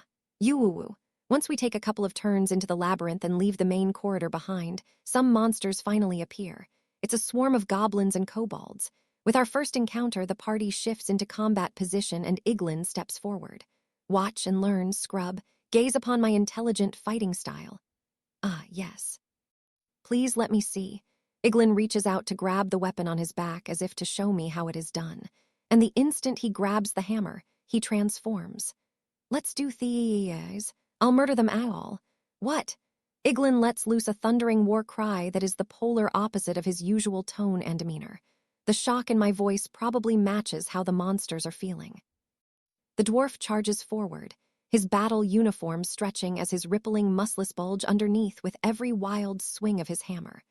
Goblins and kobolds screech as pandemonium descends, and they are knocked aside and shattered. Iglin brings his hammer down over and over and over, as if to declare I'm not done yet. Where's the intelligence here? What is happening? Iglin's personality changes when he holds a hammer. You're kidding, right? Nina sounds like she's nursing a headache as she explains. In a way, this makes him feel a lot more dwarven, but then what was that aristocratic, gentlemanly persona he was maintaining until now? Not bad, Iglin, but I am the true hero. Going, too. A moment, Chris and Leggy move too, as if set off by Iglin's performance. From this point, it's all downhill. Ugh! From my position at the very back as supporter, I groan like a squashed frog as I watch the unspeakable scene unfolding before my eyes. Charge ahead on your own, Iglin. Leggy, Chris, you shouldn't go that far either. Nina's voice rings out, but no one is listening. Iglin charges into a group of killer ants by himself, while Leggy leaps over his head in search of another hunting ground. Then Chris charges forward too, like he's competing with them, yelling, "I'll open a path." One in the back and three in the front is already bad enough, but spreading out so much that no one can hear directions from the party leader. Are you kidding me? And they're all attackers other than Nina. This isn't a party, it's just 4 solo fighters. Is this really your first time on this floor? Or in the dungeon, rather? It ISSO, even in the dungeon, it ends up like this. I immediately correct myself, but Nina sounds gloomy, like she's seen this happen before. Currently, we are on the 7th floor, reaching the 7th floor on their first day, on their first venture into the dungeon. These are the upper levels and everyone is level 2, but still, setting 7 new personalbists in just half a day, and doing it without any experience with these floors. Therascurry. It's something a skilled adventurer would never even think to try, and I'm almost swooning watching it happen. They are always like this during fieldwork and our combat volunteer sessions.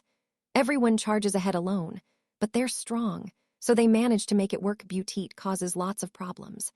I was hoping we might be able to work together in the most dangerous and deadly dungeon, but the way Nina says hope with the look of a lost child on her face speaks volumes about how much she's struggled and how hard she's worked until now.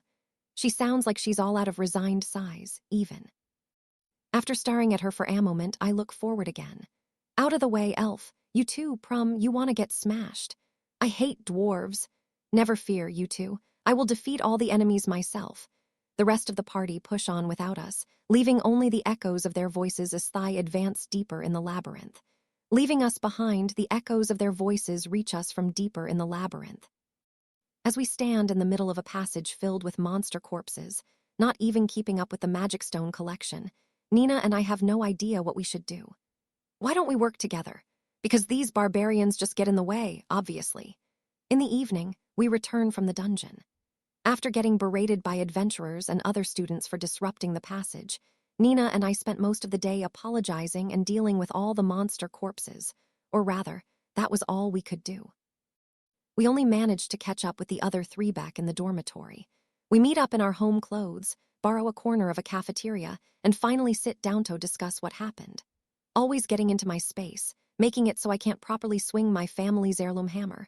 The only barbarian getting in the way is you. Your body is so big. I can't cut down monsters cleanly when you're around. An amazing Prum, so of course I have to be at the front leading the charge. It's painfully clear they don't have much coordination, but I'm starting to get a headache from this constant bickering. They tolerate going into the dungeon as a squad because it's an ironclad rule of the school district, but that's it. If we run into any monsters, they just start fighting by themselves. Trust, faith, thoughtfulness. They are fatally lacking in those core qualities, which is unacceptable for a functioning party where you're supposed to be able to trust that the others will watch your back. It's a bit extreme, but probably a strange thought to have, but seeing them just reminds me how amazing Lily and Welf and everyone else are. Even for adventurers, it's natural to have some amount of discord in a party. Everyone has their own quirks, their own personalities, their own plans. Adventurer Sans supporters are always being asked to figure out how to blend all that together to improve their coordination. This experience is a painful reminder of just how blessed Hestia Familia is. Because of you, I'm losing out on study time. Scrub, write the report and turn it in for me. Hey, Iglin. I'm dumbfounded as Iglin pushes his homework onto me and even Nina gets angry. But Iglin doesn't care at all. He can't do anything but gather magic stones and drop items. He's getting a passing grade thanks to our work. The least he can do is make himself useful. His tone practically screams, if anything, he should be grateful to be in the same squad as me. Overawed by the sheer audacity, I can't say anything. And it is true that I haven't been able to contribute much. Iglin storms off before Nina has time to stop him. I'm done. Turn it in, please. Not done yet. So help me out with the report again, please, Nina. Leggy puts her paper on top of the one Iglin pushed onto me, while Chris is on the floor begging Nina for help. Nina tries to chase after the 2 who have already left, but Chris hangs on to her like an anchor, and she gives up with a defeated shrug. The worst party, from an adventurer's perspective, that label might actually be too generous. But if only understand why the other kids called it that, and I can't help thinking things are looking grim. Pardon me, Professor. Oh, Lord Balder. I just managed to finish writing my report before it was time for bed. Nina offered talcum with me, but I told her it would be fine. And so I walked to Professor Leon's office alone, only to unexpectedly stumble into a god. It's been 3 days, hasn't it, Rappy? How has your time at the school district been? I've been struggling to get used to everything. Lord Balder is sitting at a table with Professor Leon, enjoying tea, or was waiting for me to come by. And with an awkward smile, I tell him the truth. But as much work as it is, I'm also excited to experience so many new things. That's the truth. The studies are certainly difficult, but I've discovered that it's a lot of fun to learn things I don't know. All the more so when it is a subject I'm interested in. Interacting with the instructors who know so much, discovering new ways of fighting, visiting the great library and arenas and all the other facilities. The school district is a place where you can improve yourself however much you want if you have a mind to. It is perfect for what Miss Ina said about remembering my original motivation. Even the battles for limited cafeteria space during lunch are amazing, and compared to my normal life with my familia, every day brings something new and different. As Lady Iden might put it, this is probably that Ayaharu feeling she's always talking about.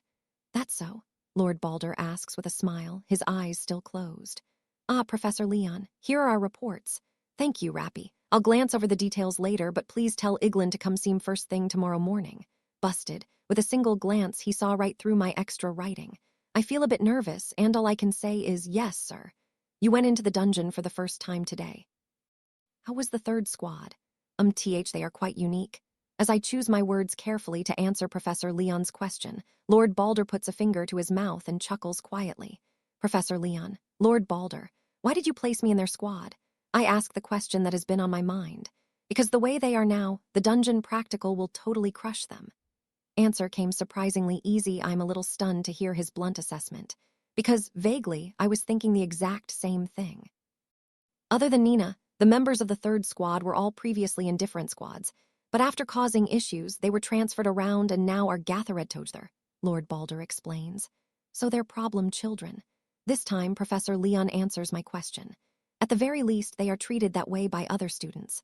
From an instructor's perspective, they have praiseworthy strengths, but even bearing that in mind, they lack the spirit of cooperation and are too unbalanced.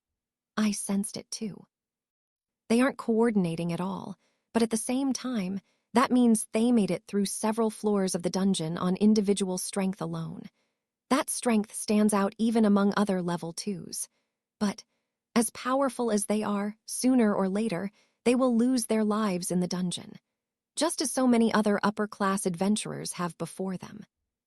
Were I or another instructor to accompany them during their trips into the dungeon, it would essentially be giving them special treatment, and it wouldn't help them grow, either. And frankly, we are always short-handed this time of year. Lots of instructors are stationed in the dungeon during the practical exam, but considering the scale of the dungeon, they can only cover the main routes. They simply don't have the numbers to spread out any farther, especially if they want to protect the students from any irregularities that might occur. And from the sound of it, there have been issues with certain adventurers holding grudges against the elite students of the school district and ganging up on them or otherwise causing problems. Breaking up the third squad and placing the members in other teams would cause problems elsewhere like before. We dearly want to limit complications in the dungeon as much as possible. And just when we were wondering how we could possibly handle this situation, you came to the school district, Rappy, or rather, Belcranel, Professor Leon explains. When Hermes sounded me out about letting you enroll, the truth is, there was a condition for allowing you to come here. In exchange for providing you with the school district experience, we want you to watch out for the third squad. It all makes more sense when Lord Balder explains the deal Lord Hermes struck. I haven't paid any money or anything in order to enroll in the school district. I've just been blessed with an opportunity at no cost to myself. I felt bad about it, but knowing there's a condition like this makes me feel better. Now this feels like a quest.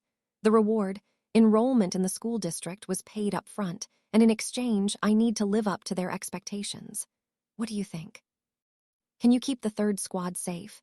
Ah, yes. If it gets truly dangerous, I can let loose. I won't let anyone die. That point, there wouldn't be any problems. I feel confident enough to just say I'd outright. As long as we stay in the middle levels, I can absolutely protect them. Professor Leon seems to approve of my reassuring response. I'm sorry to trouble you when we've already just made a request of you, but could we ask one more thing of you? What is it? It's not just the others. Nina also has what could be called a problem. I'm more than a little stunned by that unexpected turn.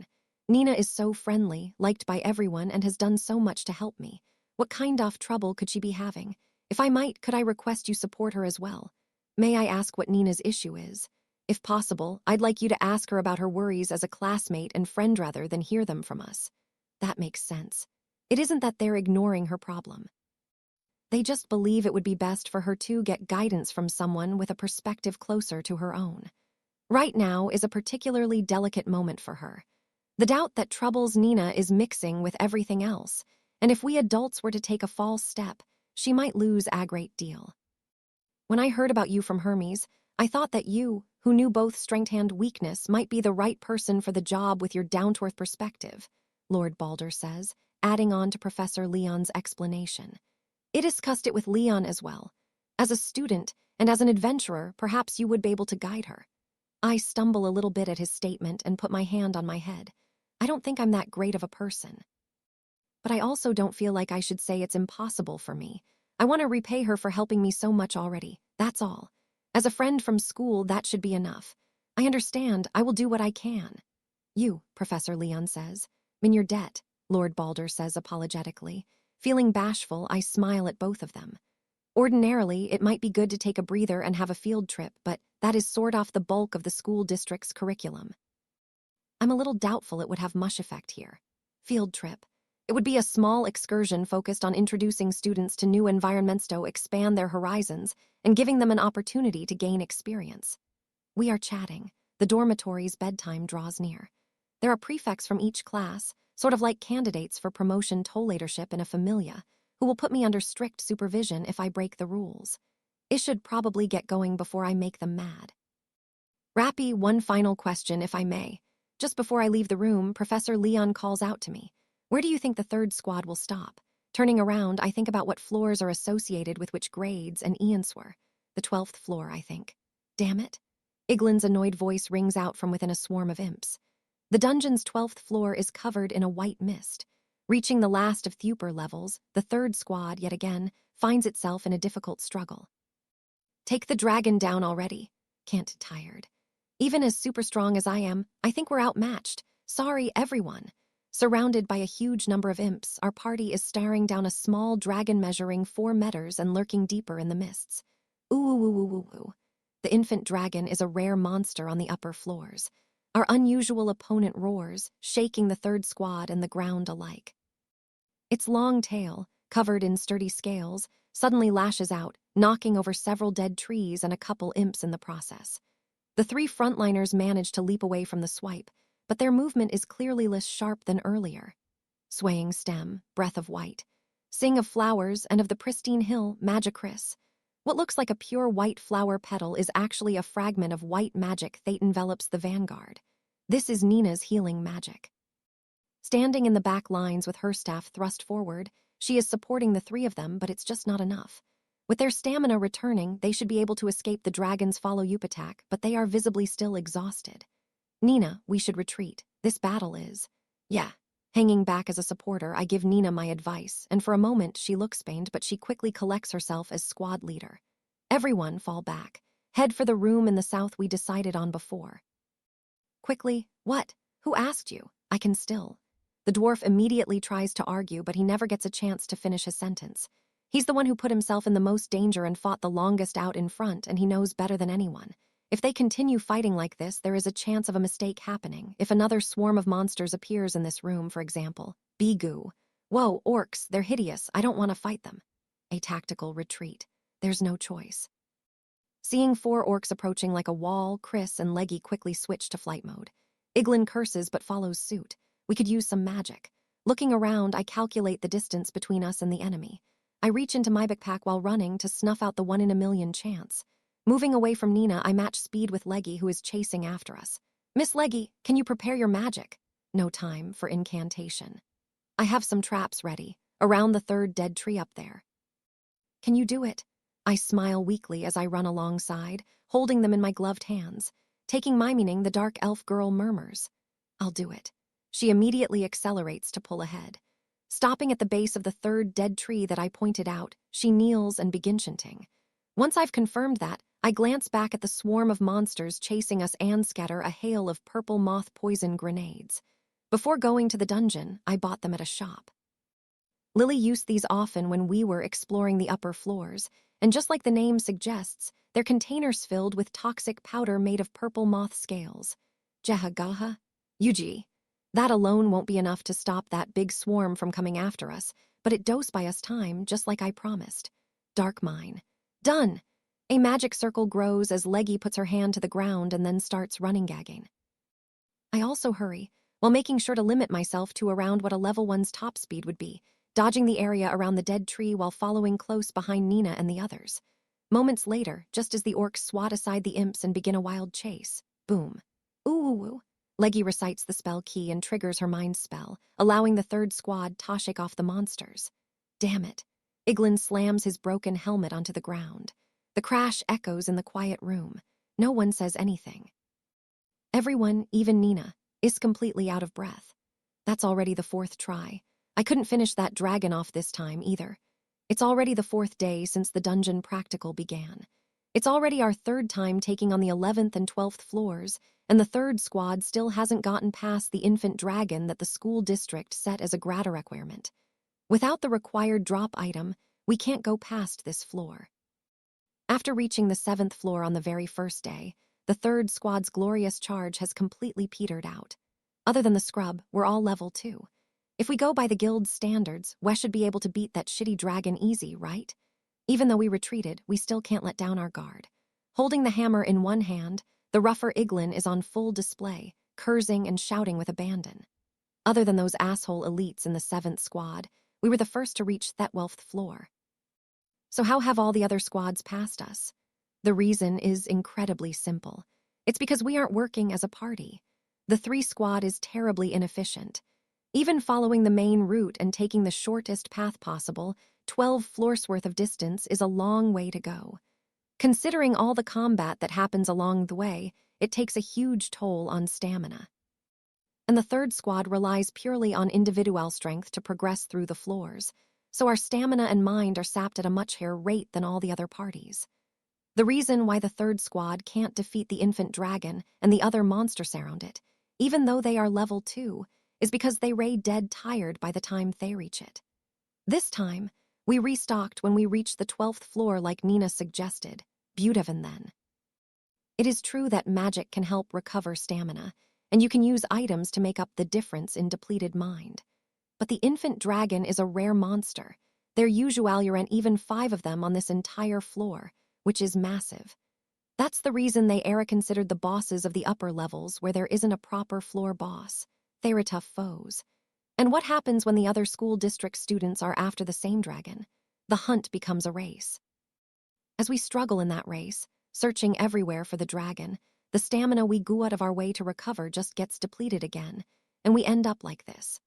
Monster parties can start happening at the 10th floor and down. That's also generally where the number of enemies and number of total fights a party has to endure starts to noticeably increase. It was also a stroke of bad luck that imps happened to be near the infant dragon. Nina's magic is more suited for healing and support. Moving her up to the front line just because she's level 2 isn't a good plan. Giving up her support and recovery would be a dangerous move for this party. We're already out of magic potions, and if we put any more strain on her, our ability to get back to the surface starts to become questionable. Everything is going badly. If it were just a question of making it through the 12th floor, then the 3rd squad could do it easily enough. But defeating an infant dragon now, in this situation, dramatically increases the difficulty. An adventurer who has spent months or years getting used to dungeon diving might be able to manage the fatigue better, but they are the ultimate beginners. This is their 1st day ever in the dungeon. In a sense, being able to almost completely clear Thuper levels in just 4 days marks them out as absurdly talented students. Almost too talented. Unfortunately, The dungeon will still absolutely torment anyone this inefficient and uncoordinated, even if they are level 2. But when I try to say that as gently as I can while carefully choosing my words, Iglin just shouts back, "Tell me something I don't know." I'm sorry. We should leave for today. We're out of items, and it will be dangerous to push our luck. Infant dragons can appear on the 11th floor, too, so it has turned into a big mess-off squads competing to catch their prey. The third squad came down to the 12th floor in a final desperate bid, so when they hear Nina's suggestion to turn back, they scowl, fall silent, and hang their heads. There isn't really anything to discuss, and their silent acknowledgement is about toadside their course when, "Nina, sorry, but can you wait just a little bit longer?" Apologizing in the back of my mind, I speak up. I think the third squad can keep going a little more. It's just instinct, but I feel like it has to be here. When they're almost completely burned out. They haven't hit their absolute limit yet, but they are reaching the end of their rope. If it's not now, the third squad will never be able to change. They've already leveled up, and because they can brute force some things, they've been ignoring teamwork and trying to handle everything alone. So in a situation like this where they can't force it, if they can see that there's a different way, if they taste success after repeated setbacks and experience firsthand the almost unbelievable effects of teamwork, they should be able to learn. Then they can use it again next time. Thenthi can turn it into a weapon. This should be more than possible for the students of the school district. I'm sure this is knowledge and wisdom. When I was alone with Ms. Liu in the deep levels, that was the moment I had to use the very method and opportunity at my disposal to become stronger just to survive. If I can recreate that here, even a little, then they can do it, too. Right now, I feel like precisely because they have their backs against the wall, they have the opportunity to truly grow as a party. Though the truth is, "We can keep going" is one of the most dangerous things to say in the dungeon. If it's this party, it doesn't count as adventuring just yet. We're still okay. I smile as my bangs cover one of my eyes. Nina, Iglin, Leggy, Chris, all of their eyes open wide. Recalling Miss Ina's words, I tell them without beating around the bush that they still haven't crossed that line yet. They made it all the way here with their individual strength. If they can work together, the third squad can go even farther, I know it. Professor Leon and Lord Balder know it, too. That's why they hesitated to disband this squad. What are you talking about? Nothing we've tried has worked right. I've been watching everyone's movements these past 4 days, and I have a plan. The past 4 days, standing at the back as a supporter, I've been studying the third squad closely. My usual position is in the vanguard. At most, I occasionally switch with Ms. Makoto and reposition to the middle of the party, so seeing a party from the rear has been a new experience for me. But because of that, there are a lot of things I've realized. We could really use his attack right now. She just shifts a little there. It would really lower Chris's burden. What would I do if I was in the vanguard right now? While thinking about all those things, I started to learn a lot more about our party. I don't think I would feel that way watching Hestia Familia, even if I hung back all the way in the rear. That's just how skilled Hestia Familia is. But because third squad is made up of students who still have much to learn, there's plenty to point out. This isn't a game. Who's gonna trust some scrub's plan? If it blows up in our face, who knows what'll happen? But Iglin rejects it vehemently, still gripping his hammer. There isn't really a good argument I can make. I've been acting as a supporter the whole time, so I haven't contributed much during combat. I haven't earned enough trusto be proposing a plan. That is a clear failure on my part. If Lily were here, she would sigh about me not following through and closing the deal. As I struggle to think of what to do, "Tell me your plan," says Leggy, who has been silent thus far. I'm listening. Everyone is shocked. What are you even saying? Iglin lurches to shoot down the very idea, but Leggy responds calmly from behind her black mask. His directions while we ran were good. Better than a dwarf's stupid shouting. While Iglin reels from that stinging comment, Chris looks back and forth between all of us, and then for some reason puts his fists at his hips and puffs out his chest. I'm okay with it too, since Rappy's ears and tail are fluffy. I'm sure it will be a good plan. That doesn't really have anything to do with it, and my ears and tail are just a disguise, but for some reason, Chris is willing to trust me too. As the shock multiplies, Nina's eyes meet mine and she watches me, as if remembering all she has seen of Rappy Flemish up until today, and slowly she smiles. I want to hear your plan too. To one, not counting myself. We've decided by majority vote. Iglin is just silent. After growling, he gives up and points his finger at me. If it's a bad plan, I'm not having any part of it. Parties are a difficult thing.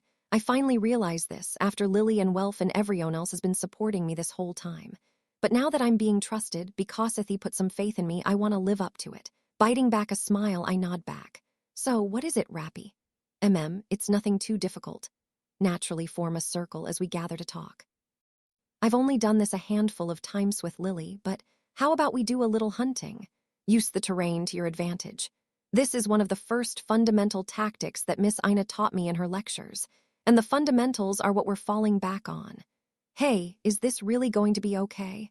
Iglin grumbles hoarsely in the mists. I keep my maybe to myself. Maybe it would have been better if I went out. But this is where the prep is needed most, and I couldn't convince them to let a level 1 supporter take such an important role. I just have to trust them. Finally, as if answering our silent prayers, tremors shake the room. Ooh. An infant dragon tears through the passage and flies straight into our room. And in front of it are a half-elf and a prum. We caught one. As expected of me. Perfection even as a decoy. Nina and Chris are acting as lures, running toward us and shouting. What I asked Nina and Chris especially to do was to scout. It's impressive he can fight on the front lines as a prum, but this time I wanted to make use of his prum's uniquely powerful vision and search for the infant dragon in the mists that are the characteristic feature for this floor. I already knew that a prum's vision works perfectly well on this fog-covered floor. Meanwhile, securing a safe escape route was definitely a job for the sharp squad leader, Nina. Working together, the two of them found a dragonan lured it here. Of course, there are orcs and imps and other monsters following behind the dragon, and our party's still in rough shape. If we fight the monsters head-on, we'll just get overwhelmed again, but dark mine. Leggy has already laid mines all around this room.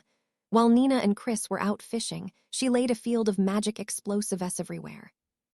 Every time the orcs and imps step on a hidden magic circle, a dark burst off-color erupts, scattering the enemies one after the other. The infant dragon won't go down that easily, but it triggers a mine that leaves its left front leg out of commission. Nina and Chris split to the left and right like we planned, moving to a safer part of the room. There isn't anything special happening. We just took a little time and prepared the battlefield to our advantage. Ooh-rea! Ooh-ooh-oh. Iglin is furiously smashing into the monsters that evaded the mines, and the infant dragon roars as if trying to summon support, but it's pointless. The walls of the room are already broken. The labyrinth prioritizes regenerating itself, so no new enemies will be born from the walls for now. There won't be a monster party. This is the reason I stayed back in this room. While Leggy was setting the mines, Iglin and I went around breaking the walls of the labyrinth. We've turned this room into our personal hunting ground. Set traps, lure the prey in, and finish it. A very simple plan. It was impossible when everyone was just acting independently, but with coordination, there are plenty of ways to make it work. It just comes down to experience. I'm just regurgitating everything I saw, everything I learned on my way to becoming a first-tier adventurer. Even if I can't teach them how to fight like Ms. Eyes or the others, I should at least be able to give them an introduction. Surround it. All that's left is a single dragon. Instead of mist, black embers dance in the air as the third squad attacks from four sides, continually pushing the suffering infant dragon to the limit. And, ooh-rea! With the others' support, Iglin uses a dead tree as a diving board, leaping up into the air and slamming his hammer down on the dragon's back. A fatal blow pierces its scales and its spine, reaching the enemy's magic stone. The infant dragon's throat swells as it cries out and rears back, and then a massive cloud of ash swirls. Please, we all watch with bated breath, praying as we look at the infant dragon's explosion. With a thud, a sharp infant dragon fang falls to the ground. There it eyes. The infant dragon drop. We did it. Why yeah. Chris raises his hands and shouts hooray. And then Iglin cheers too, and Leggy pulls her mask down with her finger and flashes a sweet smile. And finally, as I stand there in a daze, Nina rushes over to me. Incredible, Rappy. It all went just like how you planned. Why, yeah, it worked well. Sorry for making you take a dangerous job. No, not at all. She's more excited than I've ever seen, grabbing both of my hands and swinging them excitedly. I smile bashfully as Iglin grabs the fang and he and the others run over twos. Not bad, scrub, I mean Rappy. No, you all were incredible, Don't give me that modesty nonsense. You're a dungeon geek, aren't you? Everything you said was right on the money. That's why you entered the school district at this weird-ass time, isn't it? I know it. Ah, ah, ha, ha. Iglin laughs and slaps my back over and over. I'm actually an active adventurer, so he's not exactly right, but not quite wrong either. Rappy, you're a lucky rabbit. I'll let you be my guardian beast from now on. Thank you. Yay, why yay, Chris and Leggy are praising me too in their own odd way. As the third squad celebrates for once, I thank them again. Thank you for trusting me as a classmate, Iglin, Leggy, Chris. Not classmates. Friends, Iglin suddenly says, correcting me. Said we're friends. So there's no need for that polite crap. Same for me. From now on, you are a friend parenthesis servant. Me too. They all have smiles on their faces, and before I know it, I'm smiling too. It's a mysterious thing. It feels like the distance between us has shrunk suddenly. A success that we can share as comrades. The longer we suffer together, the greater the joy at the end. This is the dungeon. This is the thrill of working as a party. Even though I didn't plan it, it brought me back to my roots too, and I can feel my heart racing in joy. Nina. Yeah. Finally, I turn to Nina. She can tell what I'm getting at. Nodding, she steps forward with an earnest look on her face. Hey, everyone. This really made me realize this is the dungeon. If we don't all work together, I don't think we'll be able to go any further. The students who previously never listened to their squad leader are now lending her an eye and an ear. So I want to keep working together with you, so that this squad stops being Calajus the leftovers. What about you? I guess there's no helping it.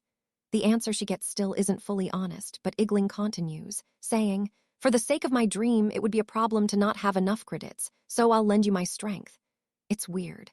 This feels way more fun than when I fight alone. Let's try it again next time, too. The dwarf and Prum's so simple. But okay.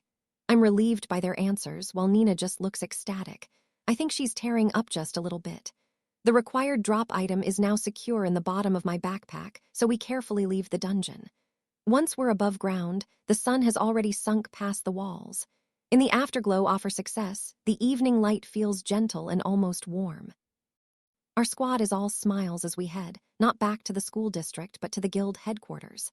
Hey, do we really need to do this? We can exchange magic stones at Babel, too. Today is a celebration. We made it all the way through the upper floors. A tin-a-little exchange spot is unbefitting of our triumphant return. We should hold our head shy and go to the guild headquarters. With his hammer hanging at his back, Iglin is back in gentleman mode. I grimace a little, and Nina's face is a little overcast. But you're the one who said we should get on the same page. Time for you to read Themud. Nina can't say anything when Iglin and Chris are like this, so she simply falls silent. I agreed because I like to get what information I can from the guild boards beforehand after venturing into the dungeon. Though I am a little scared of running into Somyeon, I know. But I'm surprised to see Nina so unenthusiastic. Of course, the reason soon becomes clearer. After we arrive at the guild headquarters and finish the exchange without issue in a corner of the lobby. Is that you, Nina? As Nina quickly tries to leave the lobby, a voice calls out to her. It is none other than Miss Ina. You're Nina, right? It's me, Ina. Do you recognize me? Her matching emerald eyes open wide behind her glasses, and Nina gasps, and Thench looks away and starts running. W8, Nina. Ignoring Miss Ina, she runs outside. The rest of us are dumbstruck, and I look between Nina, who ran away, and Miss Ina, who looks hurt. With a heavy heart, I turn around and go. I'm rappy right now, so I can't say anything. Apologizing in my heart, I chase after Miklasmate, who is behaving oddly. Nina, wait, what is it? Ha. Running into the main street and weaving through the crowd, I give her some space, but also don't let her slip away completely. When she finally stops in the northwest of the plaza in Central Park, I rush over and find her standing in front of the fountain, holding her chest. Sorry, it's nothing. But it's really okay, I'm just pathetic is all. She stares at her feet, and for the first time since I met her, there's gloom in her expression. Shrouded by the dark red twilight, I can't think of anything to say to her. Sorry, Rappy, I'll just go back first. With that, she wanders toward the main street leading to Marin, disappearing into the crowd of people. A bunch of curious gazes start to focus on me as I stand here in my school battle uniform, but I just gaze back in the direction we came from. This may be meddling too much, but I've been helped so much by these two who I'm certain are sisters, so I make up my mind. After retracing my steps a little, I apologize to the others and leave my backpack and other stuff with them. and I get their permission to take a little free time off. Heya. Around when the evening sun completely disappears and stars fill the sky, I spot Hirk sighting the guild headquarters from the back with a sigh. Miss Ina. Huh, B-Bell. I feel bad for ambushing her like this, and her eyes widen when she sees me. Right now, I'm not wearing my wig, and I've taken off the school district battle uniform, too. My disguise is inside a bag I grabbed. After I left the others, I made my way to a back alley on Adventurer's Way, made sure no one was watching, and slipped into the underground store witch's hideaway. The same magic shop I used during the Daedalus Street skirmish, and while running away with Mizsur during our date. It would be bad if rumors spread about a school district student going into Hestia Familia's home, and that was the only place I could think to use instead. The owner, Ms. Lenoa, greeted me with a tired, "You again." After apologizing profusely, I changed into the clothes I bought with my share of the loot I'd gotten from Iglin and the others. Then I came back to the guild as Belle instead of Rappy. "Why are you here? And is it just me, or do you look more dressed up than normal?" Ha. I'm not sure how to feel hearing that the clothes I just randomly picked out are nicer than my usual ones, but I cut right to the chase. The truth is, I was in the guild headquarters earlier, and I saw you and a girl who looked a lot like you. I feel guilty about lying, but even that much is enough to darken Miss Ina's expression, which just makes me feel even worse. It made me so curious that I waited for your shift to end. I wanted to ask you about it, if you don't mind. I know I'm butting into their personal lives, but even so, I can't just ignore it. I don't want to leave Nina or Miss Ina like this. Miss Ina looks a little unsure, but she looks me in the eye and nods slightly. That girl, her name is Nina. She's my younger sister. Miss Ina said it would be inappropriate for her to eat with an adventurer while in her guild employee uniform. So we first headed over to her home where she got changed, and then we went to a chic little restaurant in a neighborhood on the north city off the city. It has expensive glass windows instead of the usual shutters and feels safe enough for the upper crust of society to pay it a visit over an adventurer's bar. Once we're seated at a small table, Miss Ina starts talking over dinner. She's 6 years younger, and honestly, I only have one memory of her. What do you mean? That is a bit of a large gap in age, but why only one memory? Soon after she was born, I went to the school district. Our mother is frail. Our father was always working so hard to get the medicine she needed, but even as a child, I wanted to do something for her too. I actually wanted to start working immediately, but Mother said if I was going to do that, then she wanted me to at least go to the school district first. Hearing about her family situation for the first time is more than a little shocking. Miss Ina entered the school district when she was just 6 years old. When Nana was born, she set off alone and entered the world of scholars. She scoffs at herself a little when she explains the reason she chose to work at the guild after graduating was initially because the pay was high, so she could send more back to her parents. I almost never went back home, and I doubt Nina remembers me at all. If anything, other than the general idea that she has an older sister at all, she might consider me a complete stranger. That's.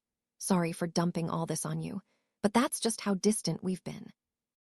I canly just barely remember her as a baby, and when I finally managed to visit home again, Nina had already left to enroll in the school district herself. I'm just stunned by the story of how long the two of them have been apart and how much distance separated them. I'm sure Nina went to the school district for the same reason as Miss Ina. Being far away from your family because you care about them and want to help. Maybe it's a fairly commonplace story in the mortal realm now, but I can't help finding it a bit awful. I did write letters. To my parents, of course, but also to Nina while she studied at Hess School District. I wrote her saying that it might be strange, but I am her sister and that she could always talk to me if something was bothering her. When I got a letter back, the writing was awkward, but I was so happy. Miss Ina was smiling throughout her story, but now her expression darkens. Then at some point, she stopped returning my letters. I thought maybe she was busy, or maybe it had become a bother, or maybe she hated me acting like an older sister even though she had never really met me, and I had never done anything for her. So I stopped writing to her too, she confesses sadly. My parents said that none of that is true, that Nina cares about me, but I was scared. So this year, when the school district came back, I found it hard to just be happy. If I'm being honest, I was a little scared, because Nina was on that ship. So that's it, the pained look I saw in her eyes whenever she talked about the school district and back when we were in Marin. That was all because she was thinking about Nina. So, when I saw her today, it felt more like I was meeting her for the first time. But you immediately recognized Miss your sister right away, didn't you? You called out to her yourself. I could tell. She was wearing the school district uniform, and she looks just like her mother. Miss Ina's smile returns for a brief moment, as if she's remembering what happened earlier today. She mentioned that Nina looks just like their mother, but to me, they both look incredibly similar. I think almost everyone would recognize them as sisters. It seems like Nina doesn't want to meet me. She ran away, so I guess she really does hate me. Miss Ina forces herself to say it like a joke, but now I'm all caught up. With that, I feel like I understand a little bit of their relationship. Professor Leon said that Nina has a worry weighing on her, too. Is that at least somewhat related to Miss Ina's problem? He said I should ask her directly, but can I really do that? At the very least, I don't think I should force her to spill everything. It sort of feels like what Nina is dealing with is even more complex than Miss Ina's concerns. And it isn't clear to me whether I should be sticking my nose into their problems. I'm going to have to think this over carefully. But even so, Miss Ina, I don't think no. I'm sure that your sister doesn't hate you. I don't think she would make such a pained face after seeing someone she hated. Nothing else. I can share what I noticed while watching both of them in that moment. Nina's speechless face when Miss Ina called out and her fragile expression lit by the setting sun as she ran away, neither of those looked like hate to me. As I stare deep into her eyes, which are just like Nina's, I reassure Miss Ina as best as I can. Miss Ina freezes for a moment as if in shock, and then she starts to tear up as she smiles, forgetting her sadness for a moment. Thank you, Belle. And no. If anything, I should apologize, butting into your personal life as an outsider. No, not at all. I'm glad. Coming back to my senses, I reflexively apologize, but Miss Ina gently shakes her head. Seeing her smile gently with flushed cheeks, I can't help but find it charming, giant fool that I am. Before long, I feel bashful and can't stop smiling nervously. Miss Ina giggles a little and covers her mouth. Then, with amazing timing that's got to be either intentional or just a fun extra for putting on such a heartwarming show, the waiter pours a pretty amber liquid into Miss Ina's empty glass. Since I have to go back to the school district after this, I am drinking juice. We thank him and raise our glasses in a toast. Thud. There's a dull noise from beside us, where we're sitting by the window. There shouldn't be anything other than a window facing the street here. I glance over to check and see. BLL. My goddess and Lily are pressing their faces up against the glass, staring at me with dead eyes. Woa. Kaya. Miss Ina and I almost fall out of our seats with a shout. Looking closer, I can see Welf and Ms. Mikoto and just about everyone in Hestia Familia outside the window. In my head, I shout, why? Goddess and Lily stop pressing their faces against the glass and run around to the entrance, burst through the wait staff who try to stop them, and tear through their storant. What are you doing, Bel? Gee, Goddess, why are you here? Answer the question first, please, Mr. Bell. Aren't you supposed to be dealing with your quest right now? Lily, I had something I needed to ask Miss Ina, so I just slipped out is all. I can't stop trembling as the intense pressure feels like it'll drag me down into Thebes. Even though I'm not doing anything bad, I still feel like I have to explain myself, especially when their eyes flare. That's terrifying. Who would believe that? Immediately, a thunderous shout slams into me. My ears. Look at you, owl dressed up. You were planning to seduce him, weren't you, little Miss Advisor girl? I would never do that, Goddess Hestia. It would just be inappropriate for me Tobe here in my guild uniform, so I had to change clothes. You most certainly did seduce him. That teary-eyed, womanly affectation, you were trying to take pure and innocent Mr. Bell home with you. Lily sees through you. That isn't true at all, Ms. Erd. Miss Ina's face is bright red as she also gets interrogated, and I have no idea what's going on anymore. Please, can someone explain the situation to me? Sir Bell, a secret note from Lady Sir was delivered to the home by a stone-faced Lady Hearn. MS. Mikoto explains, having followed our goddess and Lily into the restaurant with the rest of the familia. It urged us to hurry, saying that there were signs of an enchantress near the white rabbit Sir Hegni was tailing, and it came with a map attached. To us, or rather to Lady Hestia, because the Einherjar might let you escape. I was tailed. By Mr. Hegni. How? I didn't notice any suspicious gazes at all. Is he an expert in not scaring pets or something? It shouldn't be possible to infiltrate Ringhorny, so Has he been watching me the whole time I've been in Arario? What is Ms. Sir doing? Picking up where Ms. Mikoto left off, the battered Welf's edition is so crazy I don't know what to say. That girl from the bar was caught and restrained at the benevolent mistress, apparently. And it was hard to hold down the goddess's attendant when she started rampaging after completing her lady's order. It looked like she was forcing her way into the kitchen to grab a knife when we managed to subdue her, but GH, my heart freezes over. Even though I wasn't there, I can totally see it playing out in my head. Does that mean Ms. Hearn is after my life again? As my face grows pale, Ms. Haruheim keeps looking back and forth in a panic between our goddess and Lily, who are arguing with Miss Ina, and it looks like she's the only person who isn't upset. Or rather, Ms. Liu is looking at me with a blank expression. She's the scariest of them all. You've been cycling through women ever since you left home, haven't you, Belle? I have not. I've been studying. No, you can't be sure, Lady Hestia. Lord Hermes might have given Mr. Bell some bad ideas. Please believe me, Lily. More importantly, Belle, you haven't answered my confession yet. Hoo ki. Goddess, Lily, and Miss Ina shout, and I shriek in a weird voice. Why did you say that now of all times, Ms. Liu? Belle, is that true? That she confessed to you, wait, there was something like that during the war game, wasn't there? Right, that was broadcast to Arario through the divine mirror. Wait, Lady Liu. Why did you suddenly slump to the ground? Your face is like the most ripened of strawberries. The whole city in front of everyone, my confession of love, they heard everything, eternal shame, save me, a lies. Don't self-destruct after you add oil to the fire, you clown. What is going on, BL? Please do explain, Mr. Bell. We won't let you go until you tell us everything. Or other, come back home at once. Sorry, Belle. I really should have stopped them. I'm sorry for being trash. Miss Ina moves closer, and then stops as if remembering something. Ms. Mikoto is horrified, having seen the elf suddenly collapse. Ms. Haruheim is flustered by the ness of the elf, who looks like she might burst into flames any moment. Ms. Liu is covering her face and kneeling while still trying to mumble something. Welf shouts angrily, and Goddess and Lily both unleash their wrath. And also, though I must be imagining it, I swear I can hear Mr. Hegney apologizing. This is absolute chaos, and I want to just give up and faint. First, though, I apologize to the staff of the shop with all my might for causing them so much trouble, and then make a note never to show my face here again. Rappy. It's the middle of the night, just as the date is about to change, when I finally Managito get back to the school district after that unmitigated disaster. Ordinarily, the gangway, the control layer that connects the ship to the port, would be closed at this time off night, but for some reason it's still open. And standing in front of it is Nina, looking worried.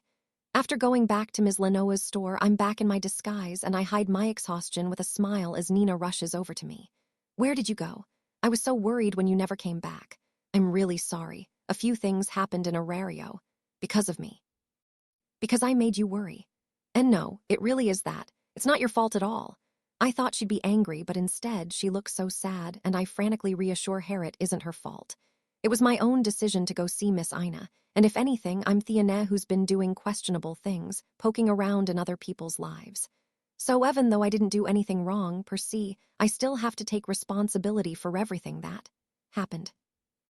Anyway, I just wanted to let her know there's no reason at all for her to worry, but Nina senses something is off. Liar. The look on her face is a little sulky, a little reproachful, and also a little happy. After the trouble I caused you and everyone else, I guess we're even. Really? I don't really feel like that happened, but I guess if you're willing to call it even, that would be nice. Putting a hand to my head, I just blurt out what I'm thinking, and this time, Nina giggles gently. Seeing her finally crack a smile, I feel relieved. Let's get back to the dormitory. Tomorrow is a day off from the dungeon practical, but there's still training to do. About that, but could I go for an internship tomorrow, Nina? With everything that happened tonight, I'm under strict orders from Lady Hestia to come back to the Familia at once. As far as the school district is concerned, internships in Arario are something students sign up for on their own. As long as you inform the instructors and get permission, you can go whenever. I've heard a few students in the combat studies major have already done several internships. While it isn't ideal to miss the third squad's training, my request shouldn't be too unnatural. But Nina is clearly shaken. Rappy, you've already decided the path you want to take. MHMM, I wanted to be an adventurer, so I guess. When I fall back on the background that Professor Leon gave me, Nina looks down and murmurs, right. Nina, Sorry. I'll go start the elevator up. I'm sure Alyssa is going to be really angry. She gasps, quickly puts on a smile, and starts climbing the gangway. I can hear the sound of waves. The sound of the wide seas carries across the brackish lake. I watch quietly as she disappears into the control layer. The springtime of youth. Lady Iden. Sweetness and bitterness are the polka dots adorning life. Now say it with me, Ayaharu. Ayaharu. Copying the beaming, blonde goddess who appeared from the other end of the gangway, I hold a hand up toward the starry sky. I'm sure she negotiated with Lord Balder to keep the gangway down for Nina and me. I seriously consider what Ayaharu is supposed to be while feeling deeply grateful for the goddess's mercy. Ultimately, I still have to write multiple paragraphs of self-reflection and a formal apology. Incoming. 1 o'clock. Lily's sharp warning rings out. Hearing the hum of insect wings in the bark-clad labyrinth, she focuses the entire party's unwavering battle spirit in a single direction. I'll get the gun libelulas. Welf, take the deadly hornets. Got it. We split the vanguard, with me taking the swarm of gun libelulas that have a long-range attack, while Welf, gleaming with the telltale glow of a level boost, tackles the deadly hornets that just appeared. I'm wearing battle clothes, my Goliath scarf, and the new armor Welf forged for me. My gear is like an adventurer, instead of a student, for the first time in a while now. The school district battle uniform isn't bad, but this really does feel more natural. I can feel something thrumming inside me as I let loose with my level 5 status. Not using Firebolt, I just immediately get close and disassemble the swarm of gun libelulas spinning through the air like tops. Before, if I pushed forward without thinking to reach enemies taking potshots at us from a distance, it could potentially leave Lily or Ms. Haruheim exposed. But now, Haruheim, duck. Why, yes. Now we have the ultimate floating guard, Ms. Liu. As a swarm of mad beetles attempts to flank the party, she passes through them liketh wind, and with what seems like just a simple touch with her new Alv's Eostisha, anal most deafening chain reaction of ash explosions takes them all down. We're currently in a full-on melee. Seeing a battle-hardened adventurer effortlessly reposition and displaying such incredible skill in targeting monsters. Cores so none of them can sneakily grab a magic stone without us noticing. I realize all over again exactly what it means to be level 6. And, as if collecting on the instruction she gave Ms. Haruheim moments earlier, Ms. Liu throws the smaller of her 2 swords. The blade slips just over where Ms. Haruheim ducked in her Goliath robe, seemingly whiffing, only to slam into a crack in the bark of a monster that just appeared moments ago, piercing its chest. Jisha. The moment the lizardman was born, it was already crumbling into ash. When facing monsters in the dungeon, what is the optimal way of dealing with them? When that question came up in discussions in the Familia before, Ms. Liu's simplings were as she swept the home was, the moment right before or right after they airborne from the walls. It's certainly true monsters are uniquely vulnerable in that moment. They can't do anything while they're being born, but sensing a monster's presence aright as they are about to emerge from the wall is an incredible feat. There's no way we can do it. Not the current us, at least. Maybe Ms. Mikoto, with her skill, could just barely put it into practice during the chaos of combat. Ms. Liu, who innately has a level of perception comparable to Ms. Mikoto's skill, is unmistakably the strongest person in Hestia Familia. Thanks to her, our party has gotten way more stable. Now we can prevent any flanking or back attacks targeting Lily or Ms. Haruheim, and a perfect defense ironically frees us up to focus on attacking. The vanguard can just focus on the enemies in front of them without worrying about anything else, making the force of the party's advance even more destructive. Glancing at the utterly reliable Ms. Liu, her sky-blue gaze meets mine, and she immediately looks away. I can see the blush spreading even above her mask, reaching the tips of her pointed ears. Embarrassment scorches my body too, and I feel just a little bit dizzy. We're currently on the 22nd floor, in the colossal tree labyrinth. As expected, I received permission to do an internship, so I reverted to being Belland returned to Hearthstone Manor, where I underwent a thorough interrogation that left no stones unturned by our goddess, who had been waiting all night.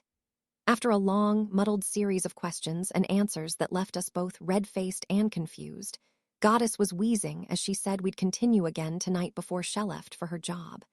When will I be able to strengthen my resolve enough to answer Ms. Liu? But either way, since I didn't have any plans for the day, I decided to go with everyone else into the dungeon. And now here we are. It hasn't even been 4 months since the first time I set foot on this floor, has it? Hestia Familia has already grown enough to be able to easily explore down below the 20th floor on our own. Mr. Bell, Ms. Liu, focus. We're in combat right now. That Ayaharu's sickly sweet eyes meeting stuff belongs in school, not on the battlefield. Sorry. Sorry. Immediately noticing our delayed reactions, Lily shoots us a stern warning. Is Ayaharu a new term making the rounds or something? I want to cry a little bit at messing up bad enough to make our strategist angry event though we're a level 5 and a level 6. Still, the party manages to deal with the whole wave of monsters that just appeared. Which is when, even though we are in combat, I look back.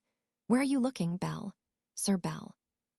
Welf beside me shouts, and Ms. Makoto, who is a little distance back behind me, looks confused. Ms. Liu, who is attacking monsters to the side, also glances over as if noticing something. I immediately apologize and tear into the enemies in front of us with Welf. After splitting a sword stag in two, we tear into the large mammoth fool, finishing the fight without any issues. Ms. Makoto, may I? After the long fight ended, we could finally take a little breather. Once I finished gathering up magic stones and drop items with everyone, I approached Ms. Makoto, who is refilling water bottles. Yes. In that last fight, since Ms. Liu was staying back in the middle guard, I was thinking it might be okay for you to move up to the vanguard, maybe. In order to improve our coordination and our situational awareness, I share my thoughts. That position was fine, but if you moved up to the vanguard, I could push even farther forward, and I think I would have been able to focus all the forward enemy's attention on me. And then the party would effectively be a bit safer, I think. I see, that's true, sorry, I hadn't considered it that far ahead. No, I'm not blaming you at all. Sorry for saying something so pompous sounding. Before Ms. Liu joined, as an all-rounder, Ms. Makoto was the Familia's anchor. Using her skill, she always protected the back lines. Her focus being more defense-oriented is, if anything, proof of how much she has done all this time, so maybe it's a bit rude to say it. I end up just apologizing lamely over and over. At times like this, I can't help but feel that I'm not really suited to being a leader, and Lily looks dumbfounded watching me. Lily, what is it? Nothing, you just took the words right out of Lily's mouth. Hey, I'm sorry. You don't need to apologize. And the part about focusing the enemy's attention is something Lily couldn't say, having not experienced fighting on the front line. She stares at me, examining me from head to toe. Mr. Bell, have you gotten kind of smarter? My eyes swirl at her unexpected question. I think so, too. Today you seem to feel somewhat more intelligent. Or intelligent. Haha, that's becoming a first-tier adventurer for you. Really? MS. Haruheim and Welf's comments don't quite feel right. The idea that your brain can go faster because of leveling up, well, there might be a little something to that, but as I cock my head, Ms. Liu, watching from a little distance, points out the biggest change. You're gaining a broader perspective. Her quiet, clear voice draws everyone's gaze. Bell, you've more or less mastered combat on an individual level. When we fell into the deep floors, you instinctually knew how to lure enemies and cover your blind spots. That sort of thing. Not to get too self-conscious, but I can agree with that statement. It felt like my whole world opened up when Ms. Ises and Ms. Liu's teachings clicked together. If that's what she means, then that weapon is definitely in my arsenal now. After being trained by Mr. Ulfric and his brothers in Folkvanger, my awareness off me blind spots is sharper than ever. Your field of vision is expanding to include not just yourself, but the whole party. MS. Liu continues. The perspective from the back lines, then, Lady Liu. WHO, wait a minute. Then my whole reason for being here is. That is not quite right, but not quite wrong either. But do not worry, Lilaluka. Your perspective and his field of view are different things. Liu answers like the reliable eldest sister of a family, reassuring Lily and answering Ms. Makoto at the same time. If I had to give it a specific name, I would call it tactical awareness. Tactical awareness. A commander like you, Lilaluka, surveys the entire battle, guiding the party as a whole, while Bell responds to the ever-changing tactical situation and chooses, or perhaps shares, the moves the party should take. A high level, Lily's vision encompasses everything, whereas my field of vision is more focused. Being able to deal with things that Lily can't immediately respond to with people in the vanguard, and the formations center is undoubtedly a strength. It should decrease the burden on the commander and allow a swifter and more granular response, or so Ms. Liu explains. Increasing our reaction speed and ability to wipe out the enemies is useful for the party. It is also valuable for people in similar positions to be able to share the same perspective. The commander can take those movements in from the back and build upon them to unlock more strategic options, giving us more flexibility. Hearing that, Welf and Ms. Mikoto murmur in understanding. It's true. I've always prioritized just charging in from the front as an attacker up until now. With Ms. Liu in the party, the stability has increased, giving me an opportunity to catch my breath and take stock of the battle. Most likely, this concept of field of vision is something Ms. Liu has refined ever since her time in Astria Familia. The ability to make tactical decisions on the front line without having to wait for detailed instructions or directions from the rear. A lubricant for the party, the ability to direct. Maybe someone in Astria Familia taught it to Herence as well. I'm sure this growth of yours is from studying at the school district. Thought your time in the school district would be a good opportunity for you to get some rest, but you turned even that into material for growth, Ms. Liu says with a smile. I'm a little embarrassed being praised so openly, but I'm also happy. The time I'm spending at the school district is not being wasted. Maybe even my ability to direct the 3rd Squad's hunt was thanks to my new experience as a supporter and also the fruits of my combat lessons. I'm pleased to be allowed to study at the school district, and I'm proud that Nin and the others are being praised by extension as well. That we've reaffirmed our coordination with Belle, should we start heading back? It's a long way. Yes, we've gotten quite a lot of magic stones and drop items, too. The take really is better when we have our lucky rabbit. Ha ha ha. And after a few more battles, we leave the colossal tree labyrinth. I'd like to get back home before Goddess returns from work. Mr. Ulfric and his brothers are watching Hearthstone Manor today, while also guarding against Enion after Ms. Haruheim, so I'm a little bit worried. And I have to get back to the school district before it gets too late. As I enjoy a satisfying sort of exhaustion that comes with living a busy double life off an adventurer and a student, I hear a shout. You, school district brats, don't get cocky. Can you not be a little more refined? Adventurers really are all ruffians.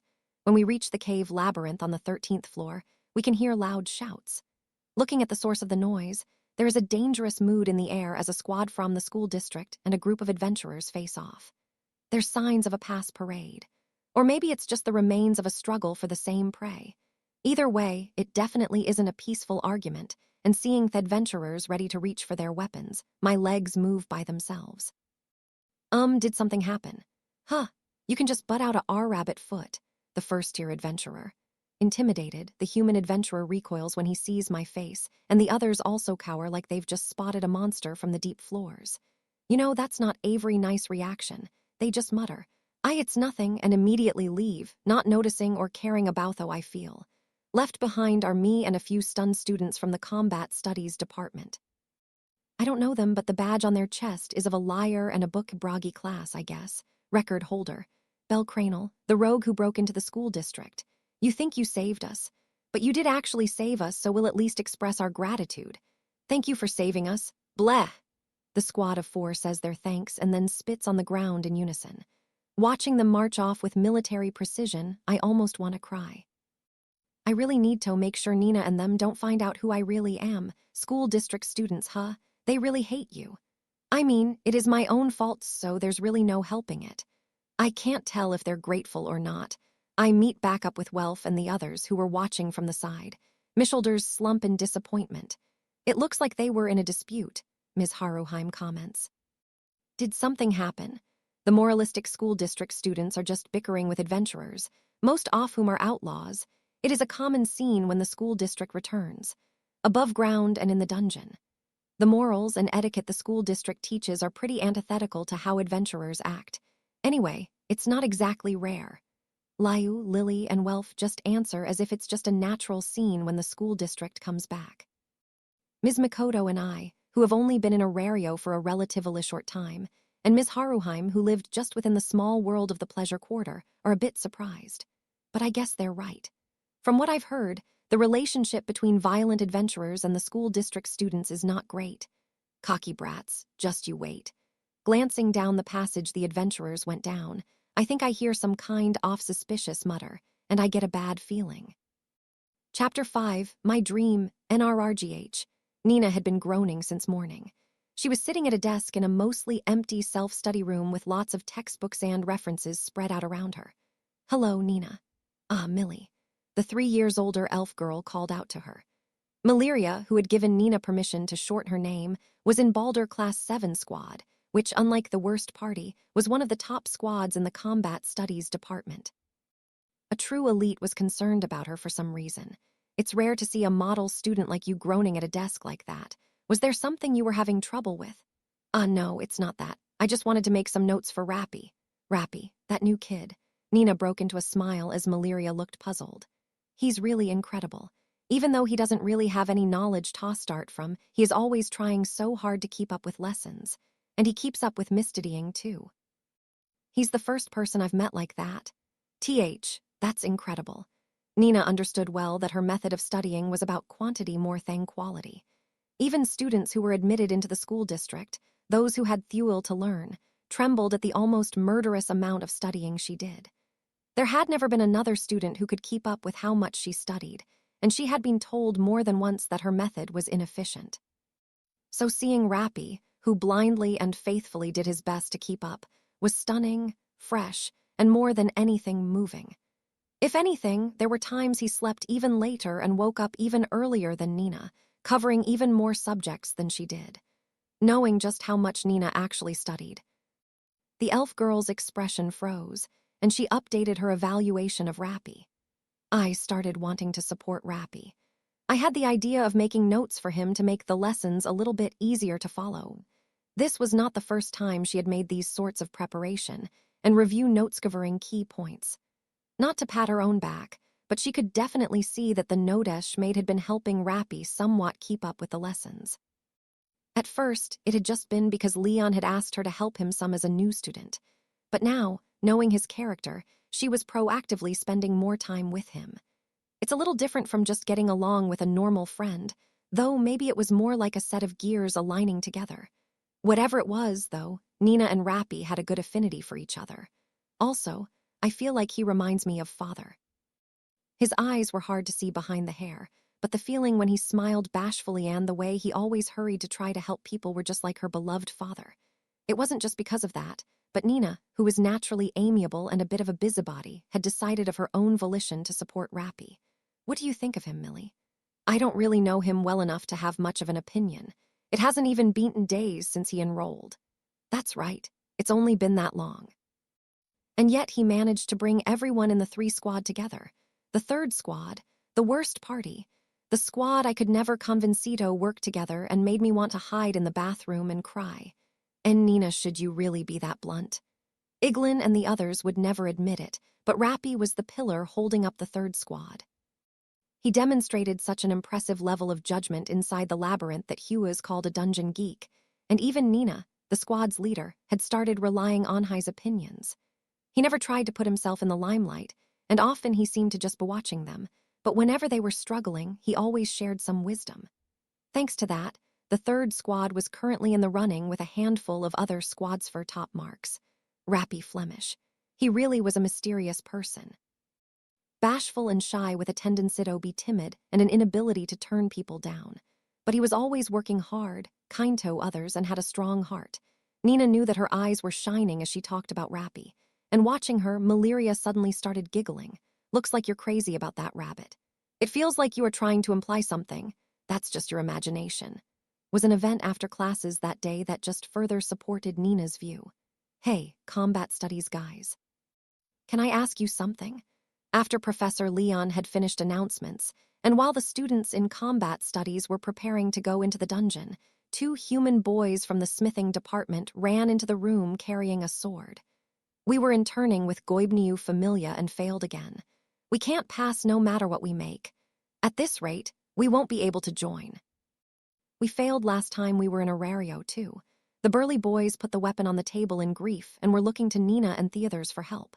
The students from combat studies gathered in a circle to see what was going on and begin the school district standard airing of opinions. It looks like a solid Magitech weapon to me. Yeah, if anything, isn't this kinda ace? I'd love the chance to use it. HMPH. I can make better weapons myself. Asked you, Iglin. Weird-ass dwarves can just pipe down. As the classroom grew louder, Iglin snorted and picked up the sword, producing a blade of light. There was a stunned squeak from somewhere in the room. Rappy. What is that sword? It's just a Magitech weapon. Ah, right, this is your first time seeing one, isn't it? I'm the only one in the third squad who uses Magitech gear, and I don't use it in the dungeon.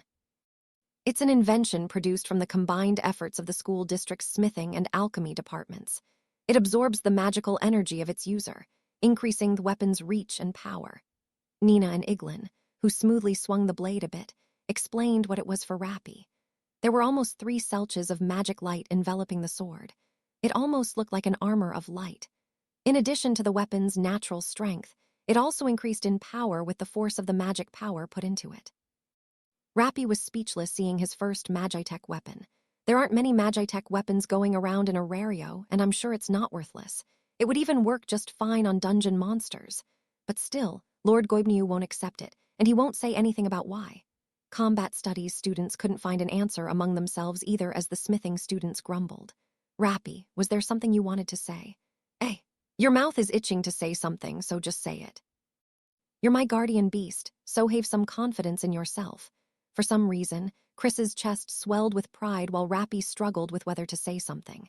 Everyone's gazes turned to him, and he recoiled a bit before nervously beginning. This Magitech part is probably easily broken, right? Hey, watch your mouth, new kid. The instructors can all vouch for their strength. There hasn't been any Magitech gear broken during the dungeon practical this year. Smithing students glared at Rappy, hitting him with their complaints as he hurled again. Ah, no, I didn't mean like that. He tried to put his thoughts together and carefully picked his words.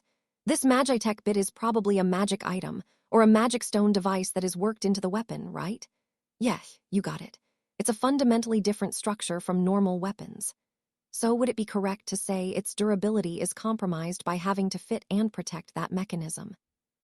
Compared to a normal weapon, yes, but only just barely.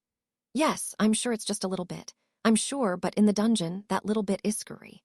The smithing students started listening intently as Rappy continued. When a weapon breaks in the dungeon, it's like losing a limb is something I've heard before. Even if you bring multiple weapons while exploring, there is a limit, so I think Arario adventurers probably value weapons that can last longer. Arario's blacksmiths were almost universally highly skilled, and their weapons' durability and other abilities were all top class. So given that, sacrificing durability in order to add Magitech functions was a fatal trade-off in Arario's market. That was what Rappy was getting at. The school district's Magitech weapons were high quality and capable of enduring real combat, but the slightest difference in longevity could be the line between life and death in the dungeon. The students, Nina included, were all stunned by the realization. For mages who don't really get into close-range fights that much, this Magitech bit would be good, I think. But no matter how amazing a weapon is, if it is less durable than a normal weapon, I think it will be hard for an adventurer to choose it, yeah. Time froze as the students listened to Rappy speaking almost with the voice of an actual adventurer, and then he slipped back into a nervous student's voice to finish. I see. So Arario's adventurers care more about durability, the ability to keep fighting, over absolute peak output. Right, that makes sense, since consecutive battles are the norm in the dungeon. Yeah, when you get into the deeper floors, or when you're in the middle of Inkspedition, you can't always maintain your weapons perfectly. And a Magitech weapon needs more careful maintenance than a normal weapon, too. Even if you bring a blacksmith along with you, you need a dedicated facility to really give it the attention it needs. Nothing else, it would be hard to pick as your main weapon. So we have to consider the people using the weapon and not just the weapon's abilities. All of a sudden, the students began talking again, like fish in water. The smithing students in particular patted Rappy on the back over and thanked him for giving them some hope. After he shared his thoughts, excitement filled the air as all the students gained a brand new perspective. Rappy, you should have a little more confidence and share your opinion more. And Nina. Professor Leon said it before, right? Sharing opinions is important. Thanks to you, we've all gotten just a little bit wiser. That's really impressive. Nina was pleased by the scene and went over to Rappy, telling him to speak up more. And the rest of the third squad was in agreement. If you mess up, we'll correct you as many times as we have to. Don't be afraid of mistakes. Yeah, this is the school district. Well done, Rappy. As expected of my guardian beast, my intelligence is going to start shooting up. With Iglin, Leggy, and Chris saying it too, the boy who had been stupefied at first nodded happily and said, "Okay." Rappy really is incredible. The excitement did not fade as Nina left the room with a smile on her face to change into her battle uniform for the dungeon practical. Even though he usually felt like a little brother who needed to be taken care of, there were times he would show a more reliable side, like a dependable older brother. That was Rappy's charm, and that was why Nina couldn't take her eyes off him. She often found herself looking for him, and when she saw him, her face would light up and she would run over to him. Sometimes I feel like an older sister watching a kid brother grow, and sometimes it feels like such a reliable older brother. Thinking back on how she was behaving, she had a bit of a bitter smile. Even though I can't say a single word to my real sister, her expression darkened as she left the schoolhouse just in time to run into some friends. "Nina, going to the dungeon now?" "Ah, yes." "Are you studying, Betty?" "That's right, cramming for the exam." It was the three girls that Rappy had met on the first day. They were holding textbooks in their arms and looking exhausted as the real exam loomed before them. When their eyes met, the girls spoke up as if making up their mind. "Nina, you should take the guild exam with us. You worked so hard. It would be a waste not to. Why not come back to the education department?" "But I only got a C on the guild practice exam." "My grades are even worse than yours. And 5 years ago, there was the miracle of Fraught. She passed even though she got a Z on the practice exam. I'm sure you can do it, Nina." Her friends all encouraged her. Looking down, Nina forced herself to smile and apologized. "I'm sorry, everyone. I've given up already. I'm in combat studies now, good luck." With that, she left. She could feel the lonely gazes of her friends on her back as she turned at the next corner. Leaning against the wall in a deserted alley, she fought with all her might against emotions filling her breast. "I'm sure Rappy has already decided on the path he's going to take," she murmured quietly. Even though he had entered after her, he already had a goal or maybe even a dream. And in that moment, that fact made her feel unbearably, hopelessly miserable. She looked up at a dazzlingly clear sky, but the beautiful blue had no answers for her. After coming back to the school district from Hestia Familia, the days went by swimmingly for me and the third squad. Thanks to experiencing both hard times and a sense of accomplishment together in the dungeon, everyone's awareness has increased. While on the ship, we work Tojthurin coordination, and in the dungeon, we progress at a solid pace, even managing to safely reach the 14th floor. I haven't probed too deeply into the issue with Ninethat Professor Leon asked me to help with, but everyone in the squad is doing their bestow work together now, at least. The morning of my 10th day of school life, the 7th day of the dungeon practical, arrives. Today's the day. Let's go to the 15th floor. The third squad is fired up to finally set foot onto the deepest floor that the school district has allowed for student exploration. No one has any arguments against Iglin's shout. Gathered in front of the school district's main entrance, as it undergoes an overhaul in the giant dockyard, we all nod and set out for Arario. Passing through the southwest gate of the city like always, we go to the guild headquarters to take care of the paperwork. No one pushes Nina about her situation anymore as she waits outside the guild. We're just waiting for her to tell us more as we finish the paperwork for today. I see Miss Ina looking around at the students in Thelabi, but I can't say anything to her right now. I feel bad for her as I go to the guild's big notice board. Useful information? No, it's mostly just quests. Iglin leans on the backpack I'm carrying as he checks in with me. Rappy Flemish is currently the third squad's supporter and resident dungeon geek, not combat ability whatsoever, but a useful source of information and insights. If I wanted to put it nicely, then I guess it's a position sort of like Lily's. Not that I would ever claim to be on her level. I make a point of checking the information for the floors 3 above and below or target floor at a minimum. That is the standard Lily set for herself, and I'm copying Thada's the third squad's supporter. And while performing that routine check, I cock my head at something. What is it? Nothing, I'm just a little curious about this monster Rex information. The floor boss of the middle levels, Goliath, has an approximately 2-week interval, and when I see the report on it, something feels off. The board says that the next interval should be 2 days from now, but it was 14 days ago when the last big banquet after the war game was held in Mr. Bohr's, and the others returned to the 18th floor after that. Given its role as a safe point, The people in Riviera are the ones who usually slay Goliath. They should have taken care of it this time too, since pretty much every family left the dungeon and waited above ground until the Great Familia War was over. So Goliath, which was born on the 17th floor, should have been left alone for a while. So the earliest someone could have defeated it was Mr. Boers and them 14 days ago, which is at odds with the report saying it happened 12 days ago.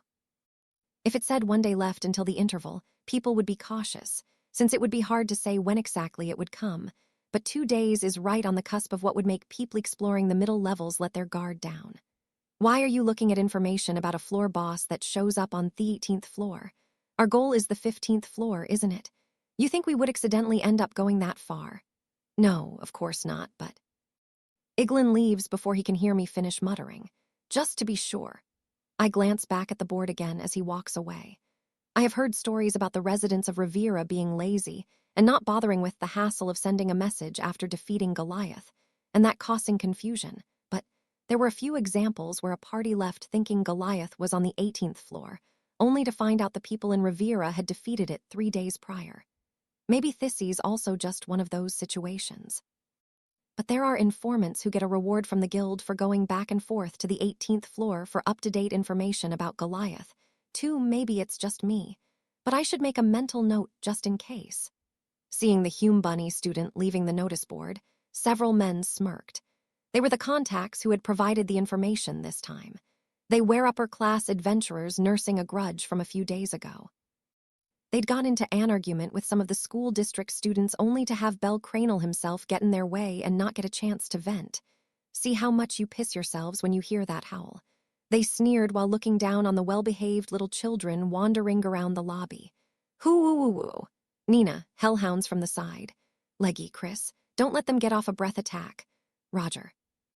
Leave it to me. I'm carefully searching for enemies from behind Nina, and when my alert goes up, 3 squad responds fluidly. The pack of hellhounds coming from 3 o'clock is scrambled by a dark elf leaping off the walls and ceiling, and once they show an opening. Chris shoots across the ground, getting close and unleashing a big swipe with his body-length sword. The cheerful sound of monsters being split in 2 rings out as Iglin, who stayed on the main passage, breaks through with the support of Nina's magic blade. Ooh-ria-ah-ah-ah, GHG. His hammer slams down, shattering 3 crystal mantises. Iglin's battle mode roar echoes in the cave labyrinth as we finish the combat without issue. Right, the 15th floor isn't any trouble either. Pick up drops, quickly. I'll help with the magic stones, Rappy. You, Nina. While Iglin hoists his hammer in joy, Leggy complains as she and Chris quickly gather drop items, and Nina puts her magic shortsword back at her hip before helping out with the magic stones. No gaps even in the after-battle cleanup.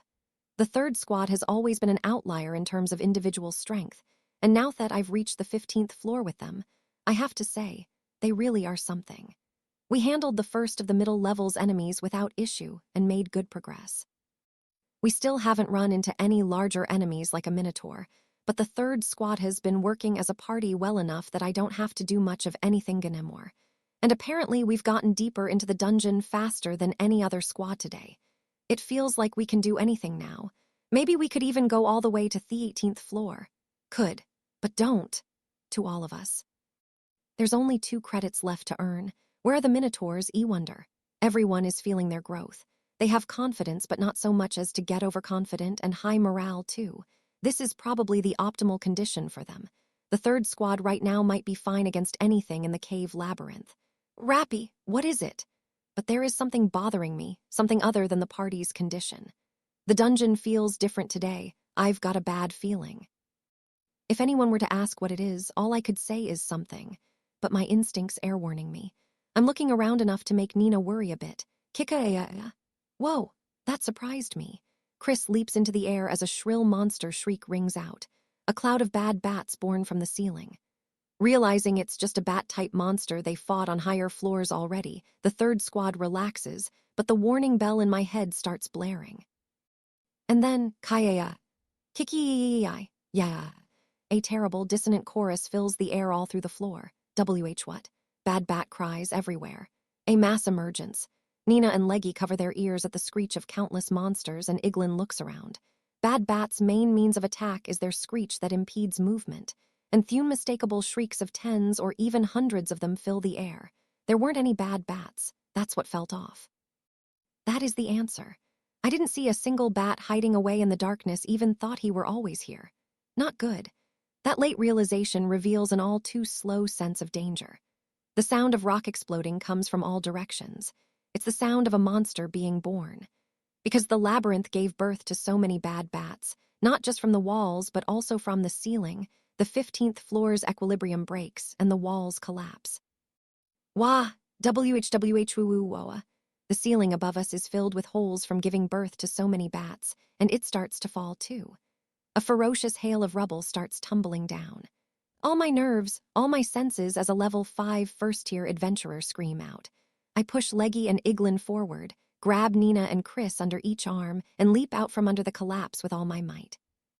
There is a series of thunderclaps as the dungeon roars ferociously, and the cave labyrinth shudders terrifyingly. Lady Hestia. The area around Central Park was lively. Just as Hestia noticed the mood while going about her job at the Jayaga Maru Kun stand, Lily suddenly rushed over. It seems there was a cave-in in the dungeon's middle levels. It's covering a significant area, and several of the school district students were also caught in it.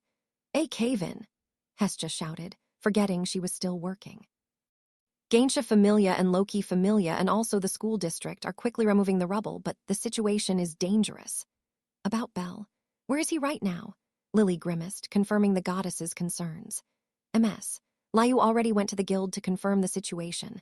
The third squad, which Mr. Bell is part of, is currently on the 15th floor as part of their dungeon practical. Spinning around, Hestia looked toward the tower piercing the sky, and the dungeon that extended below it. The number of her blessings had not decreased. The worst had not happened to Bell, but Hestia's eyes wavered and she couldn't help but say it. The 15th floor again, Bell? She experienced a powerful case of déjà vu. It's no good. We're blocked here too. There's impatience in Iglin's voice as he grips his hammer. Even a dwarf, one of the people of the earth, can only throw up his hands at the mountain of rubble completely blocking the passage. The others all grow pale. Our current location is the 15th floor of the dungeon. Having somehow escaped the murderous shower of rocks, the third squad is at least all together, but we have a different problem. The massive collapse has blocked all routes back to the surface. We can't even use this detour. Checking the map of the middle floors I bought from the guild, I mark another reds using a blood feather made by Mrs. Fee I bought with my own money. The main route that we, or rather, every school district student used for coming and going is completely blocked by the rubble. The smaller paths radiating like blood vessels through the floor are all out, too. Every route back to the 14th floor has been sealed off. There are areas that have completely changed shape from the collapse, too, and it's dangerous even to hang around there to see what is happening. Most likely, there isn't a clear route back above ground, at least not currently. Until adventurers with specialized gear for clearing the rubble make it down from the surface, there won't be a way back. Even now that I'm a first-tier adventurer, it's not hard to imagine the situation getting even worse if I use a full charge to bust my way through the rubble and cause a secondary collapse from the tremor. Without specialized knowledge, all I can do is destroy things, which isn't enough to get out of this situation. Just hoping that an instructor from the school district is conveniently on the 15th floor too, and that we just happen to meet up with them would be the worst plan.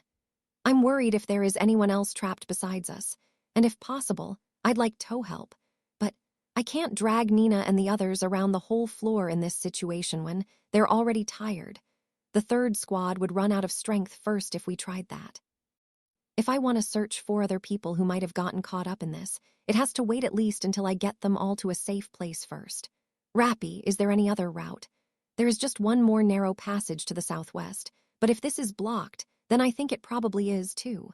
Just moving around is going to tire us, so I would not really recommend checking there. Even though it threatens to rob them of their hope, I answer Iglin honestly. I chose to give them an accurate assessment of the situation. We have no way out, and we're blocked on all sides, alone and without support. It's frustrating, and I feel terrible. If I had noticed the lack of bad bats sooner, if I had just sensed the looming irregular, they wouldn't have had to go through this. I'm still not good enough. Ms. Eyes or Ms. Liu, Mr. Finn or Master, they all would have noticed the signs of danger immediately and led the party to a safe place. Even though I'm a first-tier adventurer, I'm still green and lacking in experience. I need to be more careful. I need to be more diligent. I need to sharpen my senses further, to protect myself and to protect my comrades. Engraving that regret and reflection in my heart, I immediately shift gears and look up. Just then, as a heavy silence fills the air, "Nina, what do we do?" Leggy asks. "A. Decide our course. What is the party's plan of action?" Leggy precisely and mercilessly asks the commander charged with leading the squad. Nina gulps, at a loss for how to answer. Thinking about it calmly, there are just two choices. Set up camp on the main route and wait for help from above ground, or pin our hopes on the other route Rappy mentioned. For me, I think I'd rather wait for help. Not because I'm trying to avoid the despair from trying to do something that doesn't work, though. Obviously. Iglin and Chris lay out our options. Chris even honestly shares his thoughts. Nina's lips and breaths quiver as she looks at me. Rappy, water and rations, and items, how much do we have left? If we split it out evenly, the food won't last half a day. As for items, we have for potions, 3 magic potions and 2 high potions. I take everything out of the backpack and line it all up on the ground for everyone Tosi. There are also 2 spare short swords Leggy and Chris can use. Iglin and the others all take out the items they have, too. Nina's judgment to confirm our supplies immediately is correct. Top marks befitting her model student reputation. But because of that choice, it also feels like we are strangling ourselves. Confirming the items you have on hand is the equivalent of putting a number on your remaining life. If you lose your calm, it is easy to be driven mad by that cruel, uncaring number. I've experienced it myself before. The only reason that this situation feels fine to me is probably because of the death mark I experienced in the deep levels. Kicking aside those pointless thoughts, I pewed everything back into my backpack and peer at Nina. Her sweat is terrible. Her breathing is getting shallower. The stress is getting bad. The big decision that might well influence the lives of her party is weighing down on her, even as all eyes are on her. Even though it isn't really right, I can't help seeing the me from 6 months ago in her. I wonder if this is how Lily felt when Welf was injured, and I was panicking after thoughtlessly moving all around the floor, sweating terribly. In that despair-inducing situation, supporter who should have been weaker than all of us was calmer than everyone. Lily isn't here, so this time it's my turn to help them the way Lily helped me. For now, let's calm down. It's the same thing Lily said back then. Everyone's shoulders jump and they turn to look at me as I walk over to Nina. Nina. Huh. Take a deep breath and slowly exhale. Ian and ow what? Ian and ow what? Yes, just like that. Smiling as I demonstrate, I think for a moment, and then hold Nina's pinky. The good luck charm Ms. Liu did for me in the deep floors. Her hand freezes, and then the trembling stops and she lets the tension drain out. Meeting my gaze, Nina quietly breathes in and out several times, calming her breathing. I walk over to Iglin and hold out my hand, but he rejects me immediately, looking like he might gag. Leggy passes too, hiding her hands behind her back. Chris holds out both hands and says, "I'll take it." So I hold his hands too. It feels a little awkward, but it is a lot better than before. Everyone has relaxed a bit about our options. I think there is actually one more possibility. They all look surprised. There aren't any signs of monsters around us, so there is no need to be fully on guard for an attack for the moment. So without hurrying, remembering what Lily said here before, I give them another proposition. The route back to the higher floors is out of the question, I think. But there is also the option of intentionally going lower to go to the 18th floor for safety. Speechless in shock. The 18th floor is a safe point where monsters aren't born from the walls. There's even an adventure town there, so if we can make it that far, we'll be safe. Of course, everyone immediately raises their disagreement and questions. Wait a minute, Rappy. This is the 15th floor. Even the super-ultra-amazing Mew'd be exhausted going another 3 whole floors. There are pitfalls. If we find one of the many pitfalls in the middle floors, we can jump down into the next floor in one sweep. About the floor, boss. Its home is the 17th floor. If the information on the guild board today is right, then there are still 2 more days left until its interval is up. Do you have a map, Rappy? MHMM. I have maps covering up to the 18th floor. I answer Chris's concern, Reggie's question, and Nina's follow-up without hesitation. As if remembering me checking the board back in the guild headquarters, Iglin looks dazed as he asks, "Dee, did you know this was going to happen?" I didn't know, but I wanted to be ready, just in case something happened, because that's what the most amazing supporter I know is like. Smiling awkwardly, I spread out the maps of the 16th and 17th floors for them to see. Lily always carries a full backpack and does everything to prepare us adventurers. When it was decided I would be the supporter for the third squad, I used her as my model. That was really all it was. So I proudly talk about the most amazing supporter, Inno. As everyone inhales sharply, I look to Nina. Nina, it will be fine, whatever you choose. The third squad is strong. So whichever path you take, I'm sure we will make it back to the surface. I smile at her, and her emerald eyes widen. I just gave her a little push, but the decision is for her and for the rest of the squad to make. It feels like something I shouldn't be choosing for them. That is Rappy's role right now. There is a reason for me being here, not as a Familia's leader, and not as a first-tier adventurer, but as Rappy Flemish. It isn't because I think I have the capacity to guide people. But now that I'm level 5, I can't afford to just keep running only for myself like I have until now. The field of view Ms. Liu was talking about, that shared perspective and influence, the transmission of the light of hope. Lord Hermes, Lord Balder, and Professor Leon wanted to teach me that through the school district, didn't they?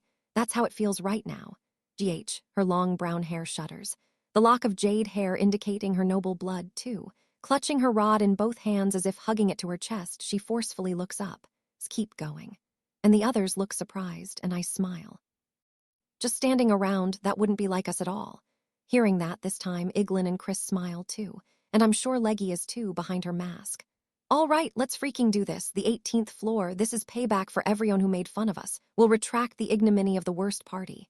My legend is going to be even brighter now. And Iglin, you don't retract ignominy, you expunge it.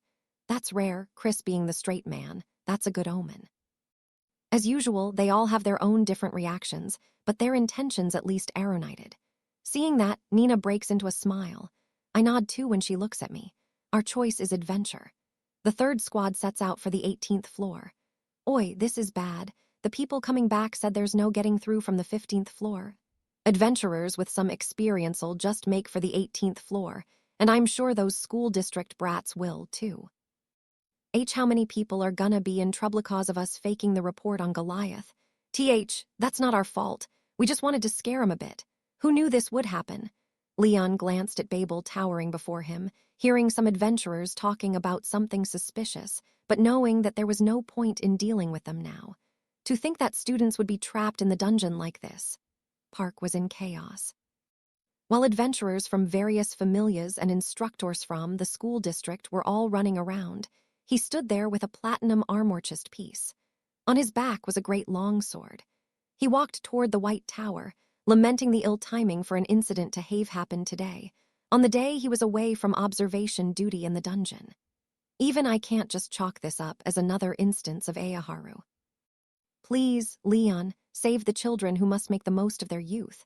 I cannot make any promises when the situation is this dire, but I shall do everything in my power, Lady Idun. The goddess smiled with faith in the absolute strength of the man who answered Herplia with a knightly vow, and then shared everything she knew. Currently, Balder Class 7th Squad and 3rd Squad are still inside the dungeon. The 7 are an elite group, so they should be fine, but the worst party is a concern. Idun was not a goddess of battle or fate, and she did not hide her unease. But in response to her concerns, Leon simply smiled. Regarding that, I can say with confidence that you need not worry. Oh, and as he readied his powerful legs before he raced off, he said, since he is with the 3rd Squad. Ooh, out of my way. Iglin met the larger Liger Fang blocking the way head-on with his hammer. The Almuredge following it, and the dungeon worm popping out of a hole in the ground were slashed repeatedly by the dark elf with her twin blades, and the Prum with his two-handed sword. Keep going, everyone. Nina unleashed a slashing blade of wind from her magic sword before swiftly using her healing magic. Her support from the back lines breathed new life into the 3 vanguards. Her decisions had been spot-on after she had been entrusted with actual command. In a situation where stamina and mind could not be wasted, she was carefully towing the line before activating her magic, supporting the 3 on the front lines at all times. After the painful experience on the 12th floor, the party's healer had taken to bringing a magic blade with her, and she quickly began growing into her natural leadership potential. The pressure from monsters has increased since we dropped down to the 16th floor. We had to move Leggy up to the front line, so our backs are against the wall now. which just made it all the clearer to her that this was both the critical juncture and adorable predicament. They were long past the amount of time they had originally planned to spend in the dungeon. They were breaking their personal best for consecutive battles over and over again, testing their limits and experiencing the dungeon's true initiation, just as so many upper-class adventurers had before them. Their stamina was depleting, and not the sort of stamina that could be recovered with magic. Pushing their minds to the limit over the course of repeated fights, they were starting to lose focus. When a merciless wave of monsters crested on them, a struggle the likes of which they had never experienced at the school district began. Iglin's cheek was scratched, Lega's dark arms were bare from having her sleeves shredded, Chris's neck was splashed in monster blood and covered in trickles of sweat. And Nina was even worse. Because she was using more magic than anyone, her mind was at its limit, and a sheen of sweat poured down her body. If Rappy, waiting right behind her, hadn't been resupplying her with magic potions with perfect timing, she would have suffered mine down by now. We're making progress. It's a tightrope walk, but we're doing it. With Rappy helping, if we can just get through this, I'm sure we can make it. Just one rest would be enough, and we can make it to the 18th floor.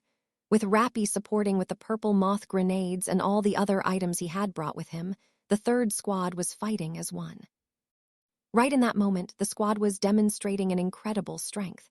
So please just let us. They could handle enemies from the front somehow. With the 3 vanguards and her, they could deal with enemies ahead. As long as it was only one direction, they could respond. So if nothing more would happen, the labyrinth summoned Death's scythe, sneering at her prayers. Nina behind. Chris, who was fighting in the front, spun around. His shout was filled with an almost never-heard tension. Minotaurs. Hit in the back by a terrifying howl, Nina stopped breathing for an instant.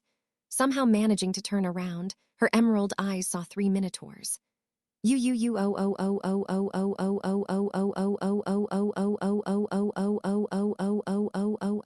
Now of all times, they faced their first encounter with minotaurs, which unleashed a howl that threatened to paralyze them. Nina shuddered and held out her magic sword, and that was the end. Having reached its limit, cracks ran through the green blade as it shattered audibly. Nina froze. Chris and the others were speechless, the worst possible pincer as if it had been planned all along. The 3 vanguards had their hands full with the monster in front of them. Trying to help her would mean death.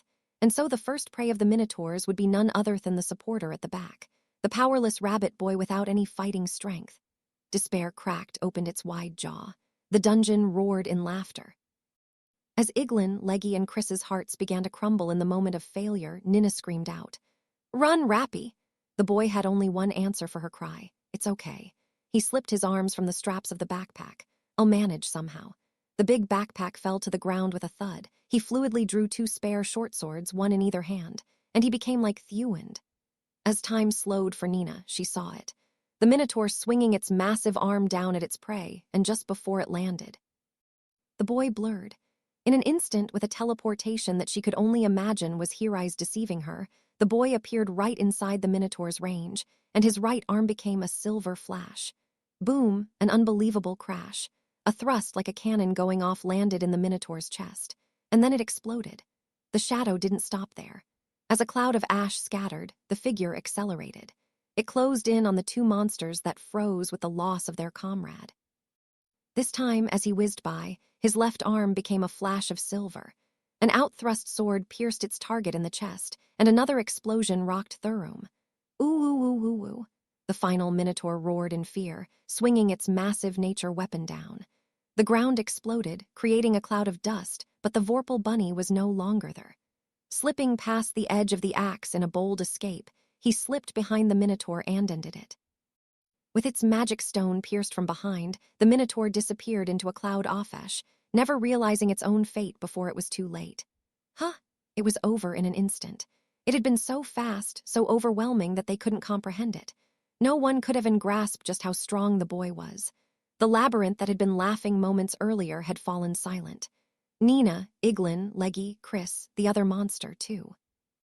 As the half-elf girl's lips trembled and let out a single sound, the first to come back to life was the dark elf girl, who quickly slaughtered the remaining monster. This time, the combat really was over. Hoo-hoo! The next moment, Iglin shouted as he ran over to the Hume Bunny boy. What the hell was that? I just tried aiming for the magic stone. Those movements weren't level 1. That is actually, I just leveled up. Why didn't you tell us? I'm sorry. Leggy and Chris joined too, surrounding Rappy, who, though he had held back to avoid revealing himself, all his abilities were massively boosted because of his Slayer skill, which had made everything much more powerful against these particular enemies, apologized profusely. Nina stood there slack-jawed until she regained her senses and raced over, running her hands over Rappy's body, almost hugging him. Are you all right, Rappy? You're not injured, are you? Are you really okay? I'm okay, Nina. More importantly, let's take a rest. Huh. We need to recover and then keep moving. While the onslaught of monsters has stopped, the third squad all looked unconvinced, but the situation right now was an emergency. What he was saying was very much right, and their judgment was being impacted by exhaustion, so they just dropped the topic and took a short rest. Using items, quickly recovering, they set out again. With Chris taking the lead, using his scouting abilities to check their surroundings, they carefully advanced as fast as they could. Fortunately, they were able to find a hole in the ground before long, and the third squad quickly reached the 17th floor. There's a lot about this I don't really like, but with this, we can make it to the 18th floor. And if Rappy can fight, we don't have to worry about the back as much. We haven't run into many monsters here either. The goddesses of fortune are smiling on us. More than anything, though it hadn't been planned, Rappy's feet had lit a fire under the 3 squad. Even in this predicament, they had a tailwind boosting them, and their morale had increased. They only had a couple sparse encounters that they were able to charge through without slowing down, continuing forward until they reached the big passagethe that was the key route through the 17th floor. Rappy, the path, Leggy called out. All we have to do now is follow the path deeper into the floor. Rappy spread out the map in both hands and answered frankly. The third squad's face lit up with hope. Nina clutched her rod. We can make it. We can do it. Yeah, with this, we can make it. We can make it, but I look around us while listening to Nina. The path is wide and the ceiling is high. As we walk down the passage even a giant could pass through, we stop seeing even the shadows of monsters. It's quiet. Too quiet. Even with the hypothesis that the dungeon is prioritizing regeneration over birthing new monsters due to the massive collapse affecting so much of the 15th floor, the silence is deafening. And I recognize this silence. NGH. The others notice the unnatural situation, too. Nina, Iglin, Chris, and Leggy all look around nervously as they run, and then glance back at me. Standing at the tail of the party, I just nod back at them. We have no choice but to proceed now. Turning back around, still filled with serious concern, our footsteps echo the passage. It isn't that monsters aren't appearing. They aren't coming out. As if they're waiting or as if they are dreading the birth of something. This is, the guild board's information really was, there is a terrible pain in the back of my head at a scene that feels awfully familiar. I grimace, but even so, I push forward with the rest of the squad. Because of the silence, everyone's breathing resounds in the passage. The stones kicked by boots clatter, disappearing into the quiet darkness. A chill strikes the squad. Chris in the lead starts running faster, giving in to the disquieting air. Nina and the others accelerate to match speed, telling themselves that they can make it as long as the silence holds, just like a certain rookie passing through here did half a year ago. And then, this is the Great Wall of Sorrows. We reach a massive room. The walls and ceiling are made of an enormous, twisted rock, but the wall on the left alone is different. Leggy and Iglin are speechless. That beautiful, smooth, unblemished wall, the root of adventurers' sorrows. Stop, Chris, forward, I start to say, but this time truly ready to crush the party crack. It happens. That noise, Nina and the others turn. A giant crack appears, running vertically through the wall like a lightning bolt. Run! Urged on by my shout, they all dash. We cut through the massive room, but the cruel cry of the shattering wall is faster. The crumbling noise accelerates. Their faces grow pale as the noise assaults their ears. The wheezing, painful, groaning creaks become a thunderous torrent and a cry of destruction. The next instant, it is born with a terrible crash.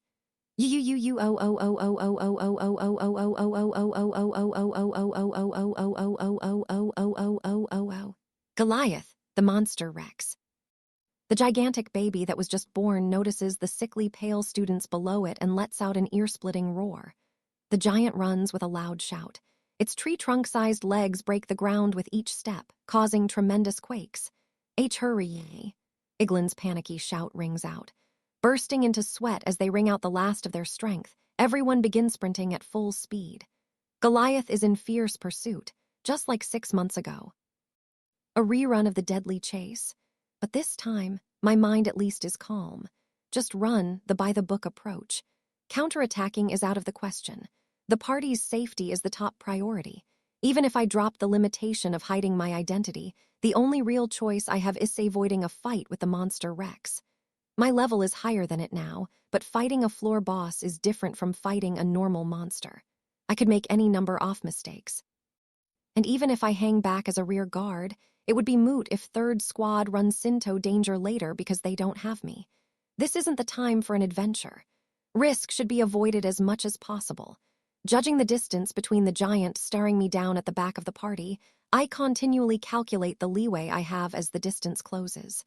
Run, run, run. Nina and the others race like their lives depend on it, because they do, putting as much distance between themselves and the massive, murderous pressure closing in onus as they can. Abandoning all thoughts, fear, and exhaustion, they just focus on the exit in front office. But then, caught in a tremor, a single prum topples over. His face twists in fear. Despair grips the others. Without hesitation, I drop my backpack. Hiya, go everyone! Without slowing down, I pick up his small body. Carrying Chris in my arms, I shout at the other 3, who froze for just a second. Stunned, the third squad faces forward again and pushes themselves to the limit. Holding Chris, who is bright red as he clings to me, I kick off the stone floor too. Run, run, roo-woo-woo-woo-woo. Iglin's desperate shout is drowned out by the terrible noise of the giant, and as I run at the back of the party, I have to make the terrible decision. We won't make it. That pause was fatal. Goliath's attack is going to erupt before we can make it into the connecting passage. My arms are full. I can't cast Firebolt. I blundered. Is a big breeze from behind. The giant has swung its arm up over its head. Theblo that will shatter everything is coming. I can hear the desperation in Nina's, Iglin, and Lega's breathing. They can't even look back anymore. Chris's eyes are screwed up tight and he's clinging to my battle uniform as if heck can't bear it. So I use the brief moment when no one can sense it and let out a little chime. 1 second's charge, the pure white light enchanting my right leg. Before the iron hammer of destruction unleashed overhead can kill me, I slam my right foot down on the ground. Fly, it explodes. My explosive acceleration cracks the ground, filling the distance between us and the passage that is too far to reach. Slamming into Iglin's back, I push him, Nina, and Ledja forward, just as the destructive blow lands right behind us. The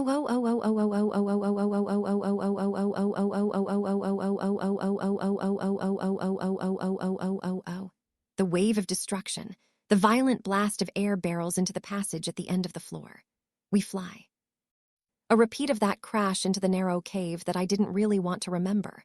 Kaya. Rappy. Holding Chris tight to my chest even as he lets out a girlish scream, the world's spinstwo, 3 times. We roll along with Nina, Iglin, and Leggy, deeper and deeper into the cavern. The shock falls on all sides from all angles, but this time I remain conscious, sliding down the gentle slope at a terrible speed, until finally... Ugh! Shooting out of the exit, the third squad is thrown sliding across the ground before finally skidding to a stop. Tears well up in Nina's eyes as she splays out facing up. Iglin is curled up, hugging Gand, kissing the ground, and Leggy is vacantly staring, her cute face visible after losing her mask in the chaos. And finally, I wince from the pain in my back while setting Chris down. The prum who is even smaller than Lily is unconscious. It's noon, I guess. My eyes narrow at the light pouring down from above. Standing up, as if drawn by the light, I see the broad field of green before us and the crystal mums growing from the ceiling. The Under Resort. 10 minutes later, after I divide the last potion between everyone, third squad finally starts to move again. What do you mean we can't stay at a lodge? Back in gentleman mode, Iglin's angry voice echoes through the wooden crystal-lined streets. Standing across from him, unshaken by the stern-faced dwarven menace, despite being a student, is the one-eyed leader of the in-town. What place in the world allows boarders who can't pay? 50,000 volleys is extortionate. Riviera is a classy place, a resort that puts any cheap hole-in-the-wall above ground to shame. If you don't like it, then git. you school district brats." Sticking his pinky in his ear, Mr. Bors tells us his demand, while Iglin's blood vessels look almost ready to burst in rage. Behind him, Leggy and Chris are booing and making a fuss while I, carrying Iglin's hammer on my back, just sneak a wry chuckle. After sitting around stunned and unable to move for a while, the third squad made its way to the western end of the floor from the entrance in the south, and with great effort, finally reached Riviera on the edge of a cliff and wetlands around night. With the glow from the ceiling starting to fade and darkness spreading, the squad tried to get lodging, but the result is as you can see. Apparently, Mr. Bors, or really, pretty much all the residents of Riviera, dislike the students from the school district. They aren't even willing to deal with us. Well, they will, but they're demanding an insane fee.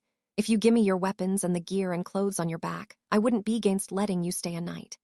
Don't toy with us. We have to go back through the dungeon to get back. How would hand over their weapons and gear? Iglin unleashes a tirade that is almost spittle-flecked, but Mr. Bors just turns away. Nina and the others look troubled and prepare to search for another lodge, clinging to hope. The ruffian's welcome is a little harsh, befitting the situation. Waiting until I am sure the others can't see me, I go over to Mr. Bors, who started spontaneously cleaning his weapon. Mr. Bors. Who said you could call me that, brat? You ignorant kids can, huh? As Hess starts going off, I raise the fringe of hair covering my eyes. Your rabbit foot, what are you doing dressed like that? SHH, it'll be bad if I get caught. Don't let them hear you. Beg him to keep his voice low, and his eyes spin for a moment, but he quickly breaks into a grin. He gestures for me to come behind the counter and into the back. You got dragged into some new pain in the ass, didn't you? I wouldn't say that, but it's a bit complicated. If you're stuck protecting those brats, it's way more of a pain in the ass than your average quest. I grimace even more as he pounds my back with his big hand. If you were just willing to deal with the students this amicably. So. You want in? Yes, could we borrow a room? I will pay you back for it later. The thing is, I said all that to those brats, but the truth is, there isn't any room anywhere. You came here because of the collapse earlier, right? We're all full up. Between the people who came down from there and people on their way up from exploration who can't get out, there's no vacancies. Oh, now that you mention it. I had sort of sensed it from the mess on the 15th floor, but with all the routes back to the surface blocked, adventurers have no choice but to come here. That case, could you sell us some gear for camping outdoors? We can just find someplace safe and take care of ourselves. Yeah, that I can do. I owe you big time, so I'll even give you a deal. I can't help smiling a bit when he adds, just a little one. But there is one other thing I've been wondering about. About the Goliath that just came out on the 17th floor. Do you know what's happening with it? I imagine there are other people who will be coming here, so it would probably be best to take care of it soon, but you're too nice for your own good or maybe too hardworking. But you don't gotta worry there. The tremors from the 17th floor are gone, so it's definitely down already. From what Mord said when he tumbled into town, some folks from the school district fought it. Mr. Mord's here too. It has been a while since the third squad, exhausted as it was, actually made it all the way to Riviera, and I don't have any time to go back to the 17th floor, but hearing that. I can finally breathe easily. We should have reached the 18th floor sooner. Sathi must have passed on along the way, since we took the safe route into the plain in the center of the floor first instead of traveling straight west along the water's edge. I was planning to leave them here with Mr. Bors and then go out to fight myself. But, more importantly, with Goliath rampaging a bit, the lines of contact are broken. I've got my guys out digging too, but the whole cavern is collapsed, so it'll take time to get things reopened. We'll have to stay a while here on the 18th floor. Yeah, if you're camping, then I'd recommend a spot around the lake just down from her. The monsters hang around in the forest where all the food is, so you don't have to worry too much about being attacked. If you want quick access to food, then you can set up camp in the forest like Loki Familia, but If you don't mind, I'd love to buy some food too. Right, we've got a deal. Though with you around, they'll be fine campin'. Bors gives me another hearty pat on the back, and I smile awkwardly one more time before buying the camping gear and food. The reason he doesn't take my family emblem is because he trusts me not to run out on my tab, I guess. When he disappears into the storage room to get everything together, I think back Tohat happened on the floor above, wondering whether I should go help. You really have a habit of getting mixed up in incidents, Belle Cranel. Whoa, a voice suddenly echoes in the empty room. Wait, that voice. Is that Fells? You're invisible. Yes, I came to check on things, Aranos' orders. The irregular earlier was just too large. And seeing a student who looked an awful lot like a certain record holder, here I am. Thanks to the use of a magic item, Fells is apparently right in front of me. I guess Fells is just that good, but I didn't sense anyone at all. Maybe I let my guard down just a little too much when we made it to Riviera. But how are you here? All the paths through the 15th floor should be. I came through Gnosis. I forgot. Fells has the key, so using that, Gnosis could be. Do you know the details of the situation? Leon and the others have saved almost everyone who was trapped in the cave labyrinth already. I have put a few adventurers to sleep and am safeguarding them in Gnosis as well. As for students, your group is the last to be found, so you needn't worry any more, Belle Cranel. Fells sees right through me and my plans to return to the dungeon, letting me know my concerns are misplaced. Once the connection between the 17th and 18th floors is open, the dungeon's roots will all be restored. Until then, you may enjoy yourself in Thisparadise. If it was just you, I could let you through back above ground, but I'm afraid I cannot allow students through Gnosis. No worries. Thank you very much, Fells. Right after that, kept you waiting. Mr. Bors comes back in. Pardon me, Fells says in a whisper and moves away as I take the food and camping gear and leave the inn. Enjoy myself in this paradise, huh? For now, I should find Nina and the others. Is this really okay, Rappy? All this gear? It's fine. He was willing to lend it to us once I explained the situation. I smile and fib a little as Nina looks at me in concern. Like Mr. Bors suggested, we set up 2 simple tents on the bank of the lake. It goes much easier this time with my experience from camping out during the expedition. The pseudo-sky has gotten nice and dark overhead, and the crystal stars are glittering. Taking a deep breath and looking at the illusory dungeon night sky, Nina lowers her eyes. If that's true, then I'm glad, but you're really saving us at every turn. With her long face, it feels like she's seen through my lie, and my heart skips a beat. Nineha. Rapie, my ultra-spectacular dinner is ready. Then Chris suddenly calls out from the campfire where the others are taking care oftener. I feel bad, but I quickly use the opportunity to escape this conversation and head toward the fire. We're camping on the crescent shore at the northern edge of the lake. The tents area the border between the shore and the plains, and the campfire is nearer to the lake's edge, which is where the other 3 are waiting. Still, though. You're really incredible, Rappy, Iglin says earnestly. What? Where did that come from? Using the food Mr. Bors shared with us, dinner is a simple risotto, a warm egg soup, and a block of portable rations to fill our stomachs. As we sit around the fire, for some reason, everyone is looking at me. We're used to camping out from field work and combat volunteer deployments. Butte, you are so good at dealing with stuff, and you even managed to get some things out of Thatnasty Adventurer. Incredible. Is there a trick to negotiations?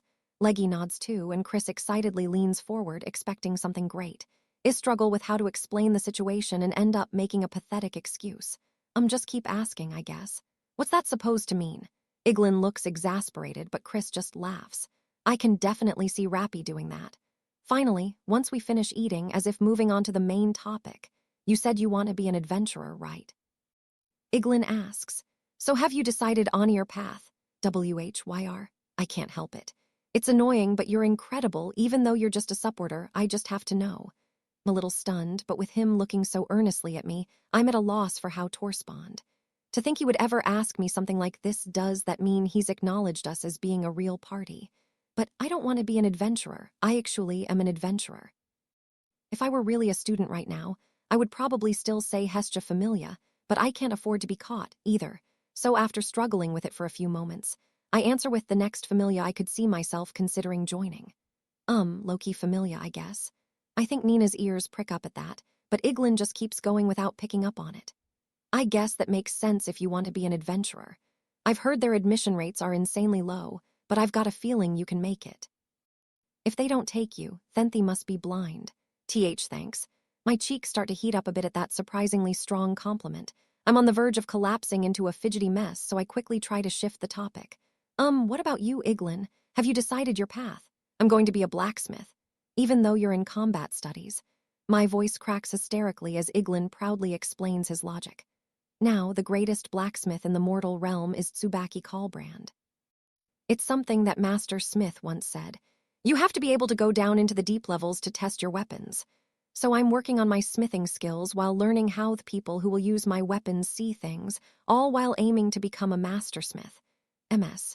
Tsubaki, take responsibility for what you said. MMMM, then what about you, Leggy? Assassin. Really knowing how to respond to Iglin, I shift the topic to Leggy, but she just offers another answer that is even harder to react to. I'm waiting for a high elf, a dark one, an amazing high elf who'll destroy the white elves. Why I didn't make friends, I want to be powerful by myself, but it wasn't enough for the dungeon. I realized strength in numbers, it's so obvious. So thank you, Rappy everyone. Leggy, now I want to train soldiers.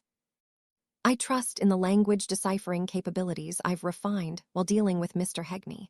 Then Leggy wants to be an assassin, because she wishes for the restoration of a dark high elf who will defeat the white elves, who are overwhelmingly superior in number.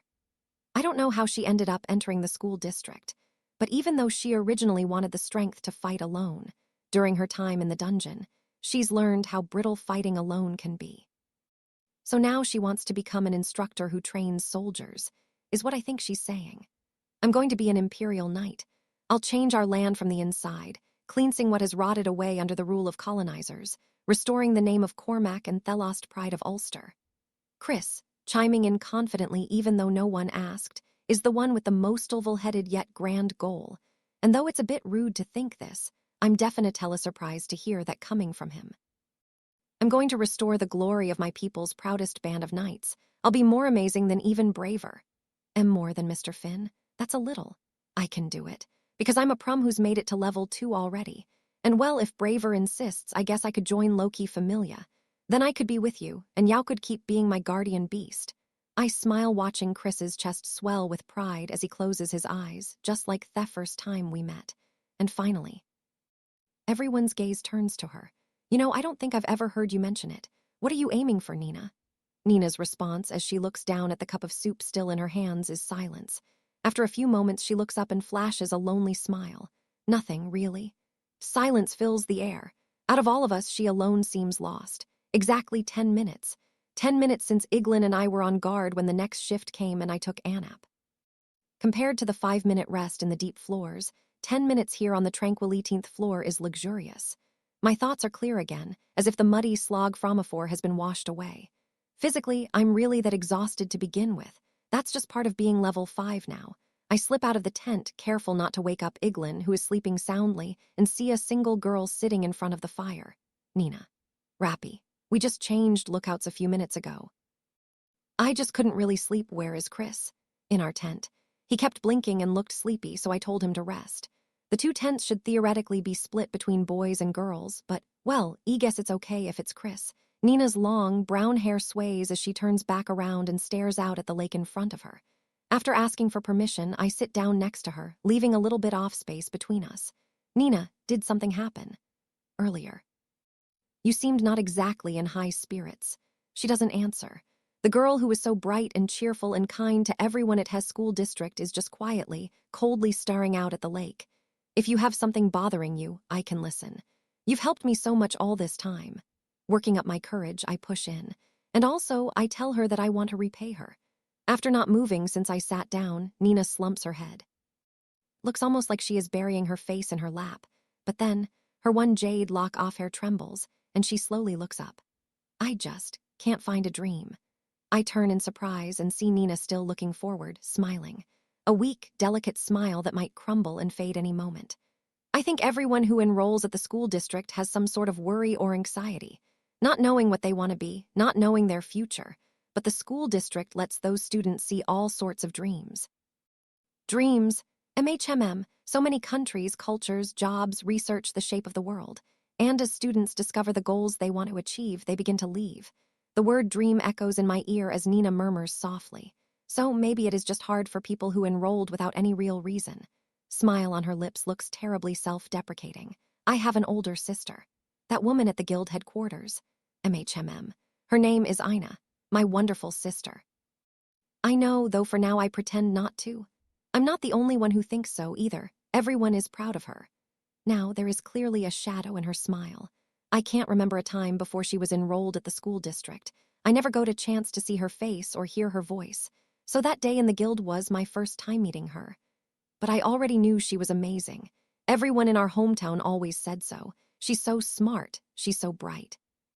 Whenever I heard those stories, I was always so proud of her, as if her achievements were my own. Father and mother, too, they were always so proud of her. Does she know what her face looks like right now? Does she have the courage to peer into the water and see for herself? Our mother is frail. My sister went to the school district for mother, and for father, who is always working so hard to take care of mother. To get a good job. My sister might not have had a dream, but she did at least have a proper goal. And I didn't. The reason I enrolled in the school district is because she did. Because I just thought I should follow the path that she took. That's all I was thinking when I took the exam for the school district. My eyes widen. Nina confesses that she's simply been following in Miss Ina's footsteps. Coming here so casually, enrolling, and trudging along all this time, I regret it. Hearing her say she regrets it stuns me. As passionate about studying and as hardworking as she is, has Nina been suffering all this time? Do you know the first course I took, Rappy? I don't, sorry. Theological synthesis. That's the subject she advised me against when I was picking my courses. Because my sister passed it and everyone praised her for it, so I tried it too. I thought, surely I can do it. But I was wrong. That wasn't true at all. I couldn't understand anything. I couldn't learn to read hieroglyphs like her. She continues sharing her past painfully, as if cutting into herself with each word. It's a little hard to recommend it. The word is only around 1 in 10 people who take it pass, and even fewer people learn how to properly interpret hieroglyphs. The advice she gave me, that wasn't something she had heard from others. It was something she had experienced firsthand. I took the practice exam for a job at the guild, too, chasing after my sister again. But no matter how much I studied, I couldn't get good marks. I couldn't compare to her, so I ran away again, just like with theological synthesis. My sister was so amazing that even after she graduated from the school district, lots of people still remember her, just like back home. So I keep copying her, just following the path that she took, but I can't be like her. She's far more incredible than Somyeon like me. Her eyes are starting to become like fountains. Tears fill her emerald eyes, accompanying the flow of emotions she can no longer hold back. I did everything my sister did when she was younger, so I just blindly followed in her footsteps, thinking that would be easier. But it wasn't. I just copied her and didn't decide anything for myself. I'm so pathetic. You're wrong. She's probably misunderstanding. Lord Balder and the other deities at the entrance interview, when they heard her desire to enter the school district, would have been able to know if she was lying. So the real reason she entered the school district is, I was in the education department originally, but I switched to combat studies. It was just a coincidence, completely by chance. Professor Leon saw me studying for magic theory and spoke to me. He gave me a staff to hold and told me to trichnaling magic. I managed to cast a spell, and I was better at athletics than expected, too, and lots of people told me how good I was. So you switched to combat studies.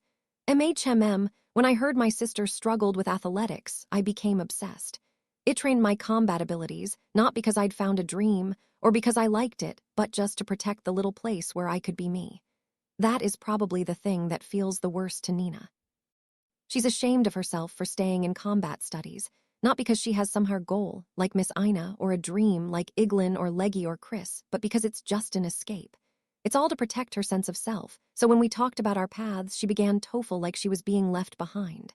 Sister's letters came to me at the school district. At first, I wrote back, but a lot happened and I stopped being able to write.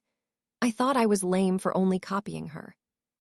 And I hated myself for clinging to things she couldn't do just to protect myself. Reading my nice sister's letters, I couldn't write anything back. A sob creeps into her voice. Clear droplets flow from her eyes and down her cheeks, landing on her slender legs.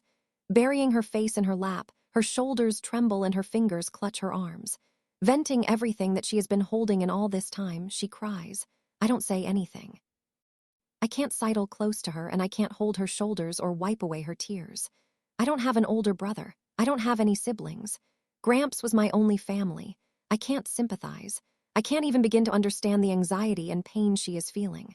But, taking my overshirt off, I put the battered battle uniform over her shoulders, just so she doesn't get any colder. The surface of the lake is rippling as if a breeze is blowing. It feels like the temperature has dropped a little bit, and moving a little, really just the tiniest bit closer, I sit down again. Nina, even if you hate yourself, Thinking back to all the time I've spent at the school district, I just put my honest feelings into words. It's thanks to you that I've been able to enjoy all of this. Thanks to you, I've learned the joy of studying. And thanks to you, I found a new goal for myself. I sit cross-legged on the ground, not looking at her, my eyes fixed on the surface of the lake. And you've helped the three of them so many times too during the dungeon practical. I think the way you try to be kind to everyone like your sister has helped a lot off people. The gleam in the sky fades, as if the stars are falling.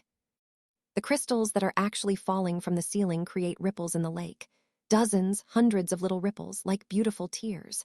Nina looks down again, her voice trembling, and then she slowly looks up and turns to me. It is small, but there is a little smile blooming on her face. Rappy, you sure know how to make a girl cry.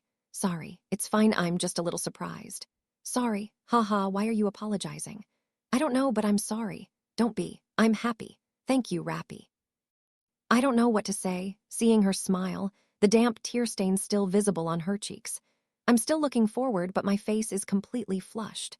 Noticing that, she giggles softly. She slides over just a little bit. I start to move away just a little bit, but her outstretched fingers grab me, and I give up. My face is still red from embarrassment. It's really hot considering I'm only wearing a sleeveless undershirt.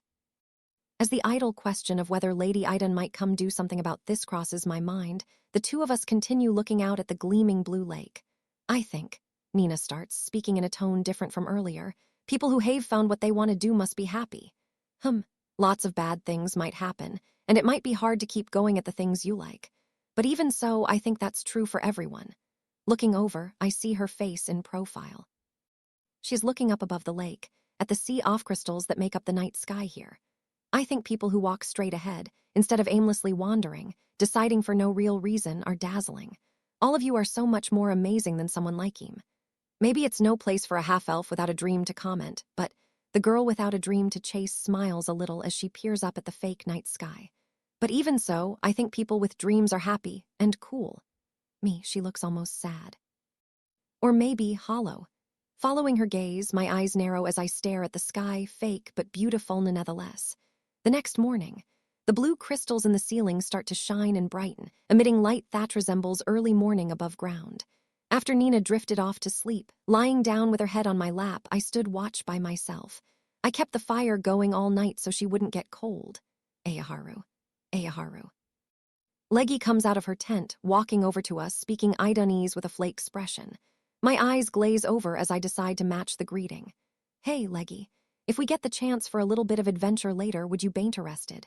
Not understanding the point of the question, Leggy cocks her head a bit, but adjusting her mask, she nods. It's the under-resort, after all might as well see the nude together. I smile and thank her. Careful not to wake Nina up, I leave her with Leggy and head to Riviera. You've got some really weird tastes. When Mr. Bors hears my request, he looks fairly exasperated. It's too much. When I smile awkwardly and look up a little pleadingly, he grins. Not like we're going to get the path between floors cleared today anyway. I've got nothing to do, so I'll go along with it. I'll say it as many times as I have to, but I owe you more than I can ever repay. He wraps his thick arm around my neck and makes a little circle with his fingers. Point looking a gift horse in the mouth. We can make it a proper protection quest. I thank him as the thick arm around my neck threatens to strangle me. When I get back to the surface, I'll have to work hard to pay all this back from my own wallet. Field trip. When I say that after coming back from Riviera, everyone looks stunned. MHMM. Since we came all the way to the 18th floor, would you like to go a little deeper? I can understand the temptation, but the dungeon's a completely different beast past this floor, right? There have been squads who made it to the 18th floor in incidents, but neither students have ever explored deeper. MRGH. Meaning this is my chance to leave me mark in new territory. I said I wanted adventure, but danger. All right, Rappy. It was so difficult just getting here. The party is largely against the idea, but there's also a bit of interest if it can be done safely, judging from Chris and Leggy. So, when I went to Riviera, there were some upper-class adventurers who were heading down. They offered to let us come with them if we're willing to help out. And if we can bring back some drops, we might get higher marks. Nina and Chris, followed by Iglin and Leggy, all react to my explanation. Even though it's my idea, it still feels a little crazy. Miss Ina would never let me hear the end of it if she found out. But at the same time, it feels safe, too. Ordinarily, No matter what level you are, entering a floor you've never seen is dangerous. But with Mr. Boers and all those second-tier adventurers who have so much experience protecting the party, I'm sure we can safely go at least several floors below this one. As long as I work hard to support them too, I might be able to show them something they've never seen. We're here. The adventurers look like they're ready to go, so what do you want to do? There are at least 20 upper-class adventurers waving as they approach the camp. Seeing that, the members of the third squad look at each other, and after thinking over it long and hard, they decide to go. These weapons are amazing, even though they've been used so roughly this whole time. There aren't any nicks or cracks. Seeing one of the adventurers from Rivera handle a large mammoth fool without issue, Iglin, hammer in hand, shouts in wonder. What particularly draws his attention Areth adventurers' weapons. Underestimate Aurario's weapons. They're way tougher than any of those fancy things you guys make at the school district. Focusing on durability more than the cutting edge. No, there isn't any compromise in the strength, either. Getting permission to check the animal man's weapon, Iglin immediately starts taking advantage of the study opportunity. I guess that's not something a future blacksmith can pass up. He isn't the only one getting worked up. Chris and Leggy have commented in surprise several times already about what the adventurers are using and the way they fight. This potion is way more effective than the ones provided by the compounding department. It tastes awful, though. Wait. What was that? Just using the monster's fire to ignite it. Weapon and item strength all comes down to how you use them. The three of them are stunned by the knowledge and wisdom of the adventurers they previously looked down on as ruffians. And since it is technically a quest, Mr. Boers and the others aren't doing anything gruff and are carefully protecting the third squad from all sides, even though they don't really like students. I won't say it's like a tour bus, but it is going smoothly. Hey, Rappy, what is that? That mushroom's bigger than a house. It's a poison mushroom, apparently. I think I've heard it's edible if you have a good enough resistance ability. It's edible. And Nina is getting excited at all the new things she is seeing, too. At the school district, information about the dungeon beyond the cave labyrinthescent available to students, so everything is exciting, wondrous, and teeming with few known to them. There are all sorts of mysteries and fantasies lurking in a single moment in the dungeon. That is what I wanted them to know. It's a little haughty and maybe just my selfishness, but I wanted Iglin and them, and Nina especially, to be interested in some part of it. I'm sure that is what the concept of a field trip, what Professor Leon mentioned, is really about. Opportunities like this could bring about a new sort of goal or dream. The location is the 24th floor, the deepest part of the middle floors. Lee and the others can't hide their tension. Hey, Nina. Yesterday, you said you only just copied your sister and that you don't have a goal, but I don't think that's true. As we descend into a faintly blue cavern, Nina is right behind me. I think you want to be something other than what Miss Ina is. I can sense her breath catching as I keep walking forward. I'm sure she's been compared to Miss Ina ever since she was young. Compared in some way or another to the bright older sister whose face and voice she didn't know. I think children are more sensitive and sharper than adults imagine. And Nina, who was probably smarter than most kids, became very conscious of the comparisons those adults made, even if they didn't mean it that way, and built up a lot of stress without realizing it. I doubt the adults had any bad intentions. But after being compared in everything, feeling uneasy in a way she couldn't comprehend, becoming so nervous she could no longer grasp what her parents were really saying to her, Nina enrolled at the school district. But I think she also misunderstood something while doing that. She's decided that she's just following Miss Ina's path because she doesn't have her own dream, that this is just a bad habit she's aimlessly fallen into. But I'm sure it's because she's desperate to show everyone that she's even more amazing than Miss Ina, to get them to acknowledge her. Rivalry, jealousy, and aspiration. Even experiencing so many failures and setbacks, Nina still hasn't let go of her true goal. You don't need to hate yourself. She believed that if she got better scores and had greater achievements than Miss Ina, people would say how great she was instead of her sister. She wants to scream for all the world to hear that she is Nina Toole. You have the things you are good at. You should be proud of them, because you're an amazing girl who doesn't lose even to Miss Ina. Reaching the edge of the cave, I turn around, and Nina stops, dumbstruck. Mr. Boers and the others in front look back dubiously as she freezes, and the rest of the three squad stops moving. I hold out my hand as she stays frozen in place. You're here because even though you thought you were only running away, you never stopped trying your best. So, shall we? Finally, after several seconds, she slowly, hesitantly holds out her hand. Taking it, Iliad her out of the cave. What appears before us is the Great Falls, the largest waterfall in the dungeon. This is amazing. Woo. Wow. Iglin, Chris, and Leggy were all full of excitement. And Nina's eyes shot wide open too. She was awed by the sublime sight. The gem-like falls extended through so many floors, it looked like it might pass through the entire world. The endless spray of water splattered against crystals, like a scene in ancient myth telling of the grand ocean. Blue, inlaid, gleaming, beautiful, cruel, majestic, and expanding out far below was the new world and the water metropolis. Incredible. After losing themselves in the Great Falls for a minute, their excitement continued even as they started moving again. Masses of blue crystals seemingly carved out of the ocean, but different from Thosian, the 18th floor. An eternal current where white eels and mermaids that all looked like sisters swam, while vibrant coral and blue petals formed fantastical images. It was so enchanting.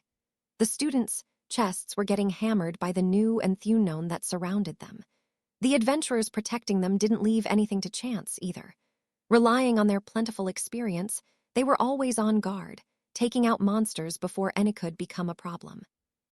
And more than anything, this was a field trip to experience something new rather than a search for magic stones and drop items. Taking the shortest route possible, they continued forward, peering into a different world. They were lucky as well that they hadn't run into as many monsters, and they reached the waterfall basin on the 25th floor unbelievably quickly. It's so beautiful.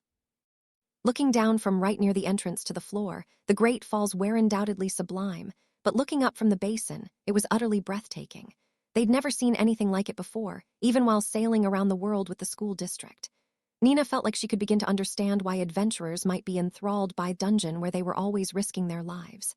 How is it, Nina? Rappy, what is this? A reward, I guess. Huh. A reward for you and everyone else. For how hard you've worked. Boy who usually felt like a little kid smiled like a reliable, kind older brother who had his eyes hidden behind his hair. This is a present for you, who worked so impossibly hard and managed to find something you were good at, even if you still haven't found your dream. Because you are in the third squad, and because you've become strong, we were able to give this to you. This is the proof of your growth. Even if you continue to fail, even if you didn't manage to achieve what you set out to do, because you've grown stronger, we were able to experience this new world, the rabbit boy who was their guide explained. Nina, I can't say anything grand about what your dream might be or what you should do to find a goal, but I think if a person can be inspired by something, anything, then that person is blessed. Inspired? Yes. Excited, passionate, making your heart race, wanting to cry. If you can feel something like that, if something inspires you, then you can keep your head up and try just a little more.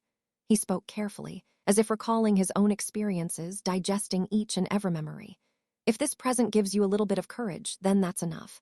Rappy. Finally, he smiled awkwardly. So awkwardly and even a little lamely that it was clear even with the hair covering his eyes. Nina's heart ached. Even though she had been so sad last night, it was so warm now. She couldn't move her lips right at all, and she clutched her right hand to her chest. Oh, you're in luck, brats, it's a blue dragon. Just then, Bors called out as he peered deeper down the falls. Nina and the others turned around for a moment, and far below, down past the 26th floor, a slender figure was swimming through the air, rising into view. Hide, Bors ordered. The students were caught by surprise, but they obeyed the adventurers who were already running and hid behind clusters of crystals jutting out of the ground like boulders. Moments later, the dragon rose to the 25th floor basin and continued its ascent. Nina and Rappy watched it in awed silence. That, an aurora. The long dragon was maybe 10 meters in length. It had blue and white scales and long, wing-like fins that were moving slowly as it swam through the air. But the most eye-catching aspect of all were the red, green, blue, and purple folds of light that trailed behind it. Blue dragon, a rare monster from the lower floors. Right, also known as an aurora dragon. It's up there with carbuncles in rarity. Rappy had known of them, but it was his first time actually seeing one, and he couldn't hide his shock. Hiding behind the same cluster, Bors grinned. It went without saying that Nina, Iglin and the students' eyes were locked on it. Even some of the upper-class adventurers were staring. Seeing the aurora and the sublime Great Falls together was more beautiful than any scene in the world. Spray from the falls splashed through the aurora, looking almost like a spirit's mischief. An aurora in the dungeon, I can't believe it, Iglin murmured in awe. Supposedly, the animal person next to him explained, that dragon shits magic power out its tail there, which refracts the light from the crystals in this floor, and that's what creates that pretty thing. Terrible explanation, but even so, it is captivatingly beautiful. Description sapped Lega's excitement, but Chris's eyes were still gleaming as He described the thrill he felt in a whisper. The way it floated through the air, seemingly free from the bounds of gravity, resembled Voltimiria, a rare monster from the 27th floor, but its elegancy was incomparable. Its round, cute eyes were perfectly clear as it continued to release the aurora that illuminated the adventurers and students. A moment of inspiration, Nina gripped her chest as she continued looking up. Her heart raced as she recalled what Rappy had said moments ago, and she started to feel a hard-to-describe heat. Nina didn't know what answer her heart was leading her toward as she just seared the most beautiful, otherworldly scene into her eyes. Whoa, monster, watch out. Just then, behind everyone who was busy staring at the dragon and its aurora, a single blue crab had sneaked up on them and leaped forcefully into their midst. Iglin spun around wildly, sensing it right after it appeared, and swung his hammer down. When the hard shell refused to give way entirely, he slammed it down again, and one more time. A loud, clanging sound echoed in the basin. The blue crab finally stopped moving. Then the dragon's eyes turned downward. Ugh! The adventurers and students hiding behind the crystals froze like deer, and the clear, cute, round eyes of the dragon turned an aggressive red. It opened its big mouth wide, revealing rows of sharp fangs. Good! Boars and the adventurers immediately leaped out from behind their cover. The next to move was Rappy, who was stunned for an instant before pushing the Ristov, the third squad, out from behind the cluster where they were standing dumbstruck. The next moment, a gleaming, multicolor storm erupted from the dragon's mouth. Ghhhhhhhhhh. A blinding aurora beam burst forth in a spray of light, swallowing up the cluster where they had been standing moments earlier, corroding it. The crystals are melting. A heat beam. No, it's a magic breath. The light that dragon spews is a mess of poison, paralysis, and all sorts of other afflictions. Boars answered Iglin and Chris's shock with a spittle-flecked shout while continuing to run. The true nature of the enchanting aurora was a corrosive light that cruelly ate away at the dragon's prey by causing several different negative debuffs. Like with the mist the floor boss Amphispina used, an unusual breath ability was a common trait for monsters in the water metropolis.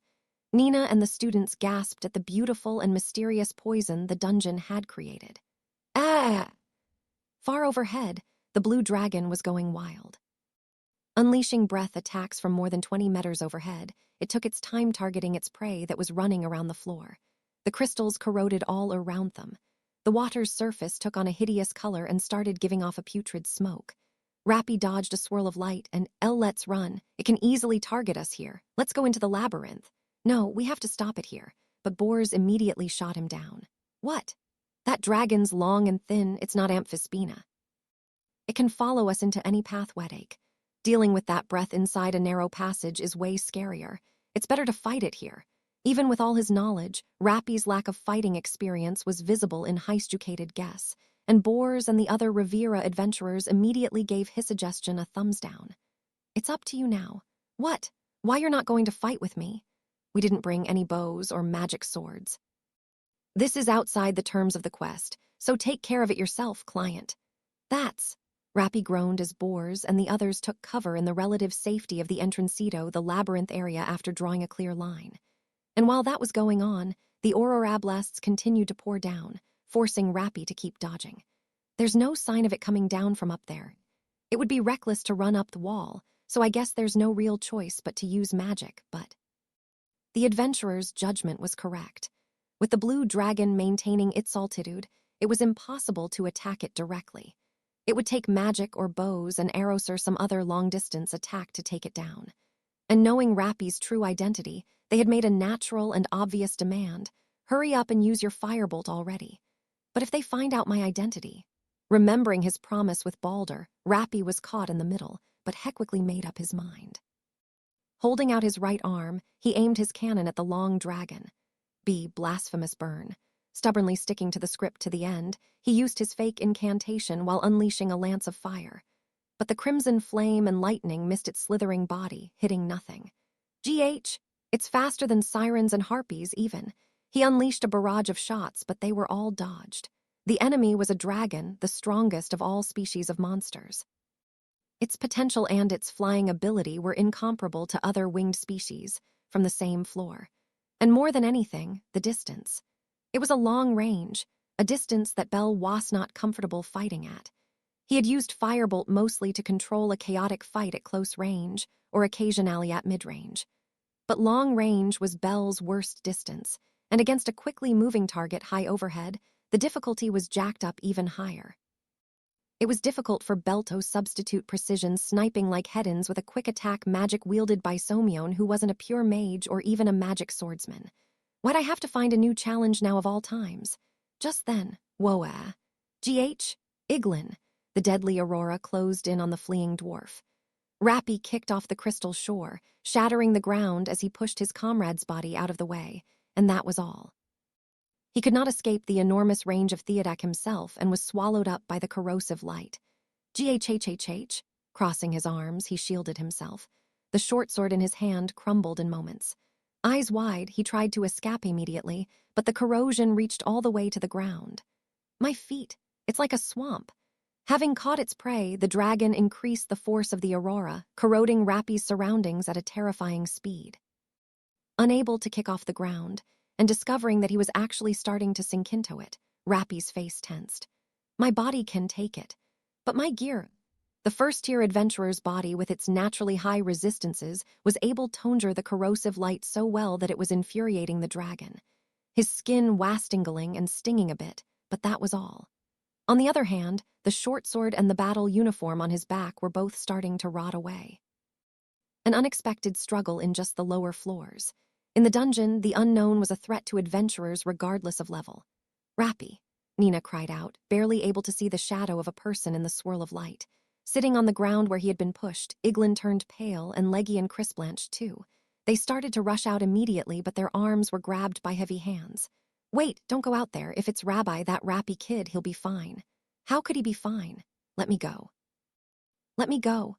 Bors and the others stopped Nina and blocked Iglin and the others.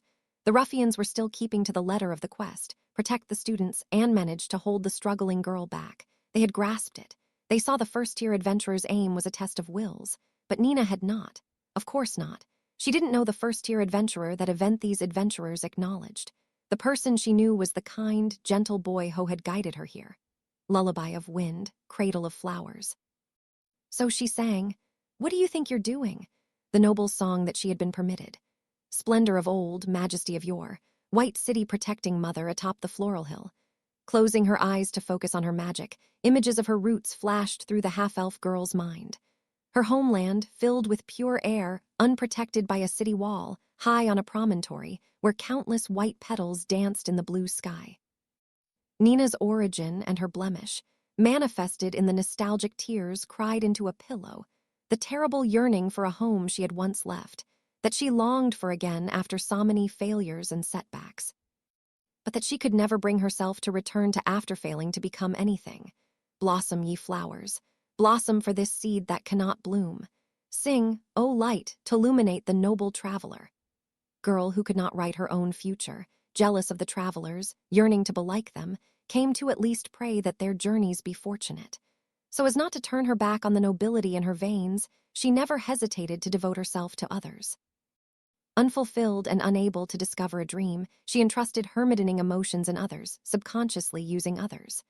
The shallow girl's wish was a foolishly gentle elf song. Noble blue, purest white, purify miasma and here bequeath a laurel. In all that shallow, foolish devotion, she had met him. The boy who had told her that her path was not shallow, was not foolish, but was incredible too. Rappy has given me so much. The boy who had said that he had been saved by her. That was wrong. It was the opposite. She was always being saved by him. I haven't given him anything back at all, so Nina had to keep helping him. She wanted to be by his side. She wanted to teach him so much more, to be taught so much more. That was Nina's wish. Wooa, Nina. Feeling the growing magic power and fearful of an Ignis Fadus, Borse immediately let Nina's arm go. Chris was astounded seeing her sublime figure, more gallant than ever before as she held out her staff. The next instant, she started running. Bloom, second sacred mount. Attempting the spell she had only just learned, she raced to the light, even now eating away at the boy. She braved danger out of a simple wish to save him. As she was about to plunge into the light at the last moment, she finished casting. My name is Alf. Her single lock of jade hair gleamed with magic power, and she unleashed her spell. Lagril Krishim. A field of white flowers forced the sinister Aurora back. Standing in the stunned gaze of the long dragon and blocking the similarly shocked boy, a domain of dancing white feathers, or perhaps pure white petals, burst into being. What the hell, that? Purifying magic, Nina's barrier that can cure everything. Bors was taken aback while Chris and the other students leaned forward excitedly. Lagril Krishim, a rare magic that Nina had manifested. As Chris had said, it could cleanse any and every debuff. A mid-size healing barrier that not only cleansed negative effects like poison or paralysis, but even prevented curses and psychological attacks, demarcating the boundaries of a sacred elven field. A bright field of flowers in place of a royal wood.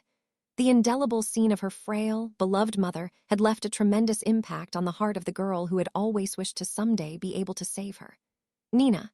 Awestruck, Rappy's body was already fully healed. Not only did the barrier cure poisoning, it also enchanted all those inside the barrier with a cleansing light that provided continuous healing, banishing all traces of impurity from its bounds. Even the aurora of the blue dragon, which had such a higher potential than the half-elf girls. Ugh! Her knees trembled. The aurora roared, trying to crush the barrier of light and Nina's protection. But it did not fail. There was no hint of it giving out. Because in that moment, Nina was burning with a sense of duty like none she had ever experienced. She had a goal, the desire to protect the people precious to her until the very end. The dragon finally grew fed up with the unyielding field of white flowers. Stopping its aurora breath, it quickly descended, intent on crushing it directly with its fangs. Nina's eyes widened. Her Lagril Krishim had no way to prevent direct physical and magic attacks. Just as she was about to clench her emerald eyes shut, a slender arm supported her back as she started tilting. Thank you, Nina. Grateful to the half-elf girl who had lent her support in the test of wills he had set up, the boy stepped forward himself this time. What he drew from his hip was the black knife he always kept close at hand. Ooh. Ha! The moment the fangs were right in front of his eyes, he deflected them with a tremendous slash, protecting Nina, whose eyes widened in shock. Then the boy grabbed into the dragon's long body. Not letting go as the aurora dragon quickly ascended, he held on to a fin, climbing toward the dragon's head. Nina seared the sight into her eyes, the boy rising through the air while the dragon created a terrifying, beautiful aurora in its wake, and the stunning waterfall antoring crystals in the background. It was a mysterious, fantastical scene, almost like a page taken out of a heroic epic. It made her heart flutter. Nina, we cannot answer to your troubles. Leon had once told her this. When she had been at her limit and struggling hopelessly with the environment of the school district, that was the moment he had recommended combat studies to her. What Leon had told her then was to never stop questioning. Leon and Balder and the others would never give her the simple answer she desperately wanted. They refused to tell her what to do, what she should set her sights in. Even though she would have been able to stop feeling the way she did and just blindly pursue whatever they suggested if they had only said the word. The instructors at the school district would not turn Nina into a puppet. If I were to give you any advice, Nina, when the time comes, be honest. That was all he had told her, as if praying that the right moment would come someday. When your heart is trembling uncontrollably, that is the moment when you've found your dream. Her dream lit a heroic flame. Firebolt! While the dragon was trying to shake him off, Rappy leaped out above its head, fearing a scarlet blaze into the black knife. Suddenly, the sound of a loud bell rang out. Particles of white light gathered, and an enormous wreath of flames clung to the divine blade. The dragon recoiled from the blazing light, unleashing a final aurora blast from its smith. A 4-second charge. Letting his body fall naturally, the adventurer faced the dragon's breath head-on as he unleashed his attack. Argo Vesta, a crimson slash, aya. The sacred flame slash swallowed up the aurora before blasting the dragon into oblivion. Looking up, Nina and the others averted their eyes at the blinding flash and the explosion's blast. The floor trembled, and even the great falls seemed to groan in terror. There was a rustle as a rain of gray particles filled the air. The dragon's corpse had been turned to ash as the boys splashed down into the basin at the bottom of the falls. Seeing that, Nina sprinted over. Bors and Iglin and everyone else gathered too, cheering. "Rappy, Nina, are you all right?" Wiping his face, his clothes a mess, the first thing out of the boy's mouth was still concern for others, and Nina really should have been upset at him. But just right now, in this one moment, she listened to the ringing in her heart. That smile, that kindness, that dream. Nina's heart was trembling, and so she said it without hesitation. "I want to become an adventurer." She shouted it while standing right in front of the stunned boy. "I want to see all sorts of new things by your side." Her tongue had slipped a surprising amount. Huh. It wasn't just Rappy. All of the third squad and even Bors and the adventurers froze, staring at the half-elf girl. But before she realized what she was saying, her face turned bright red. Because of the aurora, the boys' clothes, gear, and magic items were completely worn out. And so, the top of the boy's head, the wig he was wearing, slipped to the ground with a thud. Ah! This time, trading places with the boy, the girl's eyes widened in surprise. The red eyes that had been hidden behind that hair this whole time were revealed. The long rabbit ears disappeared too, revealing hair like virgin snow, shining in the waterfall's spray. Rappy, or rather Belle, froze. The third squad stopped mid-motion. Bors and the adventurers from Riviera just shrugged, and then the next second there was a thunderous shout. "Wad! Epilogend so I start to run the early morning before the sun begins to rise. Still a little out of sync after spending so much time in the dungeon, I am Samonto, the headmaster's office. Good job in the dungeon practical. The top floor of Breathablick. Lord Balder is sitting behind a large ash desk as he thanks me for my work, but I can't help feeling apologetic. The end, my identity ended up coming out. Yes, I've heard. However, strangely enough, the third squad isn't saying anything at all about the first-tier adventurer who appeared on the 25th floor. Given that, it will not even rise to the level of rumor. I don't know if it would be right to call it a bare-faced lie, but I have to smile a little as the god of light tells me that. After my identity came out on the 25th floor, the rubble blocking the 18th floor and the cave labyrinth was completely cleared, and the third squad wasteable to return to the surface. No one said much on the way back, and I was way past feeling awkward, but none of them blamed me for concealing my identity. It's just, none of us really knew how to interact with each other after that. That's how it felt to me, at least. A field trip after an accident in the dungeon, an incredible idea. I wonder whether it is because you are an adventurer, or if it is simply because you are you. Other person in the room, Professor Leon, glances over the report while chuckling wryly. I've heard how he did more than anyone to save the many people caught up in the accident. He, along with some other helpers, was the one who came to meet us on the 18th floor, and you expanded Nina's vision and her outlook, as expected. Sir? Yes, as expected, you surpassed my expectations. My eyes widen a bit as he winks almost impishly, smiling in a way I've never seen him smile before. Did he really have such high expectations of me?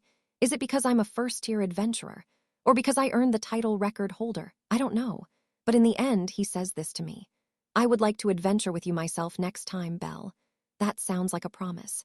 Incidentally, were you able to speak with Nina after that? Lord Balder asks. It was a little awkward, so we didn't really speak much. I stumble a little bit, but then smile. But she did tell me she was going to talk to her sister. I look out the window toward Babel, where the sky lightens over a city where the sisters will finally be able to reunite. Fall had passed, and it was unmistakably winter. Most people were still struggling to get out of bed as Ina walked alone through Thepark on her way to work at the guild headquarters, white breath forming near her lips. It was a time when scarves and mittens became required clothing. She was wondering to herself if she would be able to face her precious family as a proper sister when the cold passed and spring finally came back around. Sister. The time came much sooner than she had been hopping. This park was a shortcut on the way to the guild headquarters. With a little investigation, it was simple enough to learn that most guild employees passed through Iton their way to work. Nina was wearing her school district uniform, and she had been waiting for Ina to show up. Standing beside each other, the almost totally leafless trees lining the street watched over the two half-elves. The sisters stood in the middle of the street, staring at each other. Ina, MHMM. I'm sorry, I really don't remember you at all. The younger sister averted her eyes a moment, answering honestly, but then she looked up again and smiled awkwardly. So, it's nice to meet you. I'm your younger sister, Nina. That was enough to make Ina's emerald eyes tear up, even as she donned an easy smile. I remember you from when you were a baby, so I guess I'll say, it's been a long time. I'm Ina, your older sister. Even though they were sisters by blood, they had started with a greeting like strangers. But the two who looked so similar despite their age difference both smiled. It was like looking in a mirror. I'm sorry I couldn't answer your letters. The truth is, I was always glad to get them. But I was scared to reply. Really? MHMM. I was always just copying you, always just chasing after you, and I just lost my nerve and made myself suffer. Breaking into a broad smile at her older sister, who listened with a gentle smile throughout, Nina told her about everything. About how she had copied Ina. About how she loved studying but wasn't as good at dealing with things as her. About how she had experienced so many failures. About how she was actually good at athletics. About how she could never become Ina Toole. And about how she now had a dream of her own as Nina Toole. Instead of the letters she had not been able to write, the ones she had never answered, Nina shared everything. So many words that would never have fit on any number of letters spilled out of her. For some reason, tears welled in her eyes as she spoke, and Ina grew teary watching her, too. I learned so much during the dungeon practical. Someone really important to met up me so many precious things. I see. It sounds like you had a wonderful encounter. Is that important person a classmate from the school district? No, it's Mr. Bell Cranel. And she dropped that bomb. What? Exploding the tranquil moment that should have lasted from start to finish, Ina shouted hysterically. Nina cocked her head. She really wanted her sister to know, so with her cheeks flushed for reasons other than the cold, she started talking excitedly. Mr. Bell Cranel, no, Bell, is an incredible adventurer. He's the model of a first-tier adventurer. He saved us so many times.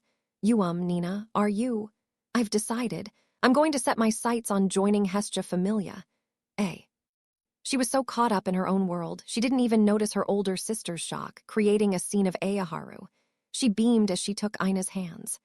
So, sister, I want you to be the one to register me as an adventurer when the day comes. It's a promise. Wait, Nina. Please wait.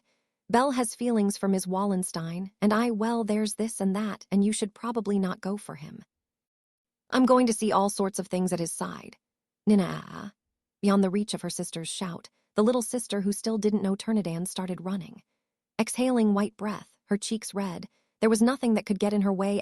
Ran down the road that stretched straight ahead, chasing her dream. It was not just brilliant. There would be difficulties and setbacks in store for her. Beautiful so, precious, irreplaceable treasures were waiting too on the other side of her adventures. I'm going to do it. I'm going to be an incredible adventurer. Now a full-fledged dream chaser, the girl set off at a run.